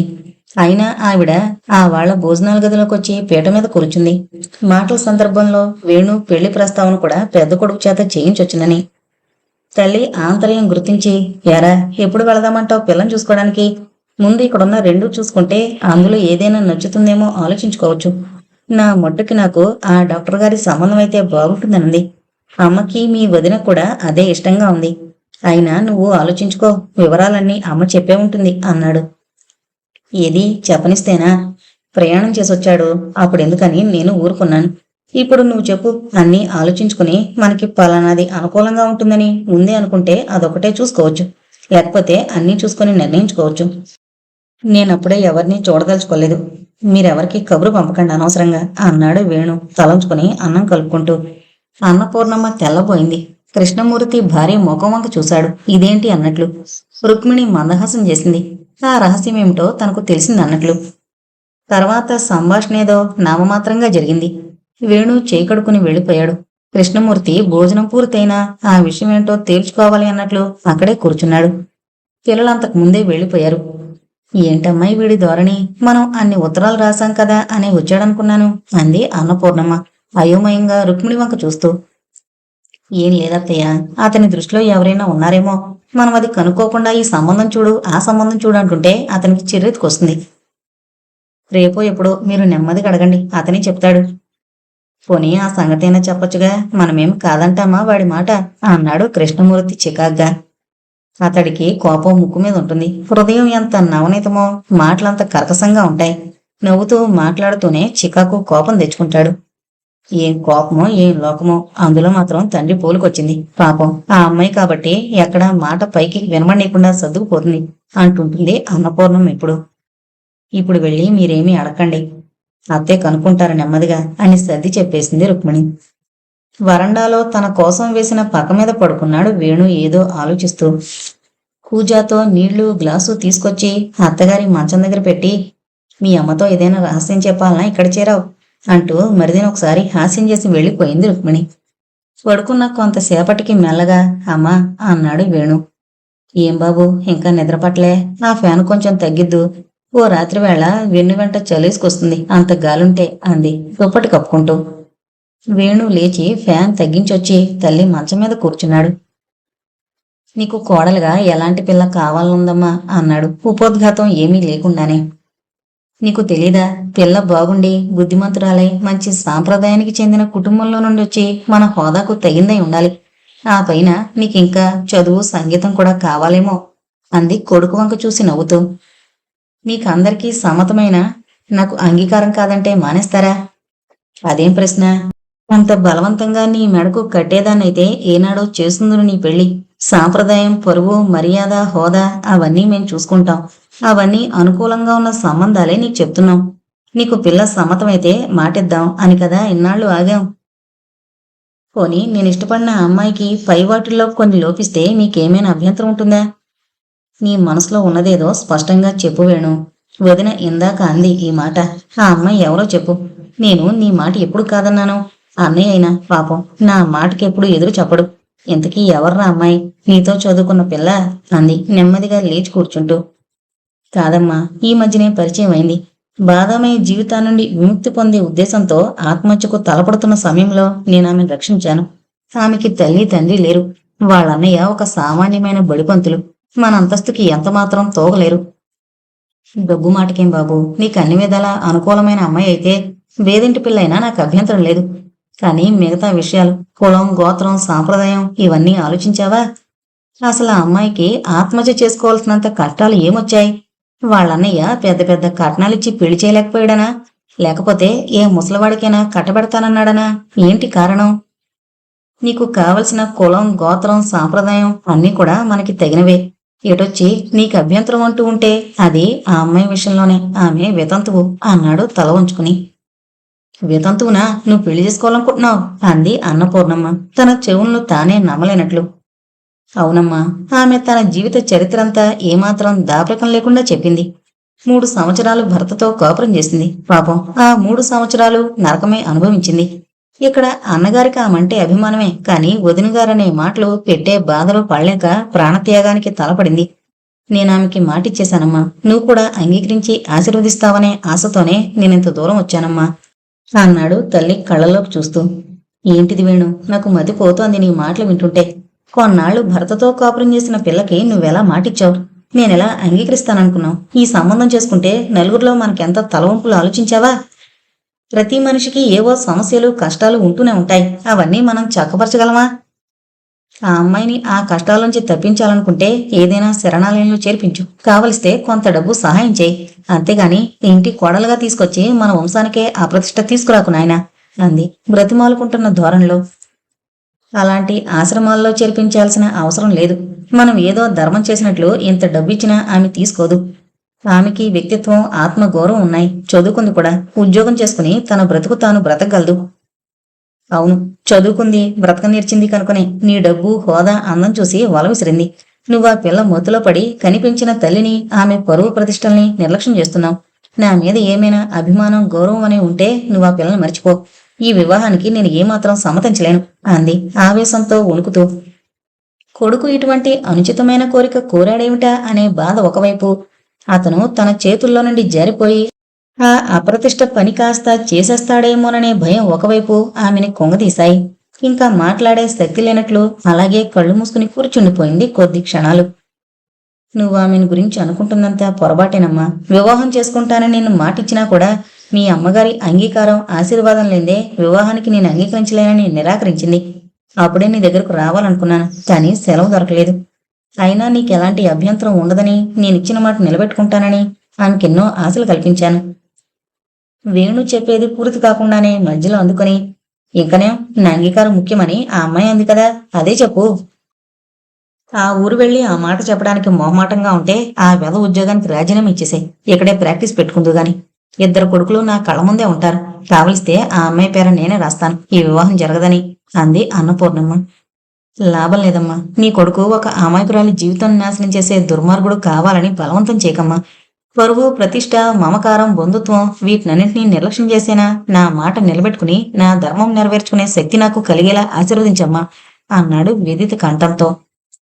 పసిపిల్లవాడిలా 2 చేతులతో తనను చుట్టేసి తల వంచుకుని నిస్సహాయంగా, నిశ్శబ్దంగా రోధిస్తున్న కుమారుణ్ణి చూసేసరికి ఆ మాతృహృదయం ద్రవించిపోయింది. అతని మాటల వల్ల జరిగింది గ్రహించుకుంది. చిన్నప్పటి నుండి ఎంతో బుద్ధిమంతుడుగా, సద్వర్తనుడుగా, ఇంటా బయట కూడా మంచి అనిపించుకున్న తన వేణు అలాంటి ఆవేశానికి, ఉద్రేకానికి లోనవుతాడని ఆమె ఎప్పుడూ అనుకోలేదు. అయితేనే చేసిన తప్పు ఒప్పుకుని అది సరిదిద్దుకోవడానికి, తన మాట నిలుపుకోవడానికి ధైర్యంగా నిలబడుతున్నాడు. అదే సరైన మార్గంగా తోచింది ఉత్తమ సంస్కారం గల ఆ ఇల్లాలికి. తెలిసింది నాయనా, నువ్వు తొందరపడ్డావేమో. అయినా నీ వల్ల ఎవరికి ఎలాంటి అన్యాయం జరగడానికి వీల్లేదు. ఎలాంటి ఆర్భాటం లేకుండా వివాహం జరిగిపోని ఆ భగవంతుడు మిమ్మల్ని ఎల్లప్పుడూ కాపాడాలని నేను ఆశీర్వదిస్తున్నాను అంది ప్రేమస్పూర్వకంగా వేణు తల నిమురుతూ. ఆమె కొనుకొలుకుల్లో 2 అసురు బిందువులు నిలిచాయి. తృప్తికి, అసంతృప్తికి నిర్వచనం చెబుతూ. జన్మ జన్మలకి నువ్వే నాకు తల్లి కావాలని నేను ఆ భగవంతుని ప్రార్థిస్తున్నానమ్మా అంటూ తల్లి 2 పాదాలు కాళ్ళకద్దుకుని వెళ్లి తన మంచం మీద పడుకున్నాడు. అతని హృదయం ఎంతో తేలికైపోయి హాయిగా ఎగురుతూ ప్రియా సందర్శనార్థం పయనమైపోయింది. గేటు తీసుకుని లోపలికొస్తోన్న పోస్టు బంట్రోతును చూసి అంజీ వరండాలోకొచ్చాడు. ఒక కవరు అతని చేతిలో పెట్టి వెళ్లిపోయాడు పోస్ట్ మ్యాన్. పై అడ్రస్ చూస్తూనే ఆశ్చర్యపోయాడు ఆంజనేయులు. రాధకి ఉత్తరాలు రాసేవారెవరున్నారు అన్నట్లు పార్వతో ఎవరో ఆవిడ స్నేహితురాలుందిగా. ఆవిడ దగ్గర నుండి తరచూ ఉత్తరాలు వస్తుంటాయని అక్కే చెప్పింది. అయినా వీళ్ళిద్దరూ అస్తమానం ఏం రాసుకుంటారో. ఏం రాసుకుంటే నాకెందుకు, ఏ గంగలో దిగితే నాకెందుకు అనుకుంటూ రాధకి ఉత్తరం ఇవ్వడానికి లోపలికి వెళ్లబోయిన వాడల్లా మళ్లీ ఒక అనవసర కుతూహలం కలగడంతో అది విప్పి చదవడానికే నిశ్చయించుకున్నాడు. తన గదిలోకి వెళ్లి ఎవరూ రాకుండా తలుపులు కొంచెం దగ్గరగా వేసి నెమ్మదిగా ఉత్తరం విప్పాడు. కింద సంతకం చూస్తూనే అతనిలో ఆశ్చర్యం, ఆగ్రహం, ఆవేశం పొంగి పొర్లాయి. ఇన్నాళ్లు వస్తున్న ఉత్తరాలని పార్వతి దగ్గర నుండి అని అక్కయ్య బావ అనుకుంటున్నారు. ఇది ఇంట్లో వాళ్లతో మహా పతివ్రతలా కబుర్లు చెప్తూ ఊళ్ళో అందరితోటి స్నేహాలు చేస్తున్నట్లుంది. ఆ వాళ్ళ కాస్త చనువుగా పలకరించబోయేసరికి నన్ను ఎన్ని మాటలంది. నిజమే, నన్ను మించిన ప్రియులు బోళ్లంత మంది ఉండగా దాని కళ్ళకనే కనిపిస్తానా అనుకుంటూ ఉత్తరం మొదలు పెట్టాడు. రాధా, నేనిక్కడికి వచ్చిన దగ్గర నుండి నీకు ఉత్తరం రాద్దామని అనుకుంటూనే అశ్రద్ధ చేశాను. ఇక్కడికొచ్చిన రోజు రాత్రే అమ్మకి మన విషయం చెప్పాను. ఆవిడ ముందు అంగీకరించలేదు. చివరికి నీకు అన్యాయం జరగడానికి వీల్లేదని నిన్ను వివాహం చేసుకోవడానికి అనుమతి ఇచ్చింది, ఆశీర్వదించింది. ఆ రాత్రి దాదాపు 12 గంటల దాకా నేను అమ్మ మంచం మీదే కూర్చుని కబుర్లు చెప్పాను. ఎలాగైతేనే కోరిక నెరవేరింది కదా అనే పట్టలేని ఉత్సాహంతో వెళ్లి పడుకున్నాను. తెల్లవారగట్ల అమ్మ మూలుగు విని త్రుళ్ళిపడి లేచి వెళ్లాను. ఒంటి మీద చేవేసి చూస్తే ఒళ్ళు కాలిపోతుంది. 2-3 సార్లు తట్టి పిలిచాను, కాని అసలు ఆవిడికి మన స్పృహ ఉన్నట్లే అనిపించలేదు. అన్నయ్యని పిలుచుకొచ్చాను. వెంటనే మా ఇంటి వైద్యుడికి కబురు వెళ్ళింది. డాక్టర్ వచ్చాడు. ఇంజెక్షన్లు, మందులు ఏమీ లోపం లేకుండానే జరిగాయి. ఎన్ని చేస్తే ఏం, ఊళ్ళెరగని జ్వరంతో వారం రోజులు తీసుకుని అమ్మ నిన్న ఉదయం మనల్ని వదిలి వెళ్ళిపోయింది. నేను సెలవు ఇంకొద్ది రోజులు పొడిగిస్తున్నాను. ఈ 10 రోజులు అయిపోయాక వస్తాను. నువ్వు మరేం కంగారు పడకు. అమ్మ అనుమతి, ఆశీర్వాదం మనకి ఉండనే ఉన్నాయి. వచ్చాక అన్ని సంగతులు మాట్లాడుకుందాం. నీ వేణు. ఉత్తరం చదివి ఆంజనేయులు తల పంకిస్తూ, ఓహో, చాలా గ్రంథమే జరిగిందన్నమాట అనుకున్నాడు.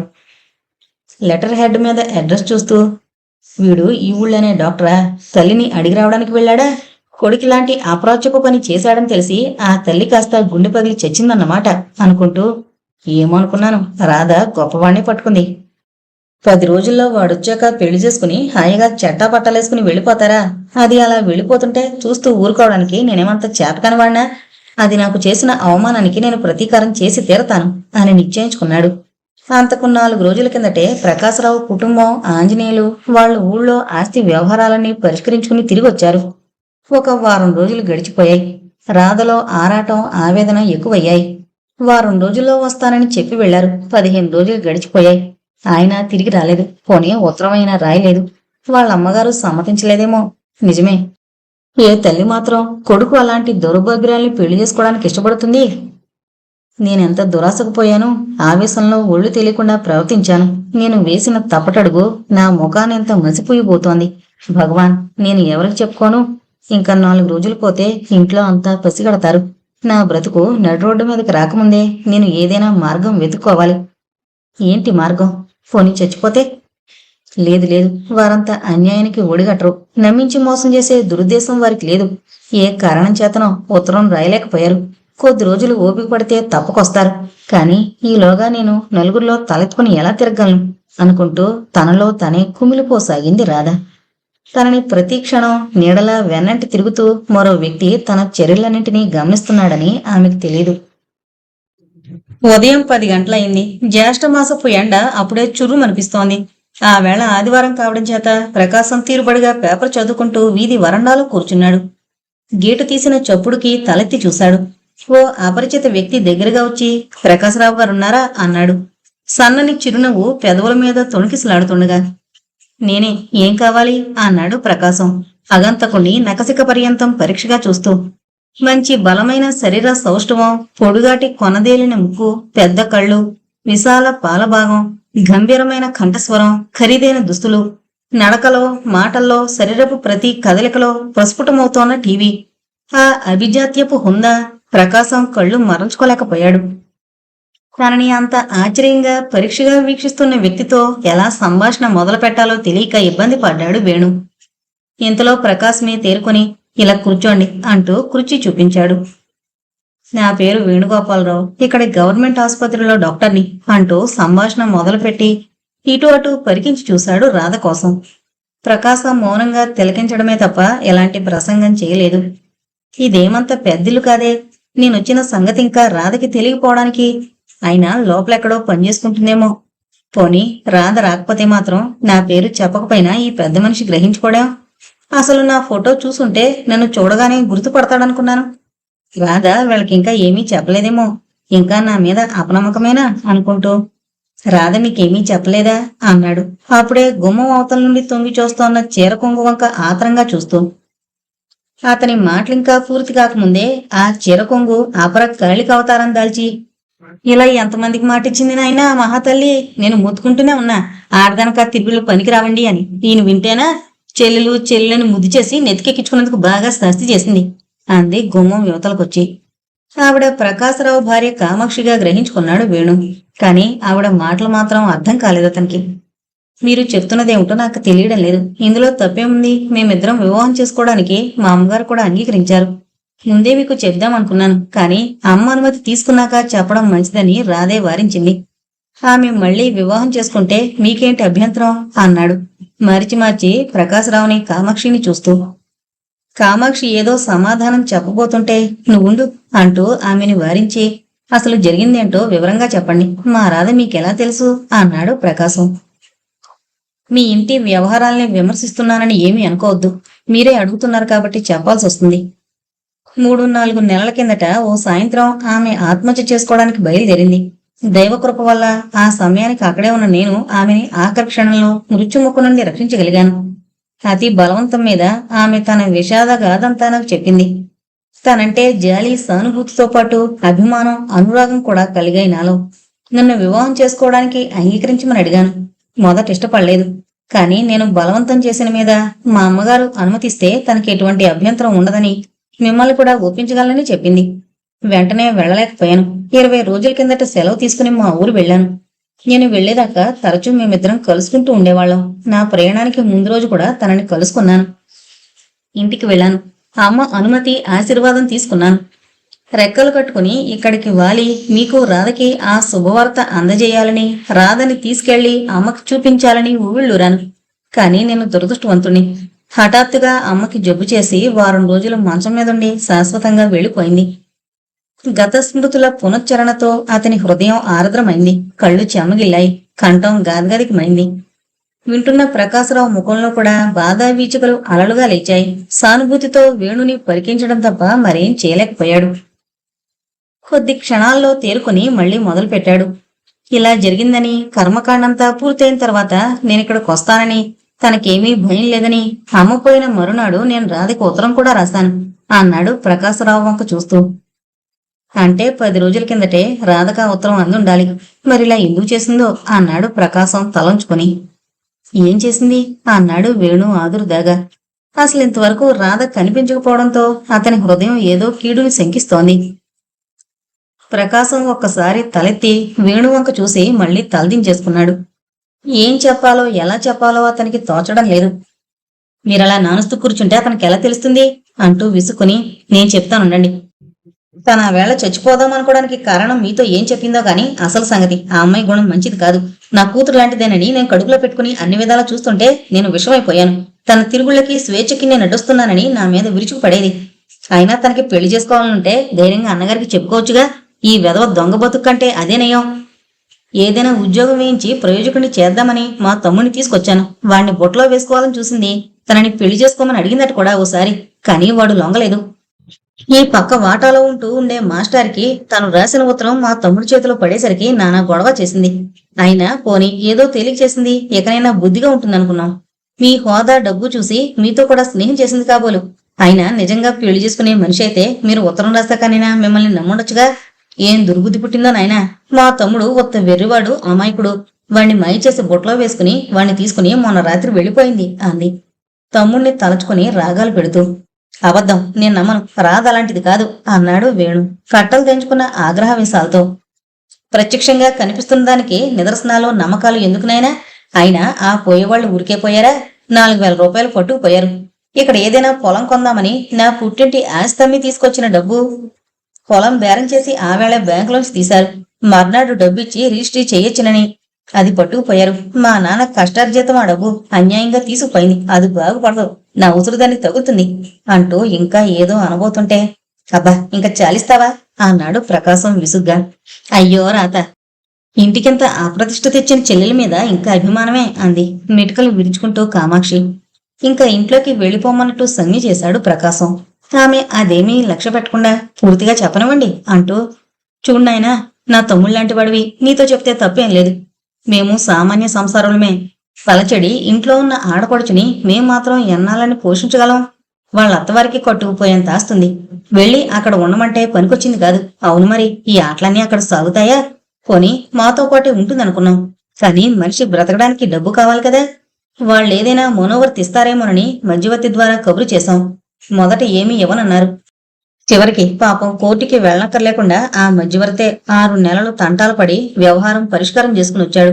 సరిగ్గా నిన్న మధ్యాహ్నం వాళ్ళ బావగారు ఆ మధ్యవర్తి 8,000 రూపాయలు పట్టుకుని ఈ ఊరొచ్చారు.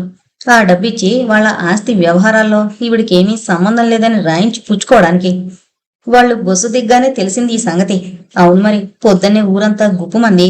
మేం దాచుకోవాలంటే మాత్రం దాగుతుందా? అయినా విషయం మా నోటి నుండే వినాలని వచ్చారు వాళ్ళు. వాళ్ళని చూడగానే ఈయన నోటంట మాట రాలేదు. అక్కడికి నేనే ధైర్యం చేసి రాధమ్మ బంధువులు ఊరెళ్ళిందని ఆ డబ్బు ఈయనకిచ్చి సంతకం పుచ్చుకోమని చెప్పాను. ఆడబిడ్డ తెలివి తక్కువ పనిచేస్తే మాత్రం ఆ మాత్రమేనా కమ్ముకోవద్దా? ఆ పళంగా పెద్ద మనుషులిద్దరూ కలిసి మమ్మల్ని నా మాటలని మొహం మీద ఉమ్మేశారనుకో, ఇంకా వాళ్ళకి రాధకి ఏమీ సంబంధం లేదని, ఒక కాని కూడా వాళ్ళ దగ్గర నుండి రాదని చెప్పేశారు. ఒకవేళ మేం బుద్ధి తక్కువ కొద్దీ కోర్టుకెక్కితే ఇలా రాధ ఎవరితోనూ లేచిపోయిందని ఈ ఊరందరి చేత సాక్ష్యం ఇప్పిస్తామని చెప్పారు. వాళ్ళు అన్ని మాటలంటున్నా ఈయన దేనికి సమాధానం చెప్పలేదు. పైగా నా నోరు కూడా నొక్కేశారు అంటూ ఆయాసం వచ్చి కాబోలు ఒక క్షణం ఆగింది. భార్యని ఏమీ అనలేక ఒకవేళ అన్న ఆ పరాయివాడి ముందు తన పొరువింకా పోతుందని తెలిసిన ప్రకాశరావు సిగ్గుతో అవమానంతో తలదించుకున్నాడు. అసలు కామాక్షి చెప్పిందంతా వేణు కర్ణపుటాలకి సోకిందో లేదో అనుమానమే. అతని తలలో రాధ గురించిన ఆలోచనలే సుళ్ళు తిరుగుతున్నాయి. ఏంటిది రాధా, ఎందుకిలా చేశావు? ఎంతమంది చెప్పినా నేను ఆ విషయం నమ్మలేకపోతున్నాను. ఇందులో పొరపాటు ఏదో ఉంది. నీ సౌశల్యంలో నాకు విశ్వాసం ఉంది. అది వమ్ము చేయకు. నా ఉత్తరం అందుకుని మీ వాళ్ళకి మన సంగతి చెప్పి వాళ్ళని కూడా అంగీకరింపజేస్తావని, చిరునవ్వుతోనే నాకు స్వాగతం పలుకుతూ వీధి గుమ్మంలోనే ఎదురవుతావని ఎన్నో ఊహించుకుంటూ ఈ ఇంట్లో అడుగు పెట్టాను. నా ఆశలన్నీ ఆవిర్లా ఎగిరిపోయాయి. అగ్నికణాలు నా హృదయాన్ని భగభగా మండించేస్తున్నాయి. నేనేం పాపం చేశానని నాకే శిక్ష? రాధా, ఒక్కసారి కనిపించి నీ మనసులో ఉన్నదేదో చెప్పు. నీకు వేరే ఉద్దేశం ఏమైనా ఉంటే నేనొక్కనాటికి అడ్డురాను. లేదు లేదు, నేను కూడా పొరపాటుగా ఆలోచిస్తున్నాను. నువ్వు తప్పుదారి తొక్కే నీచురాలివి కావు. ఆంజనేయులు ప్రవర్తనతో బ్రతుకు మీదే రోత పుట్టి ప్రాణం తీసుకోవడానికి తలపడిన నువ్వు అతనితో ఎలా వెళ్ళగలవు? ఇది నువ్వు బుద్ధిపూర్వకంగా చేసిన పని కాదు. నువ్వొక విష వలయంలో చిక్కుకున్నావు. నా ఉత్తరం నీ చేతిలో పడలేదని తెలుస్తూనే ఉంది. అయితే మాత్రం నాలో విశ్వాసం ఉంచి మరికొద్ది రోజులు వేచి ఉండకుండా ఒక నీచుడు దుర్మార్గుడు అల్లిన సాలిగుడిలో ఇరుక్కుంటావా? అక్కడ నీ బాధలు పడుతున్నావు కదా, నిన్ను నేనెలా రక్షించుకోగలను అనుకుంటూ కల్లోలిత మనస్సాగర తరంగాలలో చిక్కుపడి మౌనంగా లేచి భారంగా అడుగులు వేసుకుంటూ వెళ్లిపోయాడు వేణు. వెనుతిరిగిపోతున్న ఆజానుబాహుడైన ఆ సుందర గంభీరమూర్తిని చూస్తూ అతని పక్కనే రాధను ఊహించుకుని, రాధా, ఎంతటి అదృష్టాన్ని దేనికోసం కాలదన్నిపోయావు అనుకుంటూ బాధగా దీర్ఘంగా నిశ్వసించాడు ప్రకాశరావు. బాధగా మూసుకున్న అతని కళ్ళ నుండి అశ్రు కణాలు చెంపల మీదకి జారాయి. సరిగ్గా అదే సమయంలో హైదరాబాద్లో ఓ ఇంట్లో టెలిఫోన్ మోగింది. పార్వతి చేతిలో పని వదిలిపెట్టి వెళ్లి రిసీవర్ ఎత్తి హలో అంది. అదేంట్రాదా, నువ్విలా హఠాత్తుగా వచ్చావేమిటి? నీ దగ్గర నుండి ఉత్తరం లేదేమిటా అని అనుకుంటున్నాను. నీకేం భయం లేదు, నేను ఇప్పుడే బయలుదేరి వస్తాను. నేను వచ్చిందాకా నువ్వు అక్కడే ఉండు. టాక్సీ తీసుకుని త్వరగానే వచ్చేస్తానులే. ఇల్లు గుర్తు చెప్పినా ఈ ఊళ్ళో కనుక్కోవడం కష్టం అని ఫోన్ పెట్టేసి నేనిప్పుడే వస్తాను, పాపం చూస్తుండు అని పని మనిషికి చెప్పి గదులు తాళాలు వేసుకుని బయలుదేరింది పార్వతి. ఇప్పుడు చెప్పు, అసలేం జరిగింది? నువ్వు ఇంటి నుంచి ఎప్పుడు బయలుదేరావు అంది పార్వతి ఇంటికొచ్చిన తర్వాత రాధ కాఫీ తాగుతుంటే. చెప్పడానికి ఏముంది, నేను దురదృష్టవంతురాలి పార్వతి. ఒకటి అనుకున్నట్లు జరగడం లేదు అంది రాధ కన్నీళ్లు ఆపుకుంటూ. రాధ చెప్పబోయేది పూర్తిగా వినాలని మౌనంగా ఆమె చిన్నపోయిన ముఖం వంక చూస్తూ కూర్చుంది పార్వతి. స్నేహితురాలి రాకలోని అంతరార్థం గ్రహించుకోలేనంత అవివేకి కాదామె. ఇంట్లో ఎవరికీ చెప్పకుండా మన రాత్రి 11 గంటల ప్రాంతంలో ఇంట్లోంచి బయలుదేరాను. ఆ వేళప్పుడు స్టేషన్కి వెళితే ట్రైన్ ఏదైనా ఉంటుందో ఉండదో అని బస్టాండ్ వైపు వెళ్లాను. నా అదృష్టం కొద్దీ బెజవాడకి ఆఖరి బస్సు బయలుదేరడానికి సిద్ధంగా ఉంది. బెజవాడొచ్చాక నెమ్మదిగా స్టేషన్ చేరుకున్నాను. అక్కడ వెయిటింగ్ రూమ్ లో నిన్నంతా గడిపాను. కొంచెం యువతలకొస్తే తెలిసిన వాళ్ళు ఎవరైనా కనిపిస్తారేమోనని, అసలు అన్నయ్య వాళ్ళు నన్ను వెతుక్కుంటూ అక్కడికి వచ్చారేమోనని ఆ గదిలో నుంచి ఒక్కసారైనా బయటకు రాకుండా కూర్చున్నాను. అసలు నిన్న ఉదయమే అక్కడ బయలుదేరదామనుకున్నాను. కానీ ఒకవేళ ఆ రైలు లేట్ అయితే చీకట్లో నేను ఇబ్బంది పడ్డం, నిన్ను ఇబ్బంది పెట్టడం అవుతుందని రాత్రి దాకా అక్కడే ఉండిపోయాను అంది. చెమర్చిన కళ్ళు ఒత్తుకుంటూ. అలా మాటకు ముందు కళ్ళంట నీళ్లు పెట్టుకోకు. ఏం జరిగింది? వేణుగోపాలరావు ఊరికి వెళ్ళొచ్చాడా? వాళ్ళమ్మగారు ఇష్టపడలేదా? అయినా నువ్వు ఇంట్లో చెప్పకుండా ఎందుకొచ్చావు? అంది పార్వతి ఆలోచనల నుంచి తేరుకుని అనునయంగా. వారు ఊరికి వెళ్లి 20 రోజులు పైనే అయింది. వారం రోజుల్లోనే వచ్చేస్తానన్నారు. రాలేకపోతే ఉత్తరమైనా రాస్తానన్నారు. ఉత్తరమూ లేదు, వారు రాలేదు. నాకేంటో భయం వేస్తోంది అంది కన్నీటితో మసకబారిన కళ్లతో పార్వతిని చూస్తూ. చ, ఈ మాత్రానికే భయం ఎందుకు? వెంటనే వాళ్ళమ్మతో మాట్లాడడానికి అవకాశం కలగలేదేమో. తనకే ఎటు ఆలోచన పోవాలిపోని స్థితిలో నీకేం రాయాలో తెలియక రాయలేకపోయి ఉండొచ్చు. ఇంకో 10 రోజులు నువ్వు ఒక్కడే ఉండి చూడాల్సింది. ఇక్కడ కొత్తగా పెట్టిన స్కూల్ కదా, అంత కంగారేం లేదు. నాకు ఆ సంగతి ముందుగా రాసుంటే నేను ఈ సలహా అయినా ఇచ్చి ఉండేదాన్ని.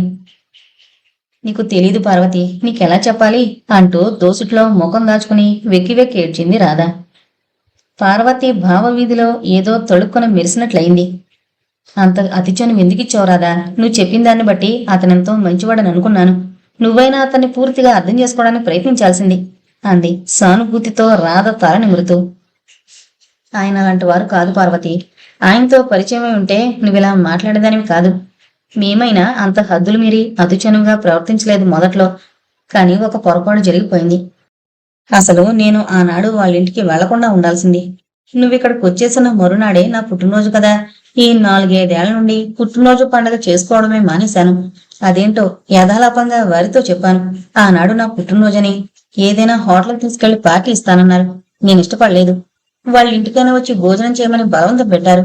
ఆయనంత అభిమానంగా పిలుస్తుంటే కాదనలేకపోయాను. పుట్టినరోజుకి బహుమతి ఏదైనా ఇవ్వాలనుందని ఇదిగో ఈ ఉంగరం నా వేలికి తొడిగారు. ఆ క్షణం ఎలాంటిదో మా మనసులో మా స్వాధీనంలో లేకపోయాయి.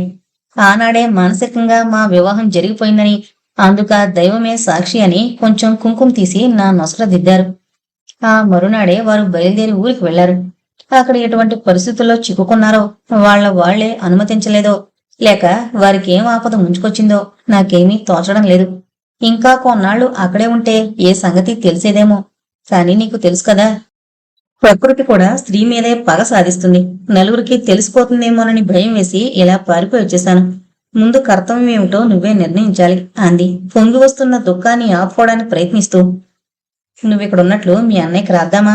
లేకపోతే వాళ్ళు నిన్ను గురించి ఇంకెలాగైనా ఊహిస్తారేమో.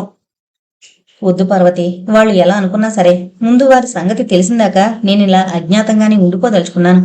ఈ లోపున నాకేదైనా బ్రతుకు తెరువు చూపించలేవా? అసలు నేనిక్కడ ఉండడం నీ కూడా తలవంపులుగా ఉంటుందేమో. ఛ, అలా ఇప్పుడు అనుకోకు. నువ్వు చెప్పిన మాటలను బట్టి అతను తప్పకుండా వస్తాడని నాకు ఆశ కలుగుతోంది.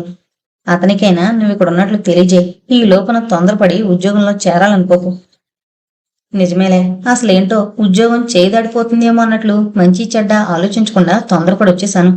ఇంకో 10 రోజులు అక్కడే ఎవరికి ఎలాంటి అనుమానం రాకుండా గడిపి వెళ్తుంది. వాళ్ళ అమ్మగారు అంగీకరించలేదేమో. వాళ్ళని ఎదిరించలేక నన్ను మరిచిపోవడానికే నిశ్చయించుకున్నారేమో అనే భయం నన్ను ఆవహించి నా చేత ఇలాంటి తెలివి తక్కువ పని చేయించింది. వారికి ఇవాళే ఉత్తరం రాస్తాను, ఆసుపత్రి అడ్రస్కి. వెంటనే రాసే, లేకపోతే మీ వాళ్ళ వలన నీ సంగతి తెలుసుకుని నువ్వు ఏమైపోయావోనని ఆందోళన పడుతుంటాడు. నీ ఉత్తరం చూసుకుంటే ఇక్కడికే వస్తాడు. సరే, నువ్వు స్నానం చేసి కాసేపు ప్రశాంతంగా పడుకో అంటూ ఓ గదిలోకి తీసుకువెళ్ళింది. అక్కడ ఓ మంచం పక్క రాధ తెచ్చుకున్న చేతి సంచి ఉన్నాయి. నువ్వు రోజు బొట్టు కూడా పెట్టుకుంటుండ్రాదా? ఇలా ఉంటే అందరికీ అనుమానం కలుగుతుంది. అసలు అయినా నువ్వు ఆనాటి నుండి రోజు బొట్టు పెట్టుకుంటూ ఉండవలసింది. నిజమే, ఇప్పుడు చాలా మంది పెట్టుకుంటూనే ఉన్నారు. నేనేంటో మొదట్లో మానేసిన దాన్ని ఇప్పుడు మళ్ళీ మొదలు పెడితే నలుగురు ఏమనుకుంటారోనని భయపడ్డాను. ఆ మరునాడు తిలకం లేని నా మొహాన్ని పదే పదే అద్దంలో చూసుకుని ఎంతో బాధపడ్డాను. నేను అలా ఉండడం వల్ల వారికి ఏదైనా కీడు జరుగుతుందేమోనని భయపడ్డాను కూడా. కానీ ఏం చేయను, నా కోరిక మనసులోనే అణుచుకున్నాను. ఇక్కడ నీకు అలాంటి గొడవలేం ఉండవులే. బాత్రూంలో వేడినీళ్ళున్నాయి, వెళ్ళు, నేను వంట పూర్తి చేస్తాను ఈ లోపున అంటూ పార్వతి వెళ్ళిపోయింది. రాధ తల దూకుని స్నానం చేసొచ్చి నొసలు నిండుగా తిలకం దిద్దుకుంటుంటే పార్వతి వచ్చింది గదిలోకి. స్నేహితురాల్ని చూసి సిగ్గుపడుతూ తల వంచుకుంది రాధ. విశాలమైన పాలభాగాన సౌభాగ్య చిహ్నమైన కుంకుమ రాగంతో ద్విగుణీకృతమైన సౌందర్య శోభతో రాగరంజితమైన ఆమె మొహాన్ని 2 చేతుల్లోకి తీసుకుని, నిన్నిలా కళకళలాడుతూ చూసి ఎన్నేళ్లైంది రాధా అంది ఆప్యాయంగా పార్వతి. గతం ఒక్కసారి స్మృతి పదం ముందు మెదిలి రాధ కళ్ళు చెమర్చాయి. అది పార్వతి కంటపడకుండా తల తిప్పుకుని, పద, నీకు వంట కూడా కాలేదేమో, నేను కూడా సాయం చేస్తా అంది. అబ్బే, నువ్వెందుకు, అసలు నా పని కూడా అయిపోయిందిలే అంటుంటే వాకిట్లో కారాగిన చొప్పుడైంది. ఎవరొచ్చారు అనుకుంటూ గదిలోంచి యువతలకొచ్చిన పార్వతికి భర్త రఘునాథరావు ఎదురయ్యాడు నవ్వుకుంటూ. అప్పుడే వెళ్ళిన పని అయిపోయిందా అంది. బయట ఎండ మరి నిప్పులు చెరిగేస్తోంది, మిగతా పని సాయంత్రం చూసుకోవచ్చునని వచ్చేశాను అంటూ మేడ మీదకి దారి తీశాడు. పార్వతి కూడా అతన్ని అనుసరిస్తూ రాదొచ్చిందండి అంది నెమ్మదిగా. తల ఉంచుకుని బూట్లు విప్పుకుంటున్న వాడల్లా చటుకున్న తలెత్తి పార్వతి మొహంలోకి చూశాడు అర్థం కానట్లు. అదే మా స్నేహితురాలు రాధను గురించి చెప్పాను కదా, అప్పుడు తనొచ్చింది ఇంతకు ముందే. ఆవిడ పెళ్లి చేసుకోబోతున్నారని చెప్పావు కదూ, ఏం జరిగింది అన్నాడు సానుభూతి చూపిస్తూ. ఏంటో కర్మ, పాపం అంటూ జరిగిందంతా చెప్పింది పార్వతి.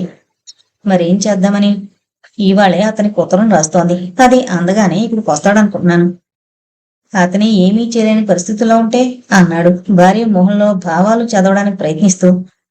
ఆ ఇంద్రమ్మ గారిని కలుసుకుని ఆ టీచర్ పోస్టు రాధకే ఇచ్చేలా చూడాలి, మన నీడన తన బ్రతుకు తను బ్రతకగలదు అంతే నిబ్బరంగా. దీనివల్ల ఎలాంటి చిక్కులొస్తాయో ఆలోచించావా?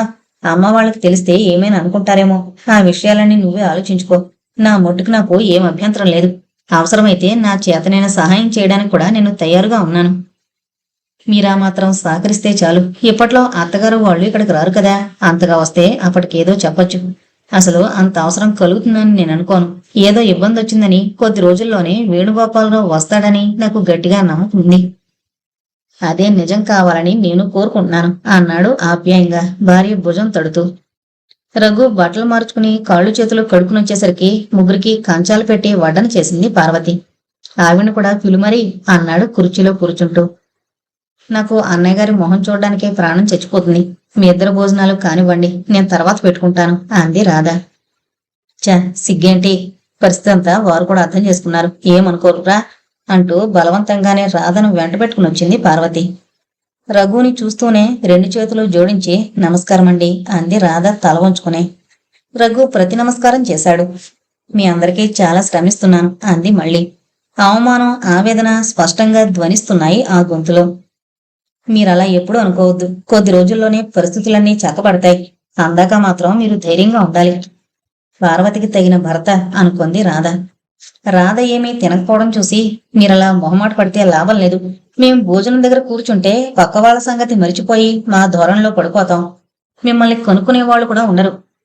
ఇది మీ స్వంత అన్న ఇల్లే అనుకుని కావలసినవన్నీ మీరే వడ్డించుకుని తినాలి, ఇక్కడంతా సెల్ఫ్ హెల్ప్ అన్నాడు నవ్వుతూ.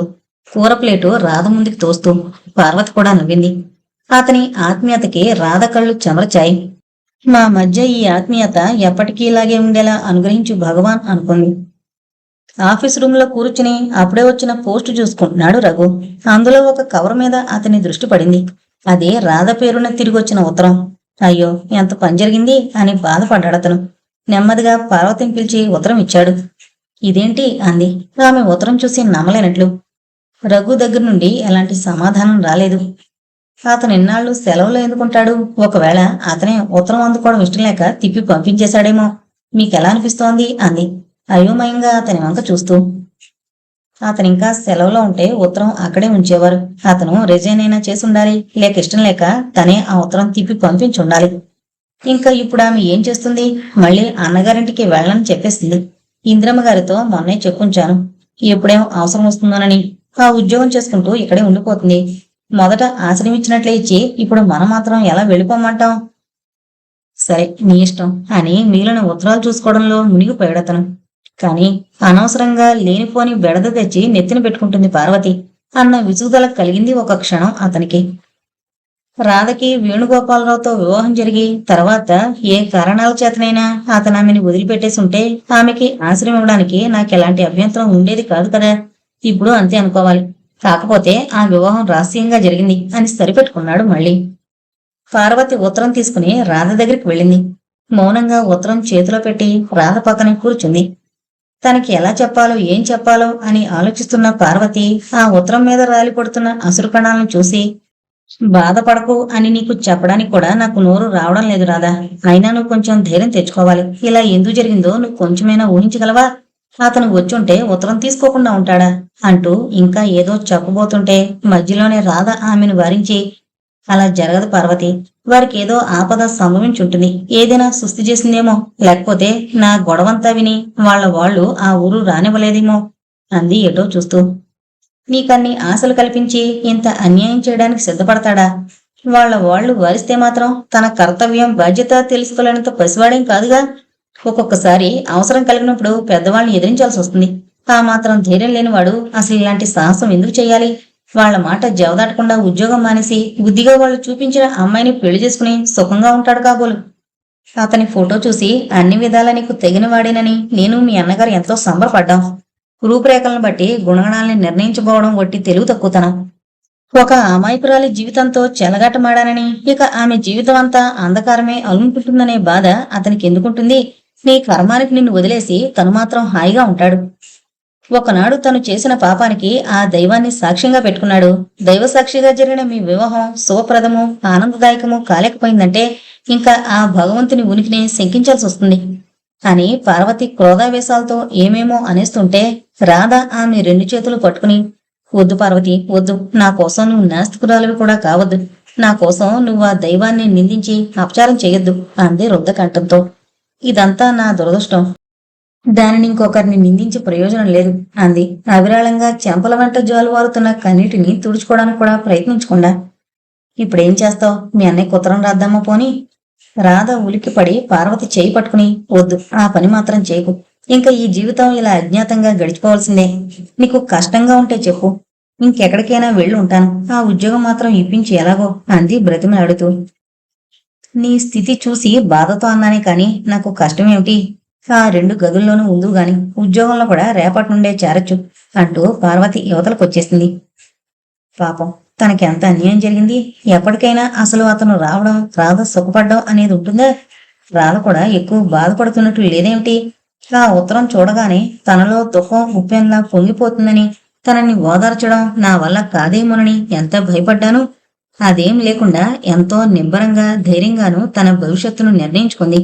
ఇది కొంత నయమే అనుకుంటూ ఏదో జ్ఞాపకం వచ్చి రాధకి చెప్పాలని ఆమె గదిలోకి వెళ్లిన పార్వతి అక్కడి దృశ్యం చూసి చలించిపోయింది. దోసిట్లో ముఖం దాచుకుని హృదయం పగిలేలా విలపిస్తోంది రాధ. పార్వతి వెళ్లి పక్కన నిలబడింది కూడా గమనించే స్థితిలో లేదు. ఈమెకి దుఃఖమే లేదా అని ఇంతవరకు ఎంత పొరపాటుగా అనుకున్నాను అనుకుంటూ నెమ్మదిగా రాధ పక్కన కూర్చుని ఆమె తల నిమురుతూ, ఊరుకోరాదా, ఏడ్చినందువల్ల లాభమేముంది అంది. ఒక్కోసారి సానుభూతి చూపించేవాళ్లుంటే దుఃఖం ఇంకా ఎక్కువ అవుతుంది. ఇప్పుడు రాధ విషయంలో కూడా జరిగింది అదే. పార్వతి ఒళ్ళో తల పెట్టుకుని వెక్కి వెక్కి ఏడుస్తూ, ఇంకా నా బ్రతుక్కి ఏడుపు కాక మిగిలిందేమిటి? ఒకనాడు నాకు అతి సమీపంగా వచ్చిన మృత్యుదేవత కూడా వెనక్కి వెళ్లిపోయింది, నన్నిలా ఏడిపించడానికేమో అంది. పార్వతి ఉలిక్కిపడి, నువ్వు నాకో మాట ఇవ్వాలి రాదా అంది 2 చేతులతో ఆమె ముఖం తన వైపు తిప్పుకొని, సన్నటి కన్నీటి పొరగుండా ఆమె కళ్ళలోకి చూస్తూ. కొద్ది క్షణాల్లో రాధ కొంచెం స్థిమితపడి కళ్ళు తుడుచుకుని, నువ్వు అడగబోయేది నాకు తెలుసులే. నీకా భయం ఏమీ అక్కర్లేదు. చచ్చిపోయేదాన్నైతే ఇంత దూరం రాకనే పోదును. ఎలాంటి పరిస్థితుల్లో కూడా ఆత్మహత్యకి తలపడనని ఒకనాడు నేను వారికి మాటిచ్చున్నాను. అది కాకుండా జీవిత పోరాటంలో పరాజయం పొంది ప్రాణాలు తీసుకోబోవడం ఎంత అవమానకరమో నేను గ్రహించాను. అయినా నేనేం తప్పు చేయలేదు. నాలో నాకు ఆ మాత్రం విశ్వాసం ఉంది. వారు ఒకనాటికైనా నన్ను వెతుకుంటూ వస్తారని, వారి ప్రతిరూపాన్ని వారికి అప్పగించే అదృష్టం నాకు కలుగుతుందని ఏదో ఆశ నా నరంలోనూ పాతుకుపోయింది.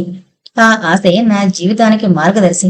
ఆ ఆశాజ్యోతి పరిచిన వెలుగుబాటులో నా భవిష్యత్తును ఊహించుకుంటూ వారి నిరీక్షణలోనే ముందు జీవితం అంతా గడపగలను అంది ఓ విధమైన వ్యధ ఆశాభావాలు మిళితమైన స్వరంతో. నిజం రాదా, అతని పట్ల నీకు గల ఈ అచంచల విశ్వాసమే నీకు శ్రీరామ రక్ష. నీకు అన్యాయం చేయడానికి ఆ భగవంతుడు కూడా శాసించలేడు. ఒకనాటికి అతను తప్పకొస్తాడు. నీ జీవితం సార్థకమవుతుంది అని రాధకి ధైర్యం చెప్పి, సాయంత్రం ఒకసారి వెళ్లి ఆ ఇంద్రమ్మ గారిని కలిసొద్దాం అని తన పనులు చూసుకోవడానికి వెళ్లిపోయింది పార్వతి. ఎండ కొంచెం చల్లబడగానే పార్వతి రాధ ఇంద్రమ్మ గారింటికి వెళ్లారు. వీళ్ళు వస్తామని ముందుగానే ఫోన్ చేసి ఉండడం వల్ల ఆవిడ వాకిట్లోనే ఎదురయ్యి అభిమానంగా పలకరించి లోపలికి తీసుకువెళ్ళింది. ముగ్గురు వెళ్లి ఓ గదిలో కూర్చున్నారు. ఆ గదిలో ఓ మూలగా చిన్న చిన్న పీటలు, జంబుకానాలు పేర్చున్నాయి. వాటి వంకే చూస్తున్న పార్వతిని ఉద్దేశించి ఆవిడ నవ్వుతూ అంది, ఇది క్లాస్ రూమ్. ఇక్కడైతే మనం అన్ని సంగతులు మాట్లాడుకోవచ్చునని ఇలా తీసుకొచ్చాను. మాకింకా ఆఫీస్ రూమ్ అని, టీచర్స్ రూమ్ అని ఏమీ లేవు. ప్రస్తుతం ఈ 2 గదులు ఈ పక్క వరండా అంతా స్కూల్కి వాడుకుంటున్నాం. ఈ నెలాఖరికి ఆ పక్క ఇంకో చిన్న యూనిట్ మొదలు పెడతాను. ప్లాను శాంక్షన్ అయింది. అది కూడా తయారైతే స్కూలు విస్తృతం చేయడానికి వీలుంటుంది. అవునులేండి, నెమ్మది నెమ్మదిగా పెద్దది చేసుకోవచ్చు. మొదటే అన్ని హంగులు కావాలనుకుంటే ఎలా? వాళ్ళిద్దరి సంభాషణ వింటూ మౌనంగా కూర్చుంది రాధ. ఆమె గుండె దడదళ్లాడుతోంది. భయంతో ఒళ్లంతా చిరుచెమటలు పోస్తున్నాయి. తల వంచుకుని నెమ్మదిగా ఎవరో చూడకుండా అరచేతుల్లో పట్టిన చెమటని రుమాలతో తుడుచుకుంటోంది. కొంతసేపు ఈ కబురు ఆ కబురు అయ్యాక, అయితే రాధని రేపటి నుంచి రమ్మంటారా అంది పార్వతి. అలాగే, రేపే అపాయింట్మెంట్ ఆర్డర్ కూడా టైప్ చేయించిస్తాను అంది ఆవిడ రాధ వంక చూస్తూ. థ్యాంక్ యూ అంది రాధ తన శక్తినంతా కూడ తీసుకుంటూ. ఎస్ఎస్ఎల్సి సర్టిఫికెట్ ఉందమ్మా అంది ఇందిరమ్మ గారు ఎంతో ఆదరంగా. తెచ్చానండి అంటూ బ్యాగ్ తెరిచి ఆ సర్టిఫికెట్ ఆమె చేతికి ఇచ్చింది రాధ. ఆమె ఏదో మాట్లాడుతూ పుస్తకం తెరిచి మార్కులు చూస్తుంటే, మీరు మార్కులు చూడక్కర్లేదు, మా రాధ ఎప్పుడూ క్లాసులో అన్ని సబ్జెక్టుల్లోనూ ఫస్టే అంది పార్వతి చిన్నగా నవ్వుతూ. ఆవిడ అలా చూస్తూనే అదృష్టం అంది యథాలాపంగా. ఆ అదృష్టం అంతటితోటే ఆగిపోయింది. ఇప్పుడున్న అంతటి దురదృష్టవంతులు ఎవరూ ఉండరు అంది రాధ బాధాతప్త కంఠంతో. దెబ్బతిన్నట్లు తలెత్తి చూసింది ఇందిరమ్మ గారు. నువ్వలా అనుకోవద్దమ్మా, కొన్నాళ్ళు ఓపిక పట్టాలంతే. మళ్ళీ ఆ అదృష్టం నిన్ను వెతుక్కుంటూ వస్తుంది. నేను నీకు తల్లిలాంటిదాన్ని. నా ఆశీర్వచనం ఊరికే పోదు. నా మాట మీద నమ్మకం ఉంచి కొన్నాళ్లు ధైర్యంగా ఉండు అంది ఆప్యాయత తొణికిసలాడుతుండగా. చల్లటి పన్నీటి జల్లు లాంటి ఆ సానుభూతి వాక్యాలకి రాధ కళ్ళల్లో నీళ్లు తిరిగాయి. ఏమో చెప్పబోయింది, కాని పూడిపోయిన కంఠం అందుకు అవకాశం ఇవ్వకపోవడంతో మౌనంగా కళ్ళతోనే కృతజ్ఞత తెలుపుకుని మళ్లీ తల వంచుకుంది. మిగతా టీచర్స్ ఏమైనా అనుకుంటారేమోనని తన భయం అంది పార్వతి ఆ ముగ్గురి మధ్య అల్లుకుపోయిన నిశ్శబ్దాన్ని భంగం చేస్తూ. ఎవరూ ఏమీ అనుకోరు. అతను పై చదువుకి విదేశాలకు వెళ్లాడని చెప్దాం. అంతవరకు ఊరికే ఉండడం ఎందుకని రాధ ఉద్యోగం చేస్తుంది అనుకుంటారు. రాధా, నువ్వెప్పుడూ నవ్వుతూ సంతోషంగా ఉండాలి. వాళ్ళందరి ముందు ఇలా విచారంగా బాధపడుతున్నట్లు మాత్రం ఉండకు. దానివల్ల వాళ్ళందరికీ లేనిపోని అనుమానాలు కలగడమే కాకుండా నీకు కలగబోయే పాపాయి కూడా శ్రేయస్కరం కాదు. ఇదిగో పార్వతి, రాధ ఎప్పుడూ సంతోషంగా ఉండి వేళపొట్టిన ఆహారం విశ్రాంతి తీసుకునేలా చూసే భారం నీదే అంది. పరిస్థితిని అర్థం చేసుకుని ఓ ఉపాధి కల్పించి ఆదరించడానికి ఇష్టపడింది. అదే 10,000 అనుకున్న పార్వతికి రాధకి ఆమె మాటలు అమిత ఆశ్చర్యాన్ని ఆనందాన్ని కలిగించాయి. ఆ భావాలు వారి వదనాల్లో ప్రతిబింబించడంతో, నా మాటలు మీకు ఆశ్చర్యాన్ని కలిగిస్తున్నాయి కదూ, నేను చెప్పింది వింటే మీ సంశయం తీరిపోతుంది అందే రుందకంఠంతో. ఆమె కళ్ళల్లో నీళ్లు తిరిగాయి. ఆమెలో కలిగిన ఈ హఠాత్ పరిణామానికి మరీ తెల్లబోయారు వాళ్ళిద్దరూ. కొద్ది క్షణాల తర్వాత ఇందిరమ్మ గారే మొదలుపెట్టింది. అవసరం వచ్చింది కాబట్టి ఇప్పుడు మీకు చెబుతున్నాను. ఇది నాకు మా వారికి తప్ప ఇంట్లో పిల్లలు కూడా తెలీదు. నాకు చెల్లెలు ఉండేది, సంధ్య అని. చాలా తెలివైంది, అందమైంది, చురుకైందిను. తను బిఏ పాస్ కాగానే పెళ్లి చేయాలని అమ్మ తొందర పెట్టింది. అయితే తన అందచందాలకి తెలివితేటలకి తగిన వాడు దొరక్క కాలేజీలు తెరవగానే ఎంఏలో చేర్పించారు నాన్నగారు. ఎప్పుడు సంబంధం కుదిరితే అప్పుడే మానిపించేయచ్చులే, ఇప్పుడు ఊరికే ఇంట్లో కూర్చోబెట్టడం దేనికి అంటూ అమ్మను సమాధానపరిచారు. ఆ ఎంఏ చదువుతుండగానే సంధ్యకు ఒక అబ్బాయితో పరిచయం అయింది. వాళ్ళ క్లాసే, కానీ మన కులం కాదు. అయితేనే వాళ్ళిద్దరూ ప్రేమించుకున్నారు. పెద్దల్ని ఎదిరించైనా వివాహం చేసుకోవడానికి నిశ్చయించుకున్నారు. ఆ వేసంగి సెలవులకి అతని ఇంటికి వెళుతూ ఎలాగైనా తల్లిదండ్రులు ఒప్పించి వారం 10 రోజుల్లో వస్తానని, వాళ్ళు ఇష్టపడకపోయినా సంధ్యని పెళ్లి చేసుకోవడం మాన్నని ఎన్నో ఆశలు కల్పించి రైలెక్కాడు. వారం 10-15 రోజులు గడిచిపోయాయి. అతను తిరిగి రాలేదు. పోనీ ఉత్తరమైనా రాయలేదు. సంధ్యలో ఆదుర్ద ఎక్కువైంది.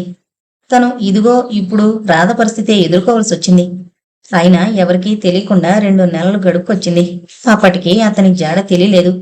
ఇంకొద్ది రోజుల్లో కాలేజీలు తెరుస్తారు. అప్పటికి ఎలాగైనా అతను వచ్చి తీరతాడని ధైర్యం చెప్పుకుందామే. కానీ ఈలోగా అనుకోని సంఘటన జరిగింది. అప్పుడు నేను కూడా అక్కడే ఉన్నాను. ఓ ఉదయం కాఫీ తాగుతూ వాంతి చేసుకుని కళ్ళు తిరిగి పడిపోయింది సంధ్య. ఇంట్లో అంతా కంగారు పడ్డాం. అన్నయ్య వెంటనే కారు వేసుకుని వెళ్లి డాక్టర్ని వెంటబెట్టుకుని వచ్చాడు. ఈలోగా సంధ్యకి తెలివొచ్చింది. తనకిప్పుడు బాగానే ఉందని, డాక్టర్ అవసరం లేదని చెప్పింది పాపం.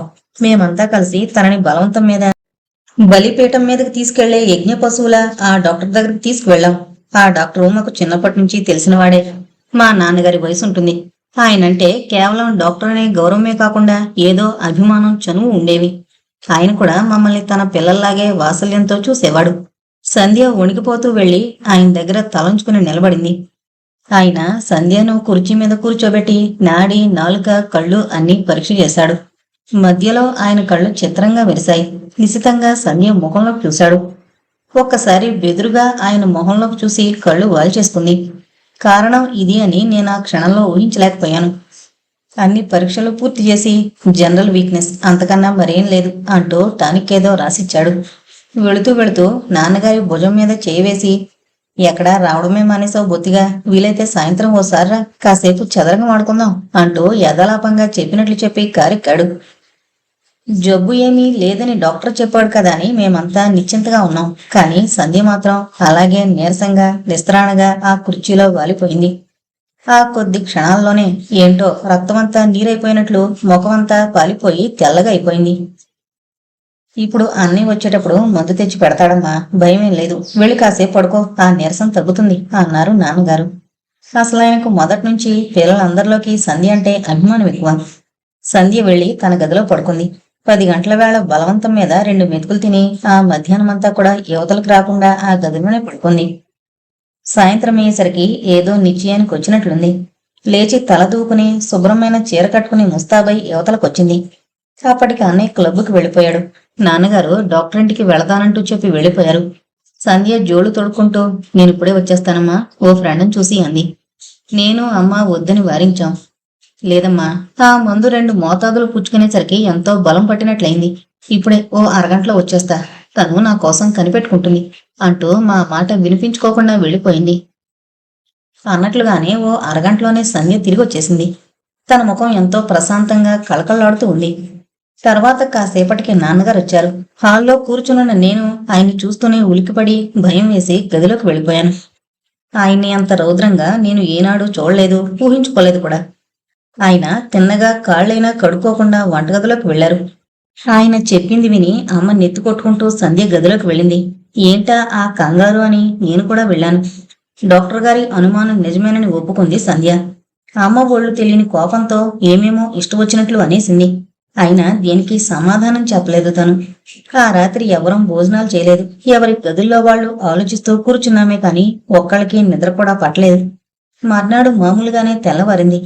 అమ్మ నాన్నగారిలో కిందటి రోజొచ్చిన కోపం కొంచెం తగ్గింది. ముందు కర్తవ్యం ఏమిటా అనే ఆలోచన వచ్చింది. పోనీ ఎలాగో ఆ సంబంధమే ఖాయం చేసి పెళ్లి జరిపించేద్దామనే నిర్ణయానికి వచ్చారు. అందరం లేచాం, కానీ సంధ్య మాత్రం లేచి బయటకు రాలేదు. నువ్వు వెళ్ళి పిలుచుకురా అని నాన్నగారు అమ్మను పంపించారు. అమ్మ గదిలోకి వెళ్లిన కొద్ది క్షణాల్లోనే అయ్యో తల్లి ఎంత పనిచేశావే అంటూ గొల్లుమంటూ ఏడుపు వినిపించింది. అందరం గదిలోకి పరిగెట్టాం. ఏముంది, సంధ్య నిశ్చలంగా నిర్మలంగా పడుకుని నిద్రపోతోంది. పెదవుల మీద చిరునవ్వు కూడా అలాగే ఉన్నట్లుంది. తర్వాత తెలిసింది, ఆ క్రితం సాయంత్రం వెళ్లి తన క్లాస్మేట్ ఎవరికో మెడికల్ షాప్ ఉంటే అతన్ని బ్రతిమాలి ఏదో వంకన స్లీపింగ్ పిల్స్ తెచ్చుకుందని. ఇలా జరుగుతుందని అతనికి మాత్రమేం తెలుసు? ఆ సాయంత్రం అమ్మ గదిలో పడుకుని ఉండుండి ఏడుస్తుంటే నేను పక్కనే కూర్చుని ఓదార్స్తున్నాను. నాన్నగారు అన్నయ్య హాల్లో కూర్చున్నారు. ఎవరిదో కొత్త గొంతు వినిపిస్తే నేను లేచి హాల్లోకి వచ్చాను. ఆ అగంతకుణ్ణి చూసి గతుకుమన్నాను. అతను 1-2 సార్లు సంధి కోసం మా ఇంటికొచ్చాడు. అతను తన క్లాస్మేట్ అని, చాలా తెలివైనవాడని, అందుకని అతని నోట్స్లు తీసుకుంటున్నానని సంధి చెప్పింది. ఆ స్నేహం ఇలా పరిణమిస్తోందని నేను ఊహించలేకపోయాను. ఏముంది, తను సంధ్య ప్రేమించుకున్నామని, తమ సంగతి వాళ్ళ నాన్నగారికి చెప్తే ఆయన అంగీకరించలేదని, ఎప్పటికైనా ఆయన మనసు మారుతుందేమోనని ఈ 2 నెలలు ఓపిక పట్టానని చెప్పాడు. ఇంకా ఆయన ఎంతకీ ఇష్టపడకపోవడంతో ఆయన్ని ఎదిరించి వచ్చేశానని, సంధ్యని పెళ్లి చేసుకుని ఇక ఆ సంవత్సరం చదువు సాగే అవకాశం లేదు కనుక ఏదైనా ఉద్యోగం చూసుకుంటానని చెప్పాడు. అతను పాపం ఎంతో బెదురుతూ చెప్పినట్టే అన్నయ్య కోపం అణుచుకోలేక ఒక్క ఉదుటున లేచి వెళ్లి ఒక చేత్తో అతని షర్ట్ కాలర్ పట్టుకుని రెండో చేత్తో ఈ చెంప ఆ చెంప వాయించేశాడు. నాన్నగారు వెళ్లి అడ్డుపడకపోతే అతను స్పృహ తప్పే వరకు అన్నయ్య అలా కొడుతూ ఉండేవాడేమో. నాన్నగారు వాళ్ళిద్దరినీ విడిపించి సంగతి సందర్భాలు అర్థం కాక అయోమయంగా చూస్తున్న అతని వంక చూస్తూ, నాయనా, అంత మంచి ఉద్దేశం ఉన్నవాడివి ఓ మూత్రం ముక్కైనా రాయకపోయావా? నీ కోసం చూసి చూసి సంధ్య నిన్న రాత్రే ఆత్మహత్య చేసుకుంది అన్నారు. నిజంగానా అన్నాడతను నమ్మలేనట్లు. నిజం కాకపోతే నీతో హాస్యమాడతామట్రా అంటూ అన్నయ్య హోంకరించాడు. ఏంటో ఎప్పటికప్పుడు రాద్దామనుకుంటూనే అశ్రద్ధ చేశాను. పైగా మా నాన్నగారు ఒప్పుకోలేదని రాయడానికి సిగ్గుపడ్డాను. నేనొచ్చాకే అన్ని సంగతులు చెప్పొచ్చు అనుకున్నాను. కాలేజీ తెరిచేదాకానైనా తను నా కోసం చూడవలసింది అన్నాడు వణుకుతున్న కంఠంతో. తర్వాత నాన్నగారు చెప్పింది విని సిగ్గుతో తల వంచుకుంటూ, నాకంత ఆలోచన లేకపోయింది. నా నిర్లక్ష్యం వల్లనే సంధ్య చనిపోయింది. నేనే తనని చంపేశాను అంటూ 2 చేతుల్లోనూ మొహం దాచుకుని గిరుక్కున వెనుతిరిగి వెళ్లిపోయాడు. అతను వచ్చి వెళ్లిన తర్వాత నాన్నగారి బాధ మరీ ఎక్కువైపోయింది. నేను కూడా ఒళ్ళు తెలియని కోపంతో దాన్ని ఏమేమో అని నొప్పించాను. కాస్త వివేకంతో ప్రవర్తించి ఆ సాయంత్రమే వాళ్ళ అడ్రస్ కనుక్కుని ఉత్తరం రాస్తానని ధైర్యం చెప్పుకుంటే అంత పని చేసేది కాదు అంటూ కుమిలిపోయారు. అమ్మ సరే సరే, తర్వాత ఎంత బాధపడినా పోయిన ప్రాణం తిరిగి రాదు కదా అంటూ ఓ దీర్ఘ నిశ్వాసం విడిచి కళ్ళు తుడుచుకున్నారు ఇందిరమ్మ గారు. ఇంతవరకు ఆ కథలో లీనమైపోయి ఆమె దుఃఖాన్ని పంచుకున్న శ్రోతలిద్దరూ జాగ్రత్తావస్థలోకి వచ్చి వాళ్ళ సంతాపాన్ని వ్యక్తం చేశారు. పాపం ఆవిడెంత బాధపడుతుందో ఆ చెల్లెల కోసం. బాధపడిన హృదయమే ఇంకొకరి బాధని అర్థం చేసుకోగలదు. అందుకే నేనంటే ఆవిడకి అంత జాలి, సానుభూతి అనుకుంది రాధ. గత స్మృతుల పునశ్చరణతో కలతబారిన అంతరంగాన్ని అదుపులోకి తెచ్చుకుని మళ్లీ ఇందిరమ్మగారే అంది. ఇది జరిగి ఇప్పటికి దాదాపు 25 సంవత్సరాలవుతోంది. అయినా ఆనాటి సంఘటనలన్నీ నాకెప్పుడో కళ్ళకి కట్టినట్లే ఉంటాయి. సంధ్య మరొక్క రోజు ఓపిక పట్టుంటే తన జీవితం ఎంత సంతోషంగా గడిచిపోయేదోనని ఊహించుకుంటుంటే చెప్పలేని బాధ కలుగుతోంది. పోనీ చదువుకుంది. కొద్ది రోజులు ఎక్కడికైనా వెళ్లి ఏ ఉద్యోగమో చేసుకుంటూ తన బ్రతుకు తాను బ్రతుకుదామనైనా తనకి తోచలేదేమో. ఆ సమయంలో అక్కడే ఉన్న నేనైనా తనకి ధైర్యం చెప్పి ఏదైనా సలహా ఇవ్వలేకపోయానే అనే బాధ ఇప్పటిదాకా నన్ను వెంటాడుతూనే ఉంది. అందుకే ఆనాడు పార్వతి నిన్ను గురించి చెప్పినప్పుడు నిన్ను ఎలాగైనా ఆదుకోవాలని, సంధ్య జీవితంలో నీ జీవితం కూడా అన్యాయం అయిపోకూడదని నిశ్చయించుకున్నాను. అందుకే ప్రస్తుతం అవసరం లేకపోయినా నిన్ను తీసుకోవడానికే నిర్ణయించుకున్నాను. ఎలాగూ వచ్చే సంవత్సరమైనా ఇంకో టీచర్ అవసరం ఉంటుంది. కాస్త ముందుగా తీసుకుంటే నీకు సహాయం చేసినట్లుంటుంది అనుకున్నాను. మీకు నా కృతజ్ఞత ఎలా తెలుపుకోవాలో తెలియడం లేదు. మీ నీడన నా జీవితం అంతా నిశ్చింతగా గడిచిపోతే చాలు అంది రాధ.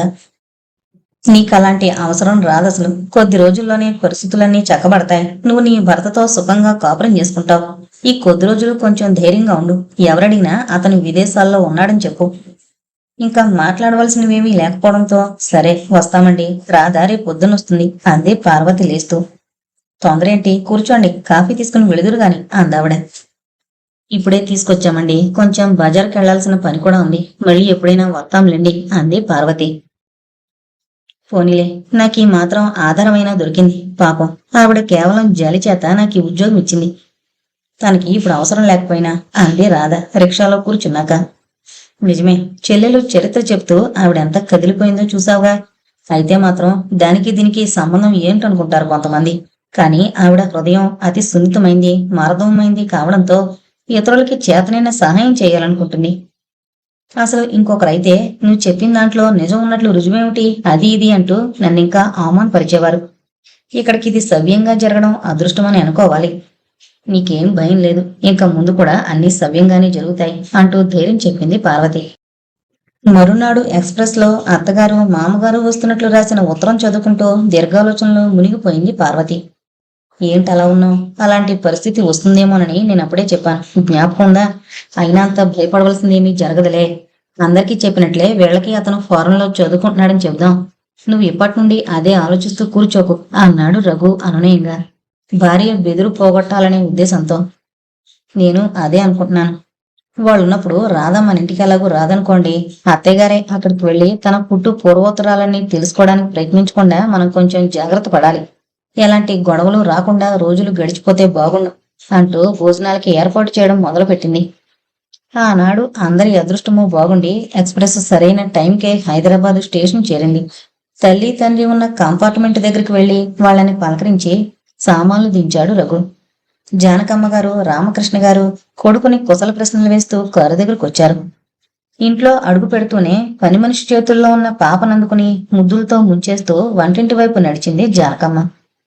వాళ్ళు వచ్చిన అలికిడి విని పార్వతి కూడా యువతలకొచ్చి అత్తగారిని మామగారిని పలకరించి వాళ్ళు కాళ్ళు కడుక్కునేందుకు బాత్రూం వైపు వెళ్ళగా తను కాఫీ తీసుకురావడానికి వంటగదిలోకి వెళ్ళిపోయింది. కాఫీ తాగి నెమ్మదిగా ఈ కబురు ఆ కబురు చెప్పుకుని వాళ్ళు స్నానాలు చేసొచ్చేలాగా వంటంతా పూర్తి చేసి భోజనాలకు ఏర్పాటు చేసింది పార్వతి. భోజనాలు కానిచ్చి గత రాత్రంతా నిద్రలేకపోవడం వల్ల కాసేపు ఓ కునుకు తీస్తామంటూ గదిలోకి వెళ్లిపోయారు జానకమ్మ గారు, రామకృష్ణ గారు. రఘు తన పని చూసుకోవడానికి వెళ్లిపోయాడు. పార్వతి కూడా భోజనం కానిచ్చి వంటగది సర్దుకుని మేడ మీదకి వెళ్లిపోయింది విశ్రాంతి తీసుకోవడానికి. ఇంకా అత్తగారు ఓ నిద్రపోయి లేచి ఇల్లంతా ఎలాగా చక్కబడతారు. అప్పుడు ఆ 2 గదుల్లోనూ ఎవరుంటున్నారని అడుగుతారు. నేను చెప్పింది నమ్మి మరింకెలాంటి గొడవ చేయకుండా ఉంటే బాగుండు అని 1000 దేవుళ్ళకి మొక్కుకుంది. మధ్యాహ్నం 3 గంటలకే కిందకొచ్చేసి కాఫీ పలహారాలు తయారు చేయడంలో మునిగిపోయింది పార్వతి. అప్పుడే నిద్రలేచి తీరుబడిగా కబులు చెప్పుకుంటున్నారు రామకృష్ణ దంపతులు వీధి వరండాలో కూర్చుని. వంటింటి దాకా వినిపిస్తోన్న ఆ లోకాభిరామాయణం మధ్యలో ఎవరు కావాలమ్మా అని అత్తగారు అడగడం, ఎవరూ అక్కర్లేదండి, నేను ఈ ఇంట్లోనే వెనకవైపు ఉంటున్నాను అని మెల్లగా రాధ సమాధానం చెప్పడం పార్వతి చెవిన పడింది. ఒక్కసారిగా ఆమెకి భయంతో సర్వాంగాలు కంపించినట్లయింది. ఎంతసేపు తను ఎదురు చూసిన భయంకరమైన క్షణం వచ్చేసింది.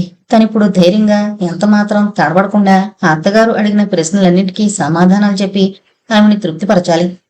తను ఒకవేళ తెలీదని తప్పించుకున్నా ఆవిడ వదిలిపెట్టదు. తిన్నగా వెళ్లి రాధని ఆవిడికి కావలసిన వివరాలన్నీ అడుగుతుంది.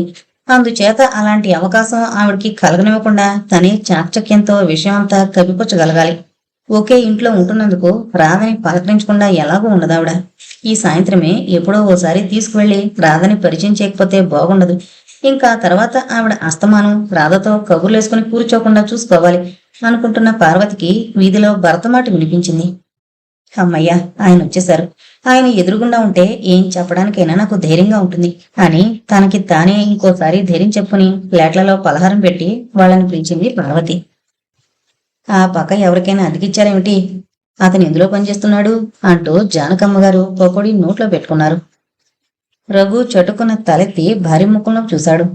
ఒక్క క్షణం పార్వతికి ఏం చెప్పాలో తోచక భయం వేసింది. కానీ చెప్పకపోతే బాగుండదని. అతను పై చదువులకి ఫారెన్ వెళ్ళాడు. అతను వచ్చిందాకా ఊరికే ఉండడం ఎందుకని ఆ అమ్మాయి ఇక్కడే స్కూల్లో టీచర్ పనిచేస్తోంది. పోనీ ఒక్కతే కదా అని ఆ 2 గదులు ఇచ్చాం అంది ఏమీ తొడకుండా. మనవాళ్లేనా అంది జానకమ్మగారు. అవును. ఏ ఊరేంటి? పాపం ఒక్కతే ఇక్కడ ఉండి ఉద్యోగం చేసుకోవడం అంటే కష్టమే. అందులోనూ వట్టి మనిషిలా కూడా లేదు. సాయంత్రం స్కూల్ నుంచి కాబోలు వస్తుంటే చూశాను. పార్వతి గుండెలు దడదళ్లాడాయి. బెదురుతూ భర్త కళ్ళలోకి చూసింది. ఏదోటి నువ్వే చెప్పేశాయి అన్నట్లు కళ్ళతోనే సంజ్ఞ చేశాడతను. కష్టమేమిట్లేండి, ఓ 10 మంది చిన్నపిల్లలకి పాఠాలు చెప్పడమేగా. పురిటి రోజుల నాటికి సెలవు పెట్టి వెళ్ళిపోతుంది. ఈ 2-3 ఏళ్లు ఒట్నే కూర్చుంటే ఏం తోస్తుంది చెప్పండి? ఏదో కాలక్షేపంగా ఉంటుందని చేరింది. నిజమేలే, జీతం రాళ్ళు చేదా ఏమిటి? ఈ రోజుల్లో చదువుకున్న ఆడవాళ్ళందరూ ఉద్యోగాలకు ఎగబడుతున్నారు. ఎక్కడో నీలాంటి వాళ్ళు తప్ప. అయితే మనవాళ్ళన్నావు కదూ, ఇంటి పేరేమిటి? పార్వతికి ఒక్కసారి తన పాదాల కింద భూమి కుంగిపోతున్నట్లు అనిపించింది. తను ఎంత తప్పిద్దామన్నా సంభాషణ అక్కడికే తీసుకొస్తుంది ఆవిడ. తర్వాత ఎలా జరిగితే అలా జరుగుతుంది. ఇప్పుడు ఏదో ఒకటి చెప్పి తీరాలి అనుకుంటూ తన నోటుకొచ్చిన పేరు చెప్పేసింది. ఆహా, అలాగా, ఎవరు అంది జానకమ్మ గారు ఆసక్తిగా కోడల వంక చూస్తూ. ఊరి పేరు విన్న ఆవిడ మొహం ఇంత చేసుకుని ఆ ఊళ్ళో ఎవరి తాలూకా అమ్మా అంది సంబరపడుతూ. పార్వతి చెప్పిన వివరాలు విన్న ఆవిడ ముఖంలో రంగులు క్షణంలో మారిపోయాయి. ఏంటి, ఈ అమ్మాయి మా దుర్గాంబ చిన్న కోడలా అంది ఇంచుమించు గర్జిస్తున్నట్లు. పార్వతి అయోమయంగా అత్తగారి వంక చూసింది. ఆవిడ ఓసారి నెత్తుకొట్టుకుని, అయ్యో రాత, దాని మొగుడు ఎక్కడికో వెళ్ళడం ఏమిటి, అది ఇక్కడ ఉద్యోగం చేయడం ఏమిటి, ఎంత బాగా నాటకం ఆడిందర్రా, మీరు దాని మాటలు నమ్మి బొట్లో పడిపోయారు అంది ఏదో పెద్ద రహస్యాన్ని కనుగొన్నట్లు. వాళ్ళు మీకు తెలుసా అంది పార్వతి జారిపోతున్న శక్తినంతా కూడ తీసుకుని. తెలియడమేమిటి, ఆ దుర్గాంబ నా మేనత్త కూతురే. దానమ్మమ్మ మా బామ్మ స్వయాన అక్క చెల్లెళ్ళు. ఇప్పుడంటే పెద్దవాళ్ళం అయిపోయాక రాకపోకలు తగ్గిపోయి అభిమానాలు పోయాయి. కానీ చిన్నప్పుడు అది నేను ఒక కంచంలో తిని ఒక మంచం మీద పడుకున్న వాళ్ళమే. పెళ్లిళ్ళై కాపురాలకు వెళ్ళాక తరచూ కలుసుకోవడానికే వీలుండేది కాదు. ఇదిగో ఆ మధ్య 2 ఏళ్లయిందనుకుంటాను, దాని చిన్న కొడుకు లారీ కింద పడి చచ్చిపడంటే ఓసారి వెళ్లి పరామర్శ చేసి వచ్చాను. అప్పటికి కోడలు వాళ్ళతో పుట్టింటికి వెళ్ళిపోయిందిలే. అయితే ఆ అమ్మాయి పుట్టిల్లు మీ ఊరేనట, మా దుర్గమ్మ చెప్పింది. నీకు తెలీదా అంది జానకమ్మ గారి విస్తుపోతూ బొగ్గలు నొక్కుంటూ. పార్వతి దగ్గర నుండి సమాధానం ఆశించకుండానే, నిజమేలే, ఏం తెలుస్తుంది, ఒక ఊరైతే మాత్రం. తెలియదు కాబట్టే ధైర్యంగా వచ్చి మిమ్మల్ని ఇల్లడిగింది. నిజానిజాలు ఎవరికి తెలుస్తాయిలే. మొదట్లో తెలియకి ఇస్తే ఇచ్చారు కానీ వెంటనే వెళ్ళగొట్టేయండమ్మా, లేకపోతే పన్నెంటి మీ సంసారంలో కూడా చిచ్చు పెట్టగలదు అని ఆవిడ ఏమాత్రం సంకోచం లేకుండా అనిస్తుంటే రఘు పార్వతులకి మనసు చివుకుమంది. కన్న కొడుకు మనసు ప్రవర్తన తెలుసుండి అంత నీచంగా ఊహించి ఆ భయాలు పైకి ఎలా వ్యక్తం చేయగలుగుతుంది అనే భావం ఇద్దరిలోనూ కలిగింది. క్రోధావమానాలతో అంతరంగం ఊడిపోతుంటే చెప్పడానికి మాటలే దొరకనట్లు అత్తగారికి ఎలాంటి సమాధానం ఇవ్వకుండా మౌనంగా నిలబడింది పార్వతి. ఆమెకి అత్తగారంటే అదివరకైనా మంచి అభిప్రాయం, అభిమానం ఏమీ లేవు. ఈ సంభాషణతో ఆమంటే ఒక విధమైన ఏహభావం కూడా తలెత్తింది. చూడమ్మా, నేను ఇలా అనుకుంటున్నానని ఏమి అనుకో. రఘు బుద్ధిమంతుడే, నాకు తెలుసు. ఆయన రోజులు ఎలా మారతాయో మనం చూడొచ్చామా? నీ ఇంటిని కాపాడుకోవాల్సిన బాధ్యత నీ మీదే ఉంది. ఇంత చదువుకున్నావు కానీ కొంచెమైనా దూరం ఆలోచించకుండా దాని మాటలు నమ్మి ఇళ్ళలు ఇచ్చావో అర్థం కావడం లేదు. ఇప్పుడైనా మించిపోయిందేం లేదు. వేరే ఇల్లు చూసుకోమని వెంటనే వెళ్ళిపోమను. మా అత్తగారు వాళ్ళు వచ్చారు, మాకే ఇల్లు చాలం లేదని చెప్పు. నీకు మొహమాటంగా ఉంటే నేనే చెప్తాను అంది జానకమ్మ గారు కోడలను ఉద్దేశించి. పొంగి వస్తున్న అభిమానం, ఆవేశం ఆమెనింక మౌనంగా ఉండలేదు. లేదత్తయ్య గారు, రాధ అలాంటిది కాదు. చిన్నప్పటి నుండి నాకు తెలుసు. తన మొదటి భర్త పోయిన సంగతి కూడా నాకు తెలుసు. తను ఈ మధ్యనే మళ్లీ పెళ్లి చేసుకుంది. అతనే విదేశంలో ఉంటున్నాడు. అతని ఊరు పేరు కూడా నాకు చెప్పింది. నాకే సరిగ్గా జ్ఞాపకం లేదు. పాత అలవాటు చొప్పున మీతో అలా చెప్పేశాను అంది. వేణుగోపాలరావు ఇంటి పేరు, ఊరు వివరాలిస్తే కర్మ కొద్దీ వాళ్లతో కూడా ఈవిడికి ఏమైనా బంధుత్వం ఉంటే కొంప మునుగుతుందనే భయంతో.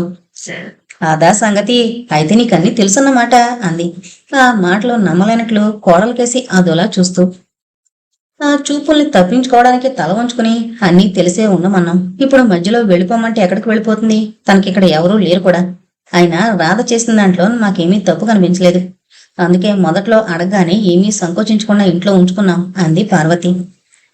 జానకమ్మ గారు మూతి 3 వంకరలు తిప్పి అక్కడి నుంచి లేచి వెళ్ళిపోయింది. కోడలికి స్నేహితురాలనట్టుగా ఇంకా మీకిష్టమే పెట్టుకున్నప్పుడు మా పెత్తనమే ఉందిలే. ఏదో పెద్దవాళ్ళం, కాస్త మంచి చెడ్డ తెలిసిన వాళ్ళం కనుక మాకు తోచింది చెప్పబోతాం.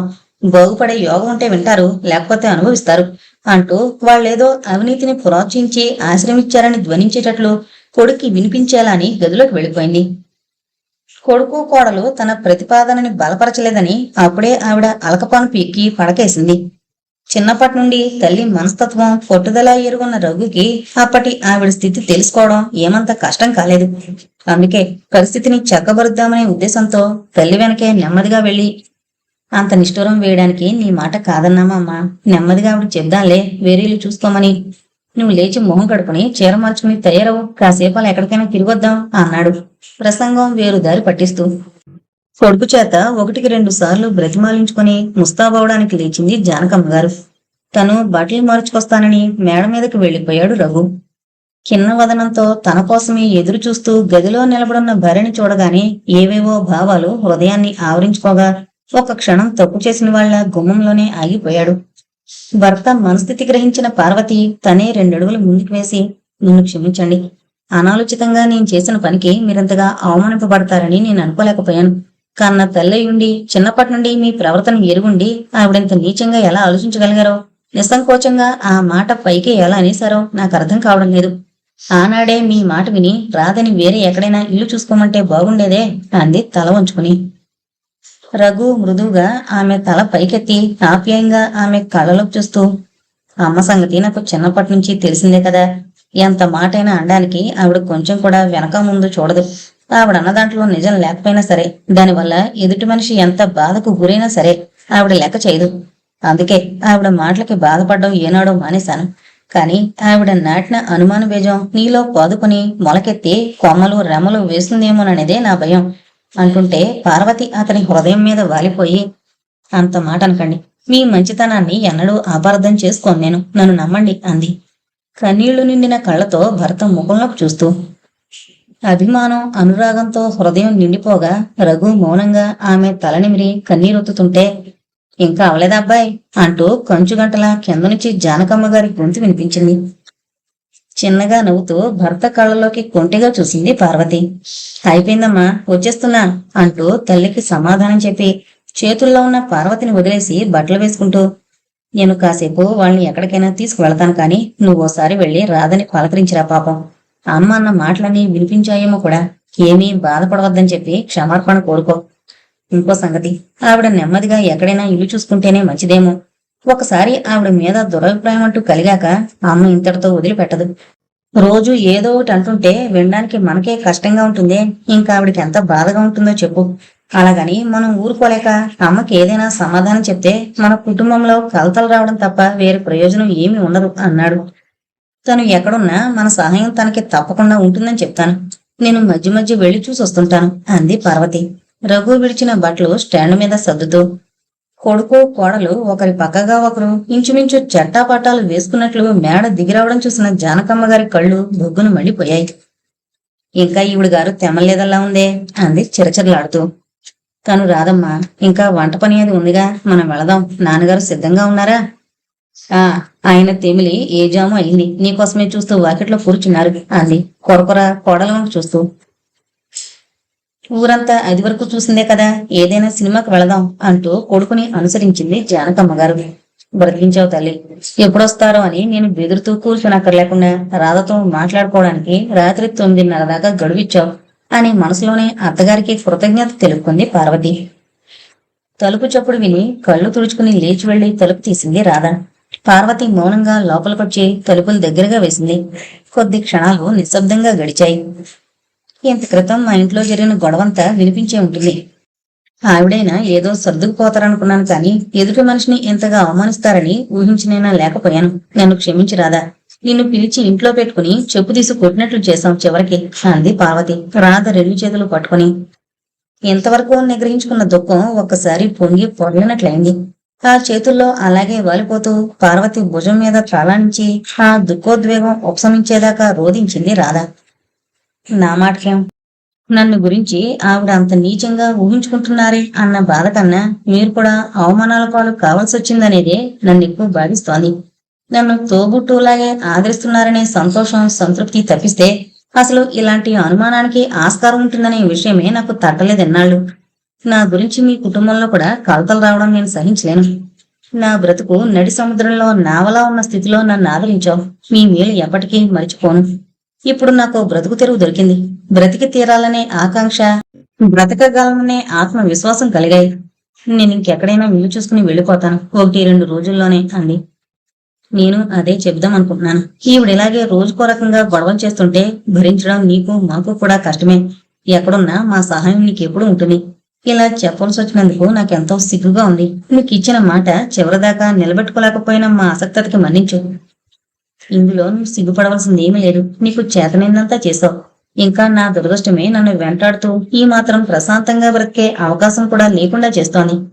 కొత్త ఇంట్లో కొత్త వాతావరణంలో ఇంకా ఎన్ని చిక్కులు పడాల్సి వస్తుందోనని తలుచుకుంటేనే ఒళ్ళు జలదరిస్తోంది. అయినా ఏది ఎలా జరగాలో అలా జరుగుతుంది. నువ్వేమీ బాధపడకు అని రాధే పార్వతికి ధైర్యం చెప్పింది. అలాగని తొందరపడి ఏదో ఇల్లు కుదుర్చుకోకు. అన్ని విధాలా అనుకూలమైన ఇల్లు దొరికేదాకా ఇక్కడే ఉండు. మరేం పర్వాలేదు. అన్నట్లు మీ ఇందిరమ్మ గారు కట్టించిన కొత్త బ్లాకుల్లో క్లాసులు పెట్టారా అంది చట్టుకుని ఏదో జ్ఞాపకం రాగా. ఇంకా అంతమంది పిల్లలేరి వచ్చే సంవత్సరం దాని అవసరం రావచ్చు. అయినా ఇంకా కొన్ని పనులు కూడా ఉండిపోయినట్లున్నాయి. ఎందుకు ఇలా అడిగావు? అది నాకు ఇస్తారేమోనన్నా. అవును, ఏం? అది వాళ్ళకి కావలిస్తే అప్పుడే నువ్వు ఇంకో ఇల్లు చూసుకోవచ్చు. 2 గదులు బాత్రూమ్ అవి ఉన్నాయిగా. పోనీ అడిగి చూస్తే సరి. వెళదాం పదా అంది పార్వతి. నువ్వు కూడా ఎందుకు? మళ్ళీ అదో గొడవ రావడానిక? నేను ఒక్కదాన్ని వెళ్ళి కనుక్కుంటానులే. మరేం భయం లేదు. అన్ని సంగతులు మాట్లాడడానికి నాకు వీలుగా ఉండాలని వాళ్ళని ప్రయాణం చేసి తీసుకుపోయారు. మా అత్తగారికి సినిమా మీద మనసు పోయింది. అందుకే మనకి కావలసినంత వ్యవధి అని లేచింది పార్వతి. పార్వతి చెప్పిందంతా విని నిర్ఘాంతపోయింది ఇందిరమ్మ గారు. అసలు మీరిద్దరూ ఈ వేళప్పుడు రాగానే ఏదో విశేషం ఉంటుందనుకున్నాను. ఉంటారమ్మా అలాంటి మనుషులు కూడా. వాళ్ళకి నచ్చ చెప్పడానికి ప్రయత్నించి ఏం లాభం లేదు.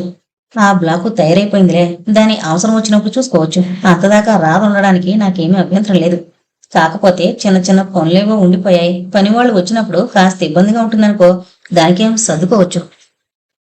మొన్ననే మంచి రోజు చూసి ఆ గదులు కడిగించి కాసిని పాలు పొంగించాం. ఇప్పుడే వచ్చి అందులో చేరొచ్చు అందావిడ. పార్వతి రాధ మోకాలు చూసుకున్నారు. ఇదేదో రుణానుబంధమే అన్న భావం కలిగింది వారికి. అవును పార్వతి, మళ్ళీ మీ వాళ్ళు వచ్చేలోగా నీళ్లు ఖాళీ చేసేస్తే బాగుంటుందేమో. ఉన్న సామాన్లో సగం పైగా నీదే కదా. మిగతాది ఓ 2-3 రిక్షాల్లో సరిపోతుంది. ఎలాగో త్వరగా సర్దుకుని వచ్చేస్తాను అంది రాధ. పార్వతి ఏ మాట చెప్పేలోగానే సరే అలాగే చేద్దాం పదా. నిన్ను మళ్ళీ ఇక్కడ దిగబెట్టి నేను ఇంటికి వెళ్ళిపోతాను అంటూ పార్వతి లేచింది.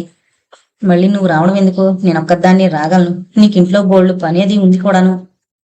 నాకు ఈ మాత్రం తృప్తైనా ఉండని. నువ్వేమీ అభ్యంతరం పెట్టకు. ఆ కాస్త వంట వాళ్ళు వచ్చేసరికి చేయలేకపోన్లే అంది పార్వతి. పార్వతి బాధపడుతోందని గ్రహించిన ఇందిరమ్మ గారు, సరే నీ ఇష్టం. నీకు ఆ మాత్రం బాధ ఉండడం సహజమే. మేమందరం వద్దని చెప్పినంత మాత్రాన పోయేది కాదు అంది. ఓ గంటలో వచ్చేస్తామని చెప్పి రాధ పార్వతి ఇంటి ముఖం పట్టారు. సోఫాలో వెనక్కి వాలి కళ్ళ మీద అరచేయి ఆనించుకుని భావనా ప్రపంచంలో మునిగిపోయిన వేణు గడి మీద మృదువైన స్పర్శ తగలడంతో ఉలికిపడి కళ్ళ మీద నుండి చేయి తీసేసి ఎదురుగా ఉన్న స్నేహితుడిని చూసి నవ్వడానికి ప్రయత్నిస్తూ సర్దుకొని కూర్చున్నాడు. ఎంతసేపైంది నువ్వు వచ్చి అన్నాడు డాక్టర్ శ్రీరామ్ వేణు పక్కన కూర్చుంటూ అతని మొహంలోకి చూస్తూ. ఆ అరగంట అయి ఉంటుందేమో అన్నాడు వేణు పరధ్యానంగానే. ఏంటో నీ బాధ, ఎంత అడిగినా చెప్పవు కదా. నీలో నువ్వే కుమిలిపోవడం తప్ప ఏదైనా కాలక్షేపమైన ఉంటే కాస్త మనుషులో పడతావేమోనని బలవంతాన్ని ఈ ఉద్యోగంలో చేర్పించాను నిన్ను. అయినా నీ బాధ నిన్ను వదలలేదు. సరే ఇదేంటో చూడు అంటూ ఓ కవరు జేబులో నుండి తీసి వేణు చేతిలో పెట్టాడు శ్రీరామ్. దాని మీద అడ్రస్ చూస్తూనే తెల్లబోతూ, ఇదేంటి, ఈ ప్రకాశ్రావు గారి తాలూకా ఎవరైనా ఇక్కడున్నారా?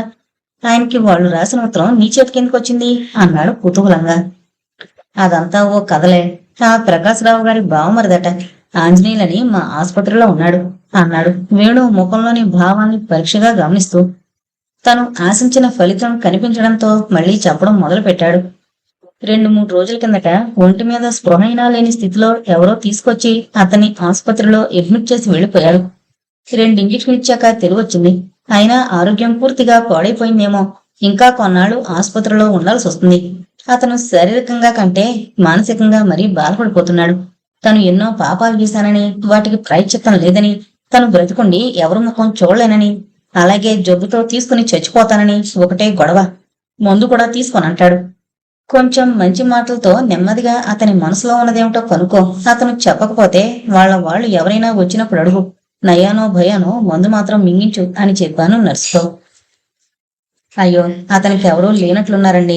అంత ఒళ్ళు తెలియని స్థితిలో ఉన్నప్పుడు కూడా అతని కోసం ఎవరూ వచ్చినట్లు లేదు అన్నదామె. అయితే అందుకే బాధపడుతున్నాడేమో. అసలు ఎక్కడున్నారో ఏంటో తెలుసుకో అని చెప్పి నేను వార్డులోంచి వచ్చేశాను. సాయంత్రం డ్యూటీ అయిపోయాక వచ్చేస్తూ మళ్ళీ ఆ నర్సుని అడిగాను యథాలాపంగా ఆ పేషెంట్ సంగతి. నేను మొదట ఎన్ని విధాలు అడిగినా ఆయన ఏమీ చెప్పలేదు.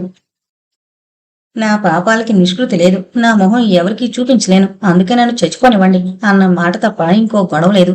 చివరికి ఎన్నో విధాల బ్రతిమలాడి ఎన్ని పాపాలు చేసినా దానికి శిక్ష అనుభవించడం అయిపోయింది కనుక ప్రాయశ్చిత్తం జరిగినట్లేనని, తను పశ్చాత్తాపడి వారిని క్షమార్పణ కోరుకుంటే ఈ ఆవేదన తగ్గిపోయి మనసు ప్రశాంతంగా నిర్మలంగా ఉంటుందని నచ్చి చెప్పాను.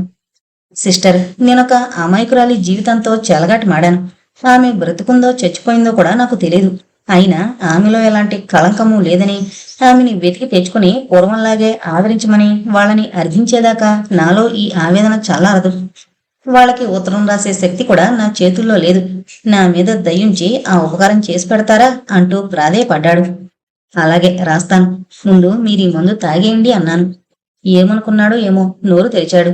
మిగతా పేషెంట్స్ అందరికీ కూడా మందులిచ్చి కాగితం కలం తీసుకుని ఓ కుర్చీ అతని మంచం దగ్గరగా జరుపుకుని తీరుబడిగా కూర్చున్నాను ఉత్తరం రాయడానికని. అబ్బా, ఎంత పెద్ద ఉత్తరమో చూడండి. దీనికి ఇంకా స్టాంపులు అతికించాలి అంటూ ఈ కవర్ చూపించింది నర్సు. సభ్యత కాదనుకుంటూనే కుతూహలం అణుచుకోలేక ఉత్తరం తీసుకుని చదివాను. ఆ ఊరు నువ్వు ఇదివరలో ఉద్యోగం చేసి వదిలేసిన ఊరే కావడంతో, అందులో ఉన్న పేరు కూడా నీదే కావడంతో కొండంత ఉత్సాహంతో నీకు చూపిద్దామని తీసుకొచ్చాను. దీనివల్ల నీ సమస్య పరిష్కరింపబడి నువ్వు అందరిలాగే సంతోషంగా ఉండగలవని అనిపిస్తోంది. తీసి చదువు అన్నాడు. వణుకుతున్న చేతులతో దాన్ని విప్పి చదువుకోవడం మొదలు పెట్టాడు వేణు. బావగారు, ఈ సంబోధన కింద సంతకం చూస్తూనే క్రోధ అసహ్యాలతో ఈ ఉత్తరం చింపి పారేయొద్దని నేను మొదట్లోనే మిమ్మల్ని ప్రార్థిస్తున్నాను. ఉత్తరం చివరిదాకా చదివితే మీకు అనేక విషయాలు తెలియగలవు. ఇందులో నన్ను క్షమించమని నేను ప్రాధేయపడడం లేదు. నేను అర్హత ఏనాడో పోగొట్టుకున్నాను.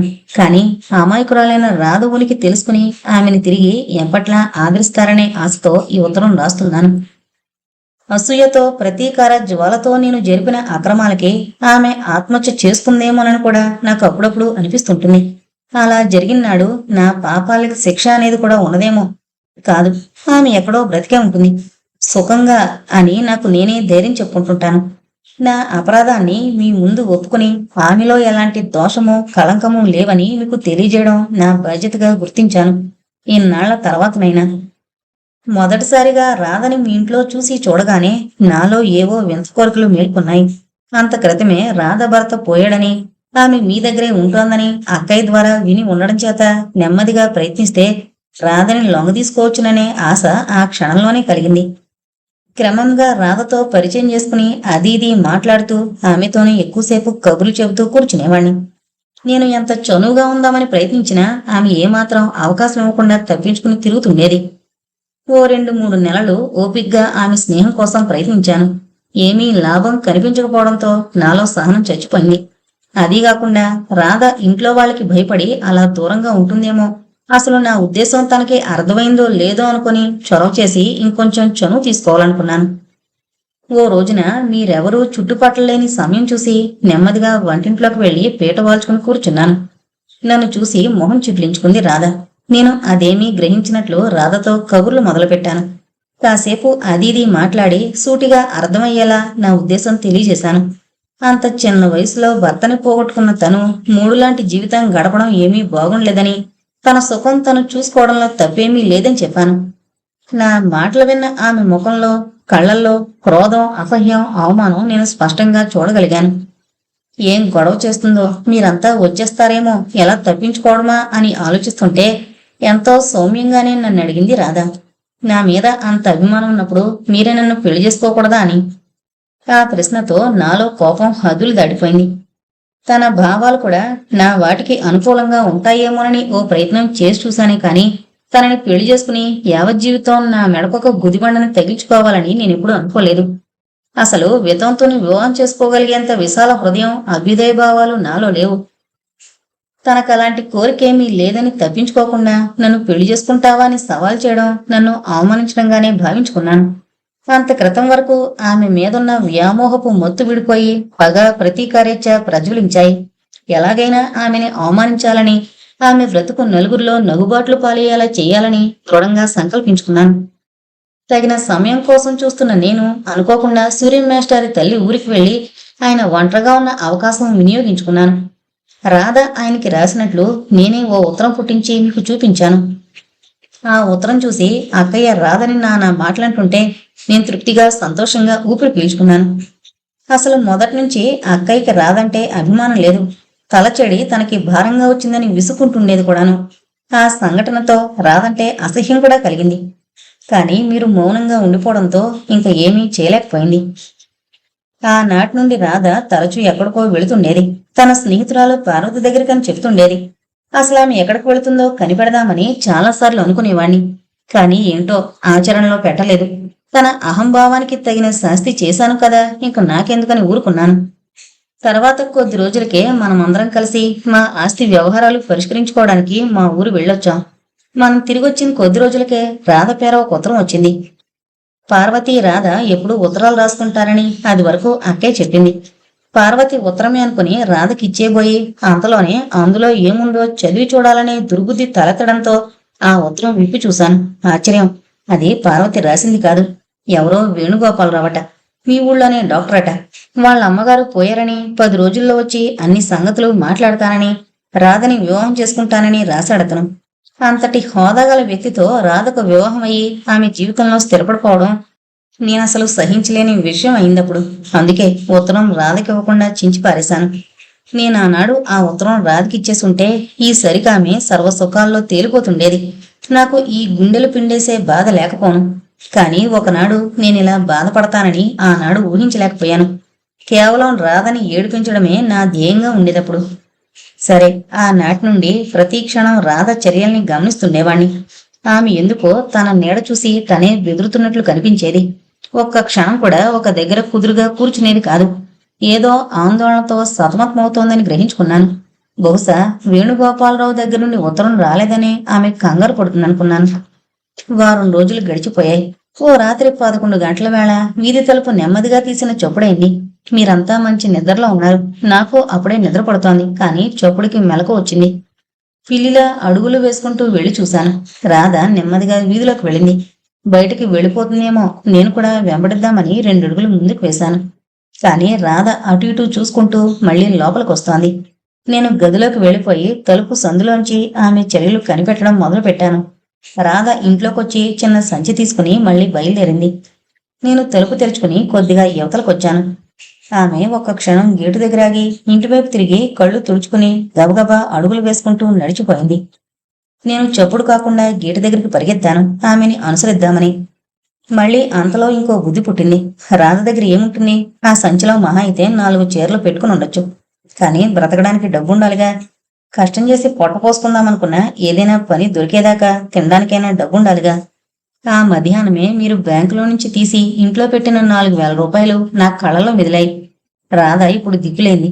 ఏకాకిగా ఈ విశాల ప్రపంచంలో తిరుగుతున్న అనాథ నాకు లొంగకేం చేస్తుంది? అయినా నేను ఆమెను పోషించలేనేమోనని నన్ను నిరాకరించొచ్చు. 4,000 రూపాయలు చూపిస్తే ఇంకా అలాంటి అనుమానం ఏమీ ఉండదు అనుకుని మళ్ళీ వెంటనే ఇంట్లోకొచ్చాను. నా పెట్టుకున్న తాళం గట్టిదని చెప్పి డబ్బు నా పెట్టిలోనే పెట్టింది అక్కయ్య. ఎలాగూ ఆ ఒక్క రాత్రి కాస్త జాగ్రత్తగా చూసుకోమని చెప్పింది. అవన్నీ నాకు అనుకూలించాయి. నెమ్మదిగా పెట్టే తాళం తీసి డబ్బు 4 జతల బట్టలు తీసుకుని ఒక సంచిలో సర్దుకుని తలుపులన్నీ దగ్గరగా వేసి నేను బయలుదేరాను. నేను ఈ పనులన్నీ చక్కబెట్టుకోవడానికి ఎంత లేదన్నా ఏ 10-15 నిమిషాలో పట్టింది. దారిలో రాధ నాకెక్కడా కనిపించలేదు. స్టేషన్కే వెళ్ళుంటుంది అనుకుంటూ నేను అక్కడికే వెళ్ళాను. ఆ వేళప్పుడు ఆ ఊరికొచ్చే రైళ్లేమీ లేవు, మరీ లేటైతే తప్ప. నేను వెళ్లేసరికే ప్లాట్ఫారం మీద రైలు ఆగుంది. మళ్ళీ బయలుదేరడానికి గంట కూడా కొట్టేశారు. ఇక నాకు రాధని వెతకడానికి టైం లేకపోయింది. ఆ ట్రైన్లోనే ఎక్కుంటుందని తర్వాత ఎక్కడైనా దిగి వెతకొచ్చు అనుకుంటూ టికెట్ అయినా తీసుకోకుండా పరుగు పరుగున వెళ్లి ఆ కదులుతున్న రైలు అందుకుని ఎలాగో ఓ పెట్టిలో కూలబడ్డాను. ఏం బాయ్, ప్రాణాలకు కూడా తెగించి పరిగెడుతూ రైలు అందుకున్నావు, ఏంటి విశేషం అంటూ భుజం తట్టిన వ్యక్తిని తేరిపారా చూశాను. గుర్తుపట్టాను. వాడు మోహన్, చదువుకునే రోజుల్లో నా స్నేహితుడు. అబ్బే ఏం లేదు అంటూ నవ్వేశాను. కొంతసేపు అయ్యాక ఎక్కడిదాకా అని అడిగాడు వాడు. నేనసలు టిక్కెట్ అయినా కొనుక్కోలేదు కదా. అయినా వాడికి ఏదో చెప్పకపోతే బాగుండదని బెజవాడ అనేసా. చూసావా, మన గమ్యం ఎప్పుడూ ఒకటే అన్నమాట, నేను అక్కడికే అన్నాడు నా చెయ్యి నొక్కుతూ. తెల్లవారుతుండగా ట్రైను బెజవాడ చేరింది.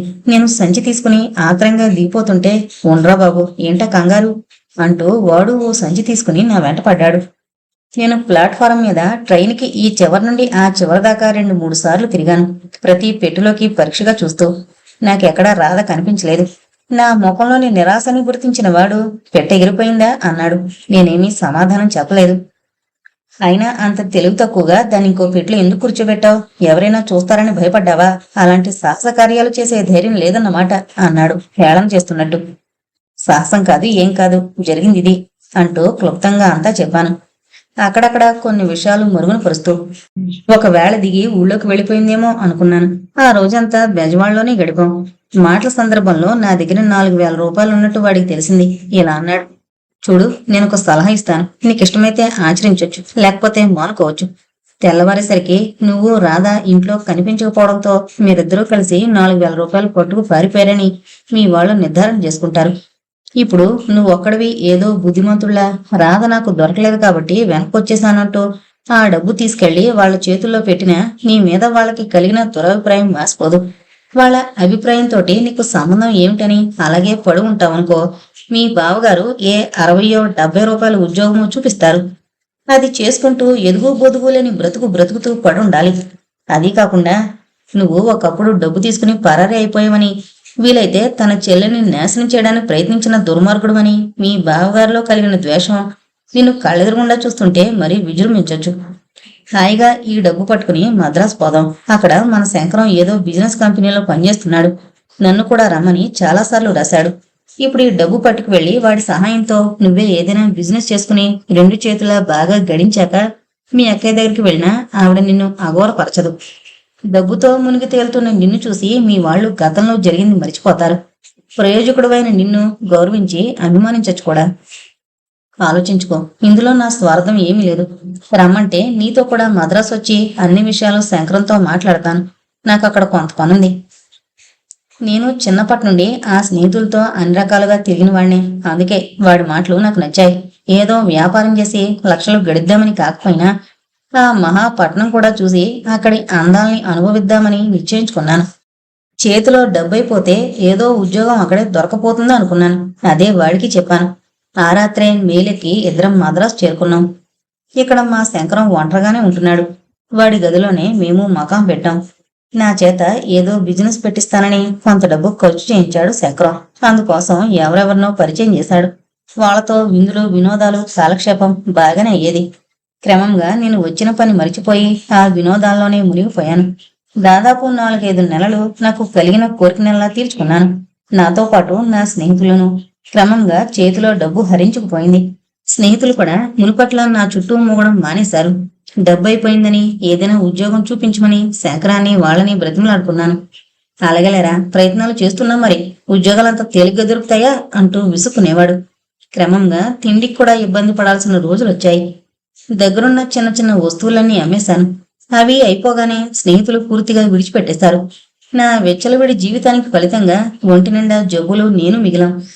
4 రోజుల కిందట ఓనాడు రాత్రి ఒళ్ళు తెలియని జ్వరం వచ్చింది. డాక్టర్ దగ్గరికి వెళ్లి ముందు తెచ్చుకోవడానికి కూడా చేతిలో డబ్బు లేకపోయింది. నా దౌర్భాగ్య స్థితికి నేనే కుళ్ళు ఏడ్చాను. ఇన్నాళ్ళు నా డబ్బు తిని ఉండడం చేతనేమో శంకరానికి జాలేసిందిలా ఉంది. నన్ను తీసుకొచ్చి ఈ ఆసుపత్రిలో పడేసినట్లున్నాడు. ఇప్పుడు నా పరిస్థితి నాకే జాలి కలిగిస్తోంది. శరీరంలో భరించలేని బాధ, చచ్చిపోతానేమో అనే భయం. అయిన వాళ్ళెవరూ దగ్గర లేకుండా ఇలా దిక్కుమాలను చావు నాకు రాసిపెట్టి ఉంది కాబోలు అనే బాధతో నాకీ దురవస్థ కలగడానికి కారణమేమిటా అని ఆత్మ విమర్శ చేసుకుంటే ఆనాడు రాధని వెంబడించడమే అనిపిస్తోంది. అందుచేతనే కదా నేను మోహన్ని కలుసుకోవడం, మద్రాసు రావడం జరిగింది. రాధని తలుచుకుంటుంటే ఆదిలో నేను ఆమెకు చేసిన అన్యాయాలు ఒక్కొక్కటే నా కళ్ల ముందు నిలబడి వికృతంగా నన్ను పలకరిస్తున్నట్లు అనిపిస్తోంది. అడుగడుగున ఆమె జీవితం కష్టాల పాలు చేసిన నాకు ఈ బాధలు శిక్ష తగినవే అనిపిస్తోంది. అయినా నేనెంత శిక్ష అనుభవించినా దానివల్ల రాధకి జరిగే మేలేమీ ఉండదు. ఆమె కష్టాలకి కారణమైన నేను, మీ అందరికీ ఆమె ఎడ దురభిప్రాయం, అసహ్యం కలిగించిన నేను ఎలాగైనా ప్రయత్నించి మీరంతా తిరిగి కలుసుకుని రాధ హృదయం అర్పించిన ఆ వేణుగోపాలరావుతో ఆమె వివాహం జరిగేలా చూసిందాకా నాకు శాంతి ఉండదు. నా ఈ రెండో కోరిక ఎంతవరకు నెరవేరుతుందో నేనే ఊహించలేకపోతున్నాను. అసలు ఆ ఉత్తరంలో రాసినట్టు అతను మీ దగ్గరకు వచ్చాడా? అతను వచ్చేసరికి జరిగిన ఘోరం తెలుసుకుని మనసు విరిచేసుకున్నాడేమోనని అనుకుంటుంటే భయం వేస్తోంది.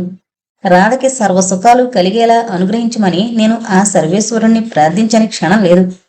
రాధకి పార్వతిని మించిన స్నేహితులెవరూ లేరనుకుంటాను. ఒకవేళ ఆమె దగ్గరికే వెళ్ళిందేమో. అక్కడ లేకపోయినా పార్వతికి అన్ని విషయాలు తెలుస్తాయని, ఆమెను కలుసుకుంటే రాధ జాడ తెలియొచ్చునని నాకు అనిపిస్తోంది. మీరు వెంటనే బయలుదేరి వెళ్లి ఆమెను కలుసుకోండి. ఈ దారుణమైన వ్యాధి నుండి బయటపడి బ్రతికుంటే నేను స్వయంగా వచ్చి మీ అందరినీ క్షమార్పణ కోరుకుంటాను. మీకు అక్కయ్యకు నా నమస్కారాలు. ఇట్లు ఆంజనేయులు. ఉత్తరం చదువుతున్నంతసేపు వేణు అంతరంగంలో అలలుగా లేస్తున్న ఆగ్రహం, ఆవేదన వీచికలు వదనంలో ప్రతిబింబిస్తుంటే తను మహత్కార్యం సాధించగలిగినట్లు తృప్తిగా నిట్టూర్చాడు శ్రీరామ్. ఉత్తరం తిరిగి మడతలు పెడుతూ, నేను ఇవాళే బయలుదేరి హైదరాబాద్ వెళ్తాను. ఇంత ఆలస్యంగా వెళుతున్నాను. రాధ అక్కడ ఉంటుందంటావా? ఏ అగాయిత్యమూ చేయలేదు కదా అని తలుచుకుంటుంటేనే ఒళ్ళు జలదరిస్తోంది అన్నాడు బాధగా కళ్ళు మూసుకుంటూ. నువ్వలా ఆధారపడకు. ఆమె అక్కడే క్షేమంగా ఉంటుంది. వారం రోజుల నాటికి ఆమెతో కలిసి సంతోషంగా తిరిగి వస్తావు అన్నాడు. సరే, నేను ఉత్తరం పోస్టు చేస్తాను అన్నాడు శ్రీరామ్ వేణు బట్టలు సర్దుకుంటుంటే. ఉండు, నేను ఓ 4 ముక్కలు రాసిస్తాను. ఆ ఉత్తరం కూడా అందులోనే పెట్టేసి పోస్ట్ చేయించు అంటూ ప్రకాశరావుకి ఉత్తరం రాస్తుంటే, ఆ చేత్తోనే నర్సింగ్ హోమ్ కి కూడా వారం రోజుల లీవ్కి అప్లై చేస్తురాయి. నేను రేపు వెళ్ళిస్తాను అన్నాడు శ్రీరామ్. రాత్రి రైలు వేళదాకా శ్రీరామ్ స్నేహితుడి కూడానే తిరుగుతూ ఉండుండి నిరాశాపదం వైపు పరుగులు తీస్తోన్న అతని మనసుని మళ్లించి ఉత్సాహాన్ని, సంతోషాన్ని కలిగించడానికి ప్రయత్నించాడు. ట్రైను కదలబోతుండగా wish you the best of luck అంటూ మృదువుగా వేణు చేయి నొక్కి వదిలేశాడు. థ్యాంక్ యూ అన్నాడు వేణు నవ్వడానికి ప్రయత్నిస్తూ. గేటు తీసుకుని లోపలికొస్తున్న అపరిచిత వ్యక్తి ఎవరా అని ఆలోచిస్తూ వీధి వరండాలోకి వెళ్లిన రఘుకి అతన్ని ఎక్కడో చూసినట్లు అనిపించింది. కానీ సరిగ్గా జ్ఞాపకం రావడం లేదు. అసలు అతను ఎవరింటి కోసం వెతుక్కుంటున్నాడో కనుక్కుందాము అనుకునేంతలో అవతల వ్యక్తి ముందు పలకరించాడు. మీరేనా రఘునాథరావు గారు అంటూ. అవునండి, రండి కూర్చోండి అంటూ సాదరంగా ఆహ్వానించి అతను చెప్పబోయేది వినడానికి సిద్ధంగా ఉన్నట్లు కూర్చున్నాడు. ఇంతసేపు ఈ వ్యక్తితో తనకి గల పూర్వపరిచయాన్ని జ్ఞాపకం చేసుకోవడానికి తీవ్ర ప్రయత్నం జరిపిన మీదట అతని మస్తిష్కంలో ఒక్క మెరుపు మెరిసినట్లయింది. అయినా అవునో కాదో అతనేం చెప్తాడో విందామని కుతూహలంగా చూశాడు. మన ఇద్దరికి పూర్వపరిచయం ఏమీ లేదు, కానీ నేను అన్వేషిస్తున్న వ్యక్తిని గురించి సమాచారం మీ వల్ల ఏమైనా తెలుస్తుందేమోనని వచ్చాను. నా పేరు వేణుగోపాలరావు అంటుంటే, ఉండండి మా ఆమెను కూడా పిలుస్తాను, తనకింకా ఎక్కువ సంగతులు తెలుస్తాయి అని నిప్పులుగా ఉన్న ఆనందాశ్చర్యాలు మిళితమైన స్వరంతో పార్వతి పార్వతి అంటూ భార్యని పిలుస్తూ పరుగున నడకతో వంటింటి వైపు వెళ్ళాడు రఘు. పార్వతి, రఘునాథరావు, నేను సరైన దగ్గరికే వచ్చాను, కానీ వీళ్ల వల్ల ఎలాంటి కబురు వినాల్సి వస్తుందో. తను చెప్పలేక భార్యని పిలుస్తున్నాడేమో అతను. అసలు రాధ ఇక్కడికి వచ్చిందో లేక ఏ అగాయిత్యానికైనా. ఇంకా ఆ పైన ఆలోచించలేక దీర్ఘంగా నిశ్వసించి అదురుతున్న గుండెలతో వారి రాకకై ఎదురు చూస్తూ కూర్చున్నాడు వేణు. భర్త చెప్పింది విని ఇది కళా నిజమా అనే భావం మనసులో మెదలగా నిజమే కావాలని 1000 దేవుళ్లకు మొక్కుకుంటూ చేతిలో పని ఎక్కడిదక్కడ వదిలేసి పరుగు పరుగున సావిట్లోకొచ్చింది. పార్వతొచ్చి కుర్చీలో కూర్చోగానే, మీకు రాధానే ఒక స్నేహితురాలుంది కదూ అన్నాడు వేణు. అవును, ఏం అంది సూటిగా అతని కళ్ళలోకి చూస్తూ. తనిప్పుడు ఎక్కడుందో చెప్పగలరా అన్నాడు వేణు. ఏం ఇంత త్వరగా జ్ఞాపకం వచ్చింది? ఆ స్వరం కొంచెం కటుగానే ఉంది. జరిగిందంతా వింటే మీరే అర్థం చేసుకోగలరు. అసలు మొదటిది చెప్పండి, రాధ ఉనికి మీకు తెలుసా? తను క్షేమంగానే ఉంది కదూ అన్నాడు ఆత్రంగా, ఆమె నుండి ఎలాంటి సమాధానం వినవలసి వస్తుందోనని భయపడుతూనే. ఇక్కడే ఉంది. ఒకనాడు మీకిచ్చిన మాటకి కట్టుబడి ఆత్మహత్య అయితే చేసుకోలేదు, కానీ జీవోత్సవంలాగే బ్రతుకుతోంది. అయినా ఆనాడు మీరు ఊరికి వెళ్లి వెంటనే ఎందుకు రాలేకపోయారు? పోనీ ఆ సంగతి ఓ ఉత్తరమైన రాయాల్సింది. వేణు ఏదో సమాధానం చెప్పబోయేంతలో వాకిట్లో నుండి అమ్మా పార్వతి అన్న పరిచితమైన కంఠం వినిపించింది. పార్వతి లేచి వరండాలోకొచ్చింది. ప్రకాశం నుదుటి మీద స్వేద బిందువుల్ని రుమాలతో ఒత్తుకుంటూ, రాధ సంగతి నీకేమైనా తెలుసామ్మా? తను క్షేమంగానే ఉంది కదూ అన్నాడు కొద్దిగా వణుకుతున్న కంఠంతో. తను క్షేమంగానే ఉంది, రా లోపలికి. వేణుగోపాలరావు గారు కూడా ఇంతకు ముందే వచ్చారు. అందరం కలిసి రాధ దగ్గరికి వెళదాం అంటూ హాల్లోకి దారి తీసింది. ప్రకాశం మాట వింటూనే వేణు కుర్చీలోంచి లేచి అతనికి ఎదురు వెళ్ళాడు చిరునవ్వుతో. ప్రకాశం అతని 2 చేతులు పట్టుకుని, మీ సహృదయతకి ఔదార్యానికి మేమెంతో రుణపడున్నాం బావగారు అన్నాడు. వేణు చిరునవ్వుతోనే సమాధానం చెప్పి ప్రకాశాన్ని రఘుకి పరిచయం చేశాడు. రాధ ఇల్లు విడిచిపెట్టిన నాడే ఆంజనేయులు కూడా వెళ్లిపోవడం, అందరూ వాళ్ళిద్దరినీ అనుమానించడం, తర్వాత 2 రోజులకే వేణు రావడం మొదలైన విషయాలు చెప్పి, ఈ ఉత్తరం చదివితే మిగతా విషయాలన్నీ మీకు తెలుస్తాయి అంటూ ఉత్తరం పార్వతి చేతికిచ్చాడు ప్రకాశం. చూడు, తను అనవసరంగా తొందరపడి పరిస్థితులన్నింటినీ ఎంత తలకిందులు చేసిందో. ఒకవేళ ఉత్తరం అందకపోతే మాత్రం ఆయన మాటల్లో విశ్వాసం ఉంచి మరికొన్ని రోజులు అక్కడే ఉండాల్సింది. పోనీ ఈ ఉద్యోగం చేయదాటిపోతుందేమో, త్వరగా వచ్చి ఇక్కడ చేరాలి అనుకున్నప్పుడు నాకు ఆ సంగతి చెప్పే రావాల్సింది. ఉద్యోగం కోసం నీ దగ్గరికి వస్తానంటే నేను మాత్రం కాదంటానా? అలా హఠాత్తుగా ఎవరికీ చెప్పకుండా వచ్చేయడం వల్ల తను ఎలాంటి అపవాదికి గురైందో చూడు. అది నమ్మినా నమ్మకపోయినా ఈ 6-7 నెలలు నేను మానసికంగా నరకబాధ పడ్డమే కాకుండా ఊళ్ళో వాళ్ళు అనే మాటలు వింటూ తలెత్తుకుని తిరగలేకపోయిననుకో. అన్నింటినీ మించి కొండంత ఆశతో తనని వెతుకుంటూ వచ్చిన బావగారికి మేమెంత ఘోరమైన వార్త చెప్పవలసి వచ్చిందో చూడు. ఎన్ని జరిగినా రాధ ఎంతో అదృష్టవంతురాలు కనుక ఈనాడు ఇలా అందరం కలుసుకోగలుగుతున్నాం అన్నాడు. నిజమే, ఇప్పుడు తీరిగ్గా కూర్చుని అన్ని విషయాలు ఆలోచించుకుంటే అలాగే అనిపిస్తోంది. కానీ ఆ సమయంలో రాధకి ఏ విషయమో ఆలోచించే శక్తి లేకపోయింది. తను తల్లి కాబోతున్నానని తెలుసుకున్న క్షణంలోనే తనేంటో బెదిరిపోయి ఎవరికీ ముఖం చూపించలేనట్లు పారిపోయి వచ్చేసింది. వింటున్న వేణు ప్రకాశాల కళ్ళల్లో ఒక క్షణం చిత్రమైన భావం ఏదో మెరిసింది. మరుక్షణమే చిరునవ్వుతో ఒకరినొకరు చూసుకున్నారు. వేణుగోపాలరావు గారి దగ్గర నుండి ఉత్తరమేమీ లేకపోవడంతో ఇక ఆయన తనని మరిచిపోయారేమో. అలాంటి సమయంలో తన సంగతి నలుగురికి తెలిస్తే అప్రతిష్ట కదా అనే ఉద్దేశంతో అజ్ఞాతంగా బ్రతకాలని ఇక్కడికి వచ్చేసింది. ఆంజనేయులు తనని వెంబడిస్తాడని, ఇలాంటి అపవాదొస్తుందని మేమెవరం ఊహించనేనా లేదు. అందుకే మీకు ఒక ఉత్తరం రాసింది ఇక్కడికి వచ్చాక. అది చూసుకునైనా మీరిక్కడికి వస్తారనే ఆశతో ఉంది కొద్ది రోజులు. కానీ ఆ ఉత్తరమే తిరిగి రావడంతో తను పూర్తిగా నిరాశ చేసుకుంది అంది వేణువంక చూస్తూ. ఆ పరిస్థితుల్లో ఇంకా ఊళ్ళో ఉండలేక ఆనాడే ఉద్యోగానికి రాజీనామా ఇచ్చేసి వెళ్లిపోయాను. నన్ను గురించి చాలా చెడ్డ అభిప్రాయం ఏర్పరచుని ఉండాలి రాదా అన్నాడు విషాదంగా నవ్వుతూ.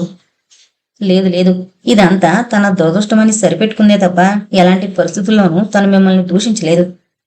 మీ వాళ్ళు బలవంతం చేసి ఇంకో అమ్మాయిని ఇచ్చి మీకు వివాహం జరిపించారేమోనని నేను అన్నప్పుడు కూడా ఎలాంటి పరిస్థితుల్లో ఉన్నా ఒక్కనాటికైనా వారు నన్ను వెతుకుంటూ వస్తారు అంటూ ఆ క్షణం కోసం జీవితం అంతా నిరీక్షిస్తూ కూర్చోవడానికి సిద్ధపడింది. ఇంకా వెళదామా మరి? అక్కడే చెప్పుకోవచ్చు అన్ని సంగతులు అన్నాడు వేణు లేస్తూ. అబ్బా ఇప్పుడెంత తొందర అంది పార్వతి. అంతా చిరునవ్వు నవ్వారు.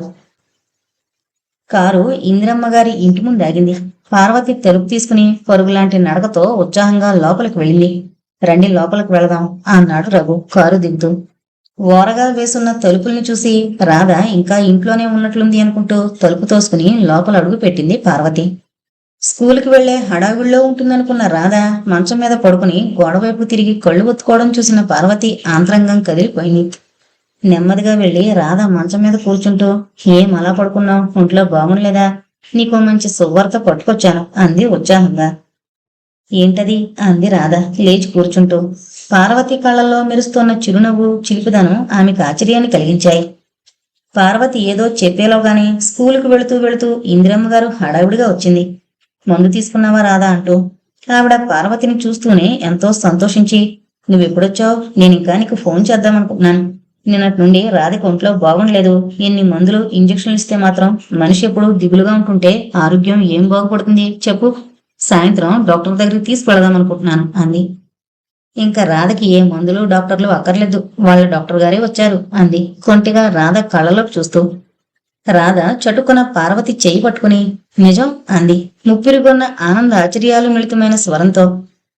ఎప్పుడొచ్చాడు? ఎక్కడున్నాడు? ఇంతసేపటిగా చెప్తావు అంత శుభవార్త అంది ఇందిరమ్మ గారు ఎంతో సంబరపడిపోతూ. ఇంతలోనే రఘు, అతని వెంట ప్రకాశం, వేణు గదిలో అడుగు పెట్టారు. అలికిడి విని అటు తిరిగిన రాధ వదనంలో 1000 జ్యోత్స్నలు వెలుగొందాయి. సంతోష సంభ్రమాలతో గొంతు నిండిపోగా అతి ప్రయత్నం మీద వచ్చారా అంది కంపించిపోతున్న అదరాల్ని అదుపులోకి తెచ్చుకోవడానికి ప్రయత్నిస్తూ.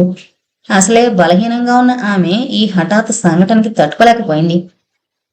సర్వాంగాలు అనిర్వచనీయమైన అనుభూతితో కంపించిపోతుంటే మాటలుడిగి చేష్టలు దక్కి కళ్ళు మూతలు పడిపోగా అలా పార్వతి భుజం మీద వాలిపోయింది. వేణు కంగారుగా ముందుకొచ్చి ఆమె చేయి పట్టుకుని చూశాడు. ఇందిరమ్మగారు ఆదురుదాగా పక్క గదిలోకి పరిగెట్టుకు వెళ్లి గ్లాసుతో నీళ్లు తెచ్చింది రాధముఖం తొడవడానికి. కొద్ది క్షణాల్లోనే రాధ తెప్పరిల్లింది. జలజల రాలిపోతున్న ఆనందాసరువుల్ని ఒత్తుకుంటూ బరువుగా కళ్ళు విప్పి చూసింది. ఎదురుగా వేణు తన వంకే ఆదురుదాగా చూస్తూ నిలబడున్నాడు. తన చెయ్యి అతని చేతిలో ఉంచింది. ఆ పక్కనే ప్రకాశం, ఇందిరమ్మగారు, పార్వతి, రఘు ఉన్నారు. అందరి మొహాల్లోనూ ఆందోళన వ్యక్తమవుతోంది. రాధ సిగ్గుపడి తన చెయ్యి తీసేసుకుంటూ, ఏంటో నా ఒళ్ళు నాకు తెలియలేదు అంది లేవబోతూ. లేవకు, కొంచెంసేపు అలాగే కూర్చో, మేమీ కుర్చీలో కూర్చుంటాంలే అన్నాడు ప్రకాశం ఆప్యాయంగా చెల్లెలి తల నిమురుతూ. ఇందిరమ్మగారు, పార్వతి రాధ పక్కనే మంచం మీద కూర్చున్నారు. రాధ ఇల్లు విడిచిన తర్వాత జరిగిన సంఘటనలన్నీ వాళ్ళందరి సంభాషణలో చరివిత చరవణమవుతున్నాయి. చిచ్చి, ఇలాంటి అపవాదికి అవకాశం కల్పించుకున్నాను అంది రాధ సిగ్గుతో కుచించుకుపోతూ. ఆమె ఏదో అడగాలనుకుంటూనే సంకోచిస్తుందని గ్రహించిన పార్వతి, ఆ దుర్ఘటన గురించి విన్నప్పుడు మీరు రాధని గురించి ఏమనుకున్నారు అంది వేణుని చూస్తూ. ఏముంది, రాధ బుద్ధిపూర్వకంగా అలాంటి పని చేసి ఉండదని, ఏదో విషవలయంలో చిక్కుకుందని అనుకున్నాను. నా ఉత్తరం ఆంజనేయ చేతిలో పడుంటుందని, అందులో విషయాలు ఆధారంగా ఏదో కల్పించి చెప్పి అతను రాధని బ్లాక్మెయిల్ చేసి ఉంటాడని అనుకున్నాను అని అతను సహజమైన శాంత స్వరంతో చెప్తుంటే శ్రోతల విస్మయానందాల్లో మునిగిపోయి, తాము వింటోంది నిజమేనా, తాము చూస్తోంది సామాన్య మానవుండేనా అనే భావంతో కొద్ది క్షణాలు తాము మరిచిపోయారు. అంతటి విశాల దృక్పథంతో ఆలోచించగలిగే వ్యక్తులే అరుదు. కంటికి కనిపించింది, చెవులకి వినిపించిందే నిజమనుకుంటాం కానీ ఇలా తార్కిక జ్ఞానంతో పూర్వాపరాలను సమన్వయపరచడానికి మనలో చాలా మంది ప్రయత్నించాం. ఎంత దాకాను ఎందుకు, నేనే ఆ పరిస్థితుల్లో ఉంటే తప్పకుండా రాధని అపార్థం చేసుకునేవాణ్ణి.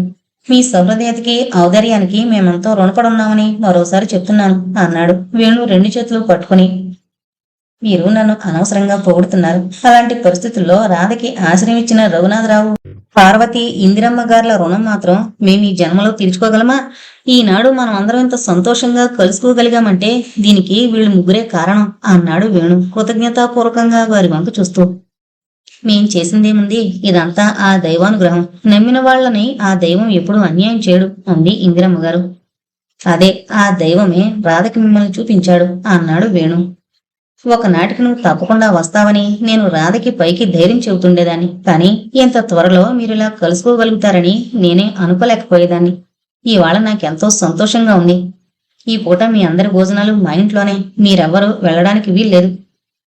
వీళ్ళుంటారు, మేం కూడా ఎందుకు, నా వంట అయిపోయింది కూడాను అంది పార్వతి.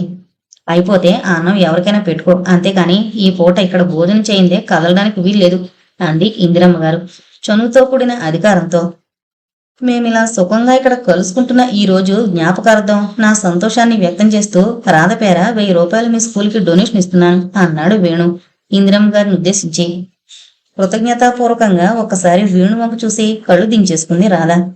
రాధ చాలా అదృష్టవంతురాలు అంది ఇందిరమ్మ గారు. పుట్టబోయేవాడి కోసం ఇప్పటి నుంచే సీటు రిజర్వ్ చేసి పెట్టుకుంటున్నారన్నమాట అంది పార్వతి నవ్వుతూ. రాధ సిగ్గుతో ముడుచుకుని పోయింది. భోజనాల ఏర్పాటు చేసొస్తానంటూ ఇందిరమ్మ గారు వెళ్లిపోయింది. పార్వతి వాళ్ళు కూడా లేవబోతుంటే రాధ పార్వతి 2 చేతులు తన చేతుల్లోకి తీసుకుని, నీకు ఎలా కృతజ్ఞత చెప్పుకోవాలో తెలియడం లేదు. ఈనాడు నేనింత ఆనందంగా ఉండగలుగుతున్నానంటే దానికి కారణం మీ దంపతులే.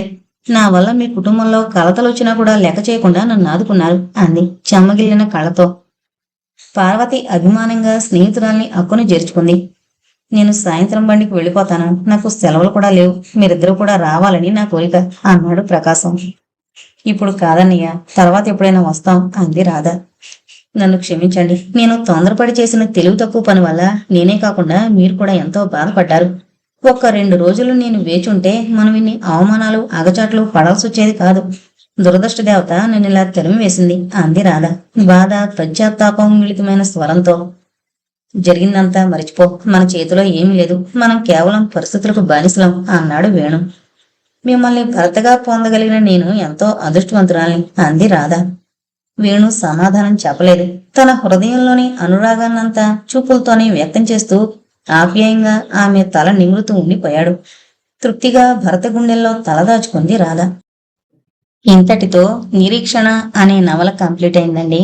దయచేసి మన ఛానల్ను అందరూ సబ్స్క్రైబ్ చేసుకోగలరు. Thank you.